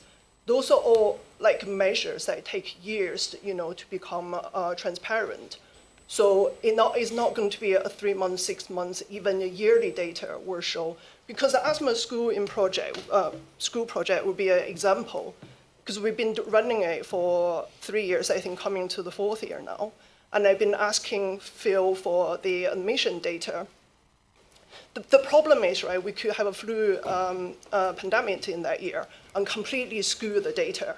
And then the following year, you have a really good winter, and the data is better. So you need a much longer longitudinal study to actually show the impact. But then what you articulated, the individual stories, that the quality of the life of the child and the impact to school attendance, long-term health, those are the measures that is very difficult to reflect on hospital admissions, hospital activity. Now, the other thing that the cluster have been established since 2014. We have done a lot of work matching services, try to marry the health and the social care, and done a lot of work. Actually, lots of our projects are joint funded. So our mental health in school project is actually part funded with the local authority. So we have youth workers actually going to school, but also allow GPs to have access to those services. So this is for low-grade mental health teenagers to prevent them escalate to much high-need mental health service.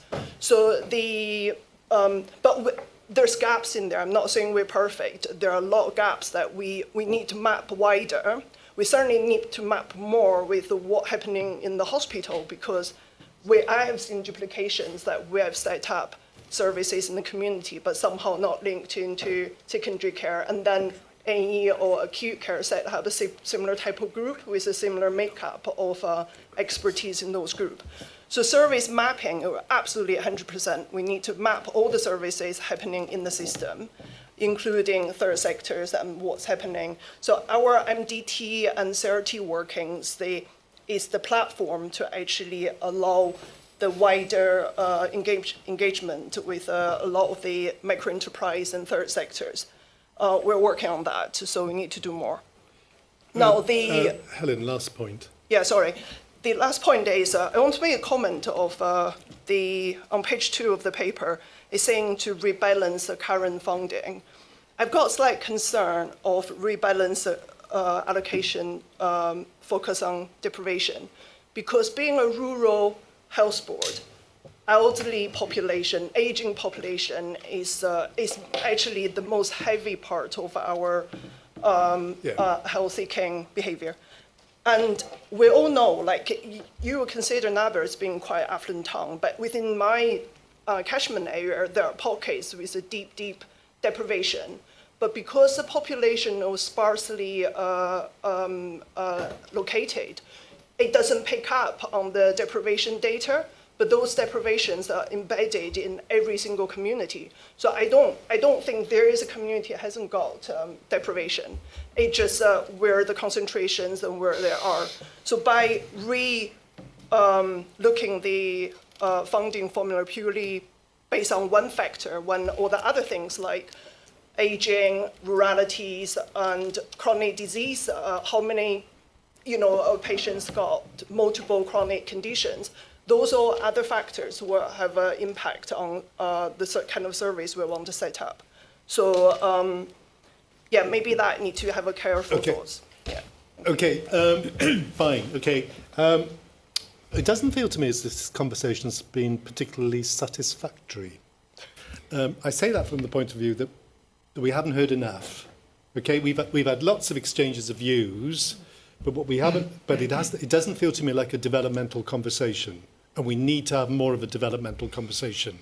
I think the points you raised, Helen, are absolutely valid in terms of addressing some of the questions, but I suspect, given the opportunity and the time, we could address a lot more if we came together as a community. So I'm minded that we're not going to satiate our appetite or our interest or curiosity in the context of this conversation now. We need more time to be engaged in this more fully and to think through the consequence of it. One of my deepest anxieties is we are trying to shift a paradigm here, and the biggest risk we have is that we'll try to transact for that as opposed to transform for that shift. So we'll come up with lots of transactional stuff that we think we can do. That won't shift the paradigm. What will shift the paradigm is transforming the way we think about these issues. And I think at the heart of any adaptive change, and this is a significant piece of adaptive change, is that we have to solve ourselves, not just solve the problem. So we have to work out that we are part of the ongoing system as it currently exists, and we all need to change if we're going to be in a different place again. I'm saying that because I'm going to ask Phil to just close now the item. I'm saying that because I think we need a development board session that's very much focused on what you're talking about and the how, or your understanding of how we might make these things happen so that we can have a more fulsome conversation. Because I think lots of questions have been raised and you've answered some of those. I think you probably are quite capable of answering more of them, given more time and more space to be able to do that. So let's organise a development session and kind of have a more fruitful, fuller conversation at that point. Thank you, Diolch Cadeirydd. So look, thanks so much for today. I think, we've got GP cluster leads, we've got our primary care team and our LMC chair here. I think our other boards, other CEOs would be highly envious of us being able to discuss a paper like this. And it feels unsatisfactory, but then maybe if we think of it like an opening salvo, then that would be okay. Maybe that's just about satisfactory. We've had more discussion, more people speaking on this paper than any other paper today. Or, to be honest, almost on any board item. So that I can remember recently, apart from the clinical services plan. So, I think that's really significant. I think that the premise of all of this feels, particularly the presentation, feels much more in the video, feels very much in line with the community by design, national work and what we have in mind in our strategy. So that's a brilliant start. We do need, I think, an intense debate around the how. I think we need lots of voices. There's so many things that I think would need to be thrown into that. I think we even need to think about things like, well, how, if it's place-based, how does that work if it's across 4 areas when actually place-based is highly local? So I don't, that would be something I wouldn't understand, for example. But there would be lots of aspects we'd have, as you can tell, we got questions on. So what I'd ask, I suppose, Andrew, I know you're leading this as an exec with colleagues. You've got loads of Office of Support. There's lots of IMs I know who would want to contribute to this. This needs to be worked, the how needs to be thought through in the coming weeks. And I think if we can then with Joe arrange a board development session where we've got something we've got a bit more time to go through that, but a little bit more insight into the how.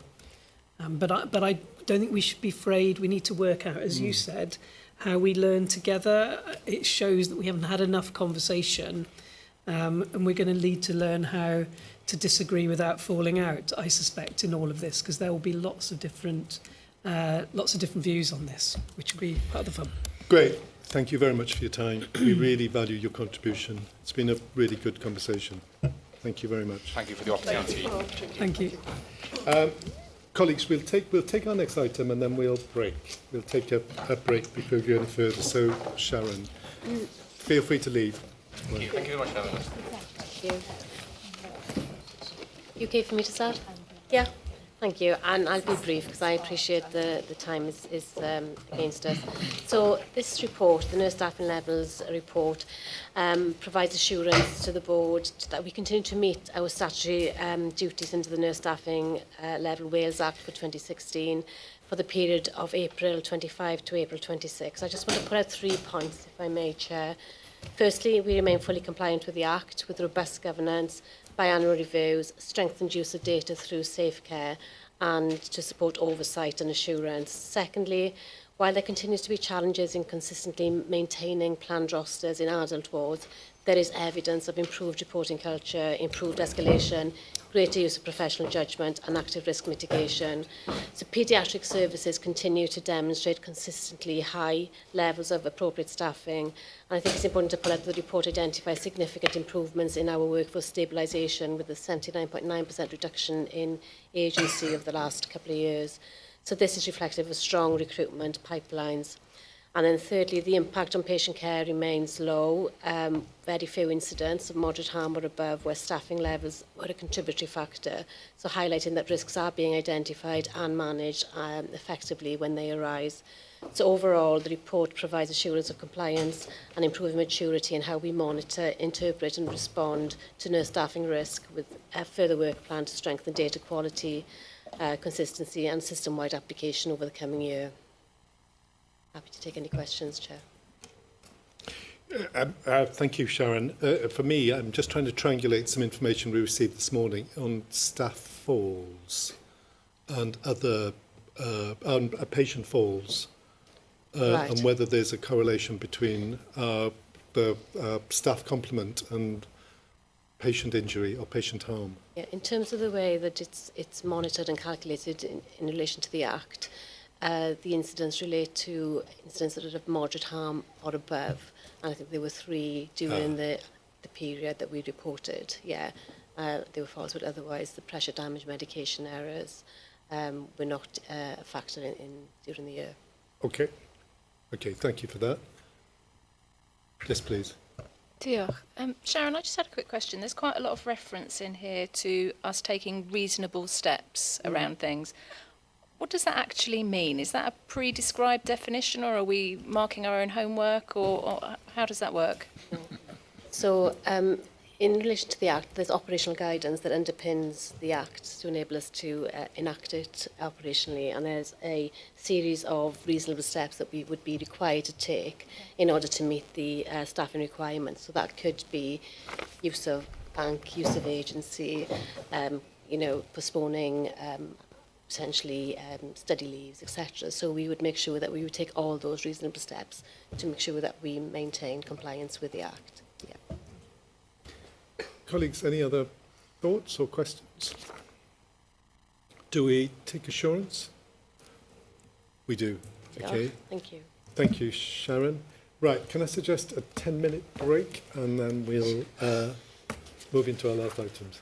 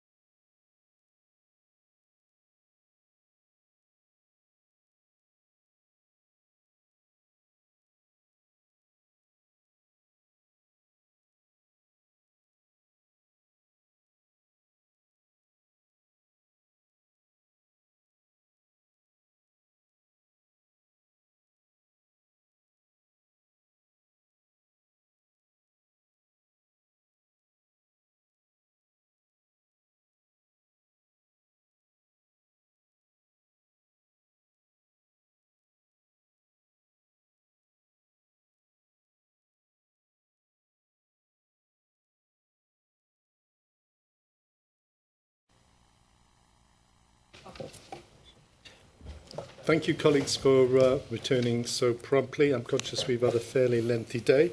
We're now moving into the part of the meeting that addresses our governance arrangements and ensuring we are governing well. Rodri, can I turn to you?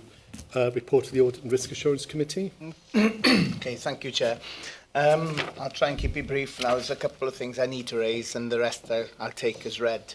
So on the 14th of April, the meeting we had from an Audit and Risk Assurance Committee, there are two alerts just that I want to advise you on. Firstly, in relation to limited assurance ratings of the operational governance arrangements internal audit report, Audit had reviewed the governance arrangements in place to support the clinical care groups model implemented in April 25.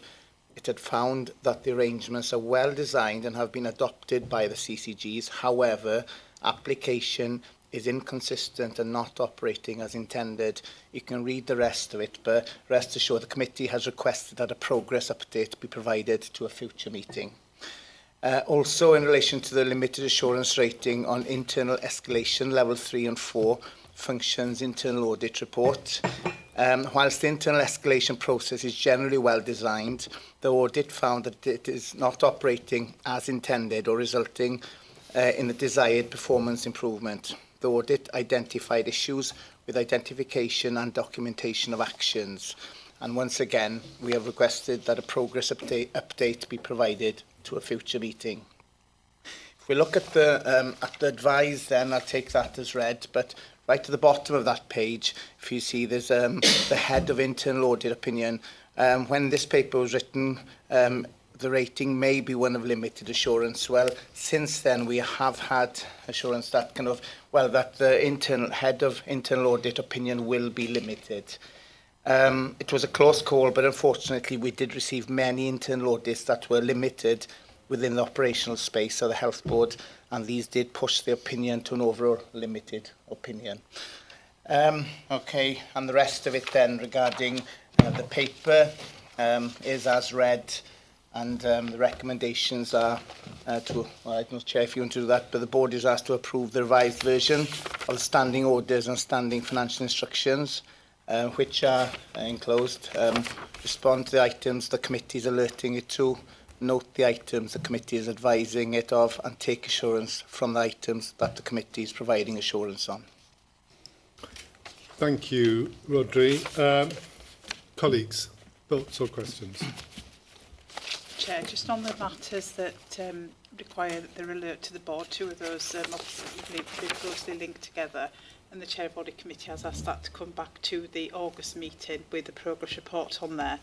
Andrew and I, the Chief Operating Officer, were discussing this yesterday in terms of the support I can provide a little bit more to the operational governance. So what we're doing is trying to pull together what's already in place in terms of the integrated governance meetings in the CCGs, but also align that to the new ways of working that Andrew's leading with his new structure. So that will hopefully respond to that, and that will be re-audited next year.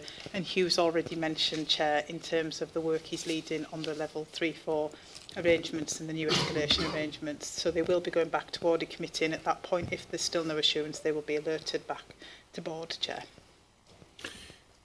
Okay, if I was generous, I'd say the clinical care groups have been in operation for 12 months and they're still yet to embed and ensure an adherence with appropriate procedure. If I wasn't generous, I would have said they should have got themselves into a place where they are meeting the requirements at this stage, 12 months in. So it does feel to me we need to be vigilant around the groups and absolutely see some change as we press forward in the future. Did you want to say something? Only on the head of internal audit's opinion of a limited assurance. Obviously, that's really disappointing for us as a board, but I think, as you've said, Rodri, understandable.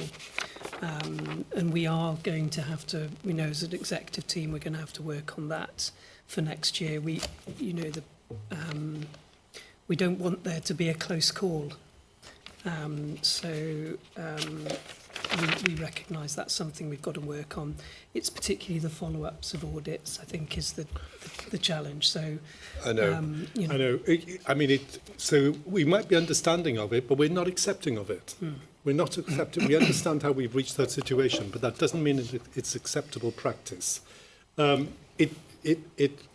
me, it exemplifies a lack of maturity around the organisation's audit services, the way in which we work with audit to make sure that we're delivering effectively across the organisation.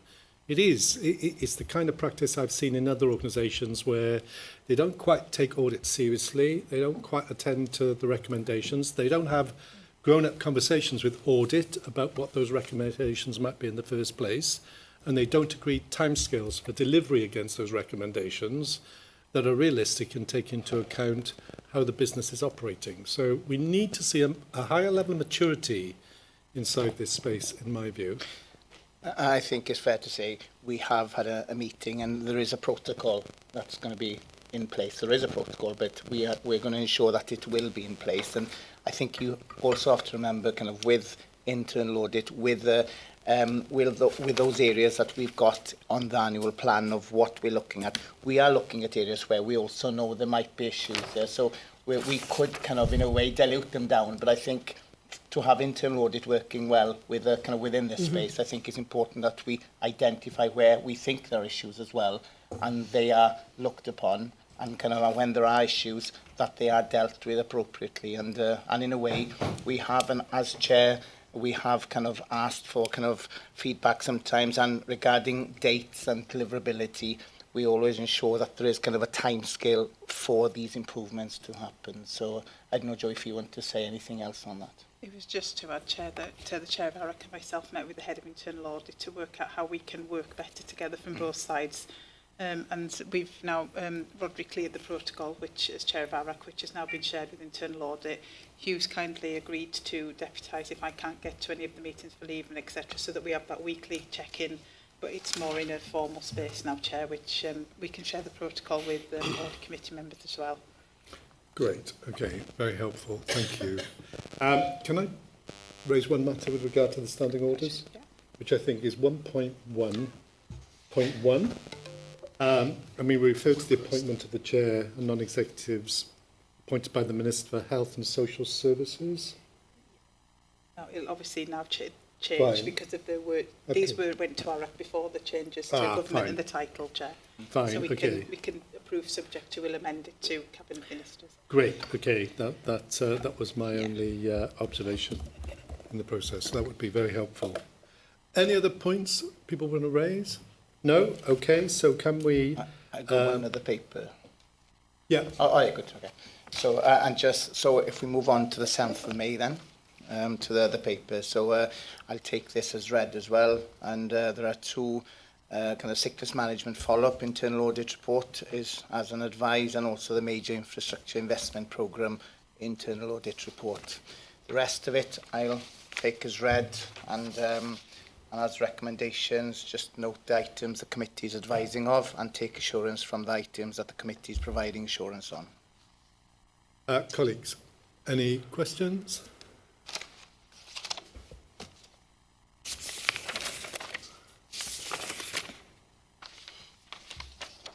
No? Okay, let's take assurance. Great, okay. And then this takes us to quality and safety. Eleanor, Chair? Eleanor. Diolch, Cadeirydd. There are no alerts. I'm going to take the paper as read. There are 3 advised. There were comprehensive discussion at the committee about each of those, and I would just update to say that particularly around ophthalmology, we have a deep dive in October. There's a second paper which Sharon will speak to about the quality improvement strategic framework, but if people want to note and are comfortable to note and have no questions on the paper. Okay. So, Sharon, and do you want to say a few words on the framework? Just to let the board know, really, that the revised or the updated quality improvement framework then sets our approach over the next 3 years. it positions quality improvement not as a set of individual projects, but as a core organisational discipline, really, so that underpins how we deliver safe, more effective, more equitable care. I think the shift in this framework from the original one is that it builds, originally it was about building that capability, now it's about delivering that measurable impact at scale in reality. So I think there are 6 system-level priorities that we've including like avoidable harm, improving flow and access, strengthening value and productivity. So it's all aligned to our strategic direction. And we've also made reference to the quality management system within this as well, and making sure that we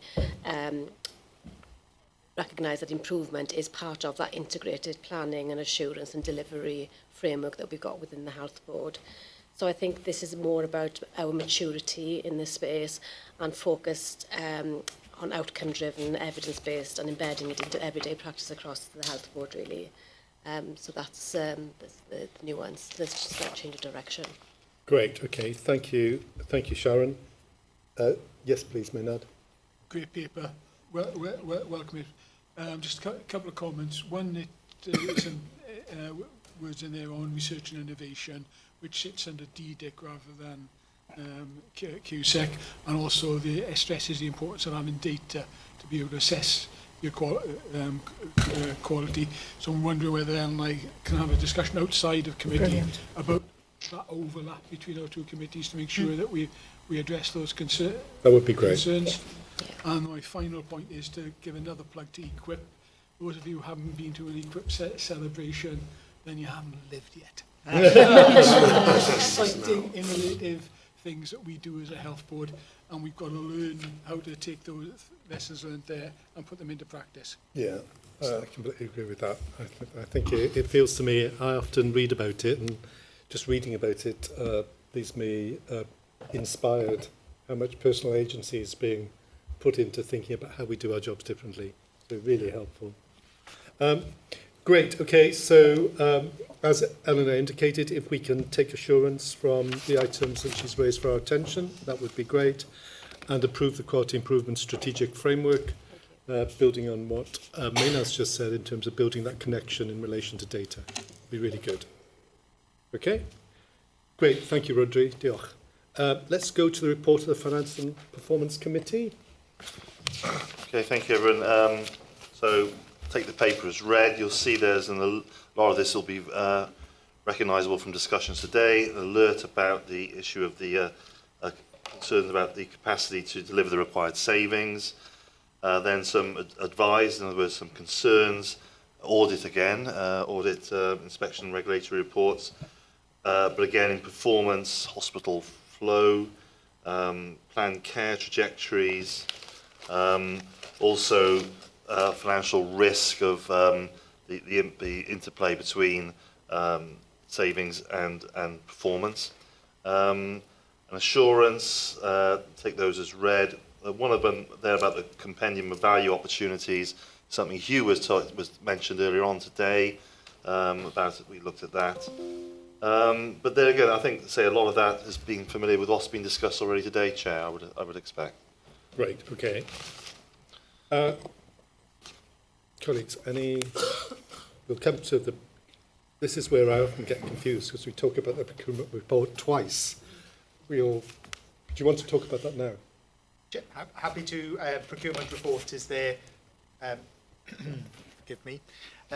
Procurement report is there, and I'll take it as read. It is a extension of our contract with PSL Print Management, who support us with our hybrid print and post. While the costs are significant, it has enabled us to contain our cost of postage over the last few years, despite the inflationary increase in stamps. Okay. Great. Maynard. Just a quick comment, really, that work is up for an award, I believe, with the HSJ? The award ceremony has been. Has been, is it? Yes, yes. We weren't successful, but we were runners-up.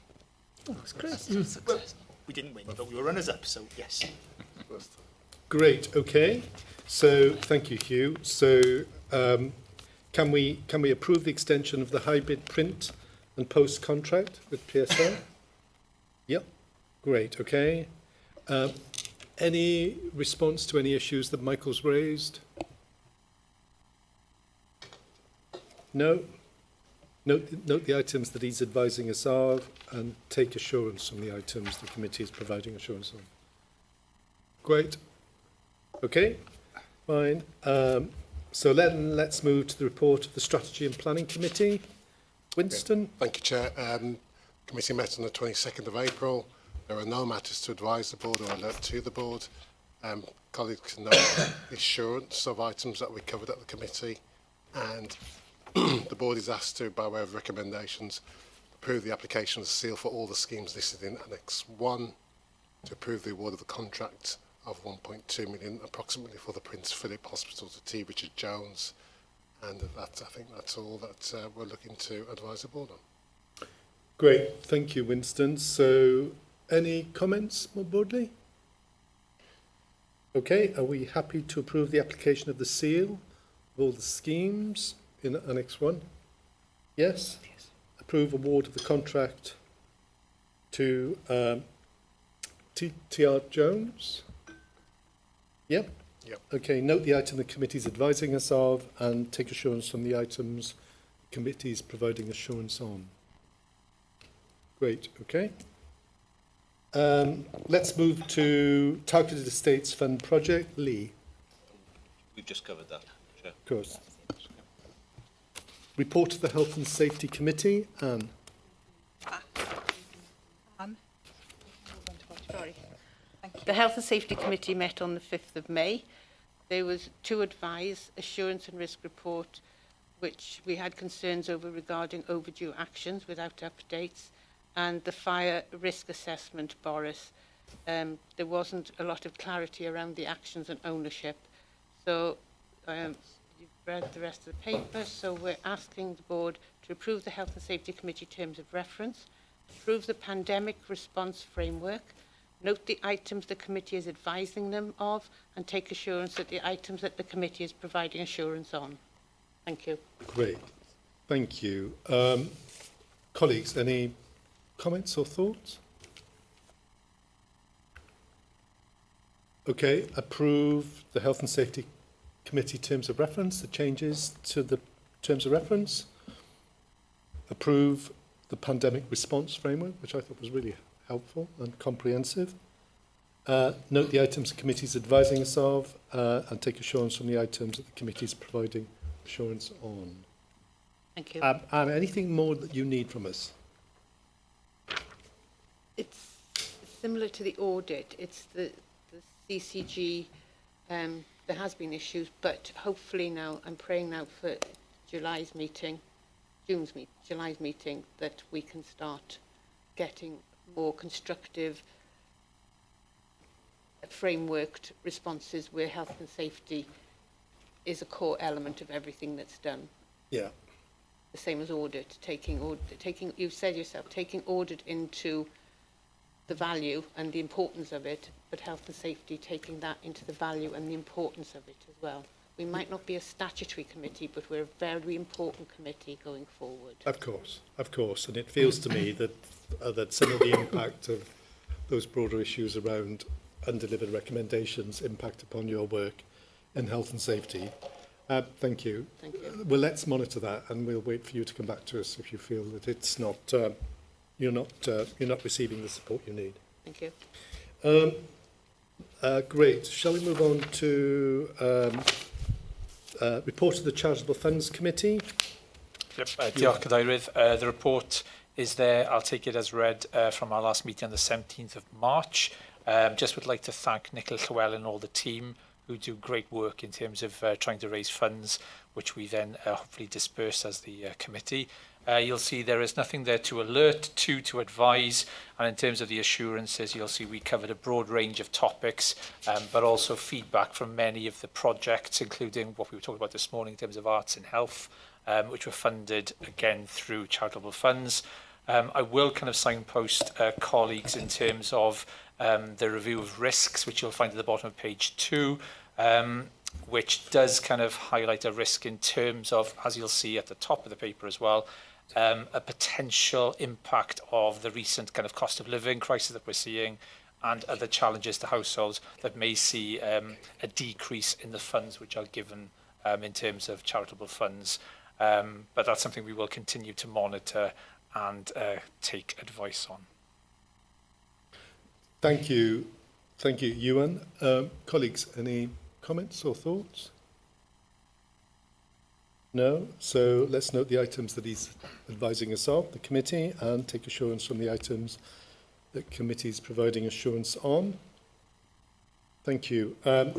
Report of the Digital Data and Innovation Committee, Maynard. Chair, Chantel's going to take this item because she chairs the meeting for Maynard. Thank you, Chair.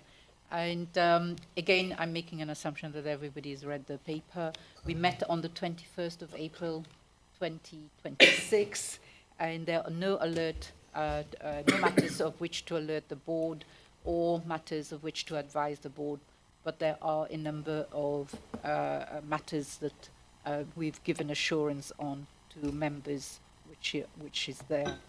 So, but we are asking the board to approve the Digital Data and Innovation Committee terms of reference and to take assurance from the items that the committee is providing assurance on. Very happy to take any questions. Great. Thank you, Chantal. Colleagues, are we happy to approve the Digital Data Innovation Committee terms of reference changes and take assurance from the items that we're being assured of? Yeah. Okay, great. Let's move to our next item, report of the Regional Joint Committee. I think this falls to me as the co-chair of the committee. I'm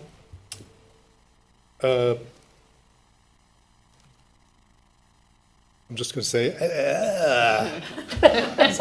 anything anybody would... Well, I don't want to extend the conversation, but at the last meeting we had a really interesting presentation on anti-poverty, which was very, very useful and quite rich as a conversation. And it provoked us to thinking about whether we are an anti-poverty organisation and whether we should be. And I mean in respect to the fact that sometimes we can require people to travel many, many, many, many, many miles to have an appointment, which could be delivered probably a lot closer if we were a bit more mindful and thoughtful about how we do this, or even digitally.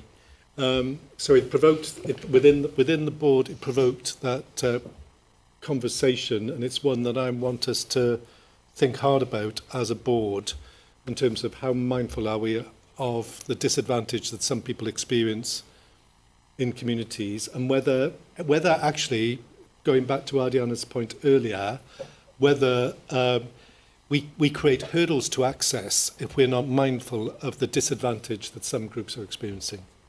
I'm not expecting for us to debate this at the current time, but we will come back to it in our conversations in the future. So if people are happy, we'll receive the report and note the assurance associated with it, and note the changes to the updated terms of reference, and also the appendix South West Wales Regional Joint Committee terms of reference as well. Great. Yeah. Can we move to committee updates report? Joe? Yes, Chair, there's only one item here today, and that's from the in-committee board, and you've already approved the item in public session at the last board, so nothing further to add, Chair. Great, okay. Let's go to, so let's just take assurance from what you're suggesting and approve the submission of the Regional Cellular Pathology Programme, Preferred Laboratory. Let's go to item 30, Joint Committees and Collaboratives Update. Phil. Yeah, thanks, Diolch Cadeirydd. This gives a report on the 3 committees and collaborations. They're happy to take them as read. There is, we are asked to approve some amendments to the JCC standing orders, which are largely administrative in nature. Okay. So are we happy, content to approve the updated standing orders for the JCC? Yep. And the updated standing financial instructions for the JCC as well, terms of reference, and the terms of reference to the planning performance and Finance Subcommittee of the JCC. Yep. Right, okay. I mean, they will have been through the JCC, Of course. and relevant exec colleagues will have been, will have overseen some of the work. For example, the SFIs were involved, Hugh's team, for example. Great, okay, thank you. We've reviewed them all, Chair, from a governance perspective, just to give assurance. Yep. Thank you. Okay, if we move to item 31, statutory partnerships update. Adriana? Andrew, I'll start and then chip in. So, taking the paper as read, we'll just highlight the Regional Partnership Board extension of the chair's position, or as interim chair, for another year to see through the regional integration funding, and importantly, the future funding processes. Gateways workshops are undergoing. Phase 3 took place. Phase 4 is planned for August 2026. IG governance review ongoing, and we're hoping that over the next few months we'll have a clarity on the governance of the integrated group. As regard PSBs, who are the statutory board for the public services, you will note continued work between Ceredigion and Carmarthenshire PSB around joining of the PSB into one. Working on the really aligned areas of impact of health inequalities, such as healthy weight, and the ongoing work on embedding the long-term prevention-focused framework, which is our social model for health. Pembrokeshire PSB, due to council leadership changes, has not met for a period of time, and it's planned to meet over the next couple of weeks. Thank you. Happy to take any questions. Questions? No? Yes. Thank you, Chair. Just as a matter of interest, obviously Pembrokeshire is not amalgamating or not joining. Are there any reasons for that, or do they feel that there is I just wanted to just understand what the reason why two counties want to join and then the other one stands alone. So. Yeah, I'll start and then Phil want to add, and we've got Neil here who used to be the chair of the PSB. Essentially the reasons are that the issues that the Pembrokeshire PSB has been working on, which is the 3-year plan of the wellbeing assessments and then delivery of those wellbeing assessment recommendations, feels that they've been working well and at a pace that suits the local population of Pembrokeshire. Whereas Ceredigion and Carmarthenshire have seen that they have more commonalities that they want to work jointly. However, Pembrokeshire PSB has made a commitment that where it is appropriate, that they will continue to work in a more joined up way. But structurally, not joining up. Anybody want to add anything to that?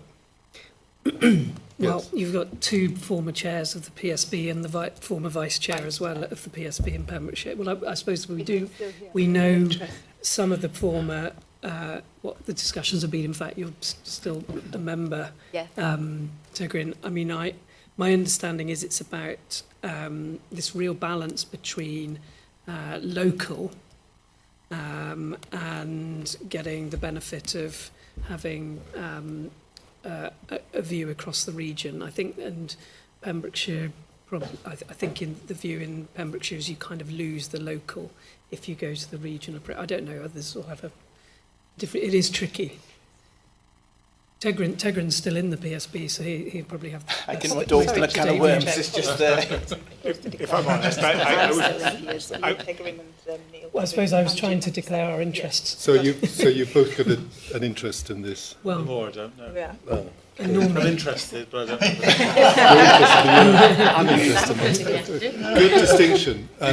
Tigran, you have an interest in this, though, don't you? I was probably going to say inappropriately. I think it reflects the independent Republic of Pembrokeshire and our general view, but that's not to say I think there is very much a commitment to continue to cooperate on things like the wellbeing assessment and to work very closely. And certainly when I was chair, we brought the 3 local authorities together, along with Powys actually, and we hosted a day which I think has been replicated but has stopped now. So I don't think, without speaking for the rest of the PSB, that our desire not to merge is indicative of objection to partnership and working in the best interests of people of West Wales. Sure. Okay. Great, okay. Sorry, Chair, I did want to make a comment on this. You may. No, I did have, so I think it's really interesting, sorry, that, I mean, I was going to make the comment anyway, and I've had the conversation with Ardiana. This report tells us that we go to meetings. It doesn't tell us a great deal more. And I think that what I'm interested in here is when you do public sector partnerships well, they have purpose, they have a shared vision. And I think when Phil and I were chair and vice chair, building on the work that Tegrin had done previously, we were very clear on what we wanted to achieve for Pembrokeshire, the state of Pembrokeshire, as Tegrin called it, around 3 specific areas. And controversially, my view was that I think some PSBs think it's a meeting that happens, it takes a lot of time and resource and energy, and we don't achieve a great deal, and that's why they might want to merge, a theory. But I think it also plays to the point that I raised earlier around the community by design, when to make that happen, we need to create true partnerships, and it starts with being really clear on purpose. Okay. And I think that the point I wanted to make, which I know I'm labouring the point now, I made it at the last board meeting, partnerships can work really well, but it's a question of how we make it work well for us, and I don't know how effective the PSB is for that purpose. Okay. Thank you. Thank you. Ewan, you sit on the PSB? I did until last month, yeah. Okay, so Ewan doesn't, just so that we could record any interest. I'll come back because the direct comment, I sit in PSBs in all and I'm statutory member and have been sat for, well, over 3 years now. Neil, I understand your point. I would like to stress that, in my view, they are effective partnerships. They bring the most senior leaders of all public services, as you very well know, to focus the time and put the profile of the focus on some of the most important areas that impact health and well-being at a point where the joint work is absolutely necessary. As again, you will know, but also some other colleagues, PSBs do not have, as I stated earlier when we had the Community by Design paper, do not have any allocated funding, but very importantly, our teams do not have allocated resource to work on PSB. Saying that, my team, myself included, but a lot of my team members with other operations teams in the localities work very closely and drive, as you know, drive a lot of those works, the work on poverty, the work on climate change. They are really very, very close collaborations. Well-being assessments and the plans to address the well-being assessments are very, very strongly led by our health board teams. The papers are just bi-monthly updates. I take the point that they can be elaborated in a way that they will talk more about the impact than just updating on has met and has addressed this. But I would like to stress that that is done really with very, very little resource. Thank you. Great, okay, thank you for the clarification, Ardiana. Okay, you... I'm done, thank you. You were pleased to know, yeah, thank you. Great, okay, thank you very much. I'm pleased to say we've caught up. We're 10 minutes over time, which is pretty good. So, Andrew, you didn't want to say anything in relation to that, to do? No, I'm fine.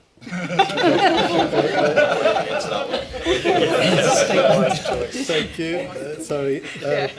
Great. Colleagues, any other business? No? Great. Okay.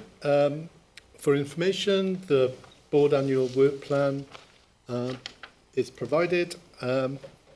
Date and time of the next meeting will be 9:30 Thursday the 28th of May 2026. May. Okay, let's... June. July. July. 20th of July, yeah. Yeah, we've got. Okay. Yeah, good. We've got June. Great, okay. I'm formally closing the board meeting at this point. I would ask you to remain in your seats because we're going to move straight on to the corporate trustee meeting. So, corporate trustee meeting. Welcome, apologies. Same as this morning, Chair. Same as this morning. Any declarations of interest that were different from this morning? No?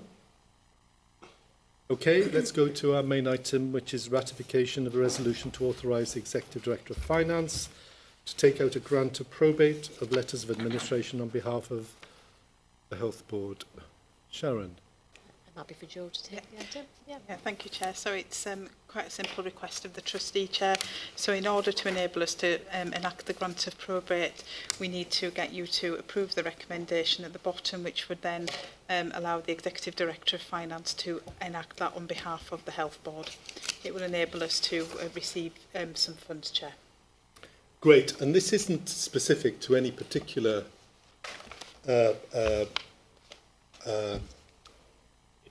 estate. It's just generally. Is this a general act of probate? It's a specific board estate, Chair. 1987. Yeah. Oh, fine. It's due to the date of it. That's why we need to ask for grant of probate, so that we can then, Hugh can then enact that role on behalf of the trustee to get the legacy from that particular estate, Chair. Obviously, I wouldn't release the individual's details, but that's what the recommendation there is. That's why it's written in that way, to enable us to do that. Okay, great, okay. And so are we prepared to approve the resolution? Yeah, Chair. Yep, okay, let's let the resolution be approved. Great. Any other business? No? I close the meeting, corporate trustee meeting. Thank you very much.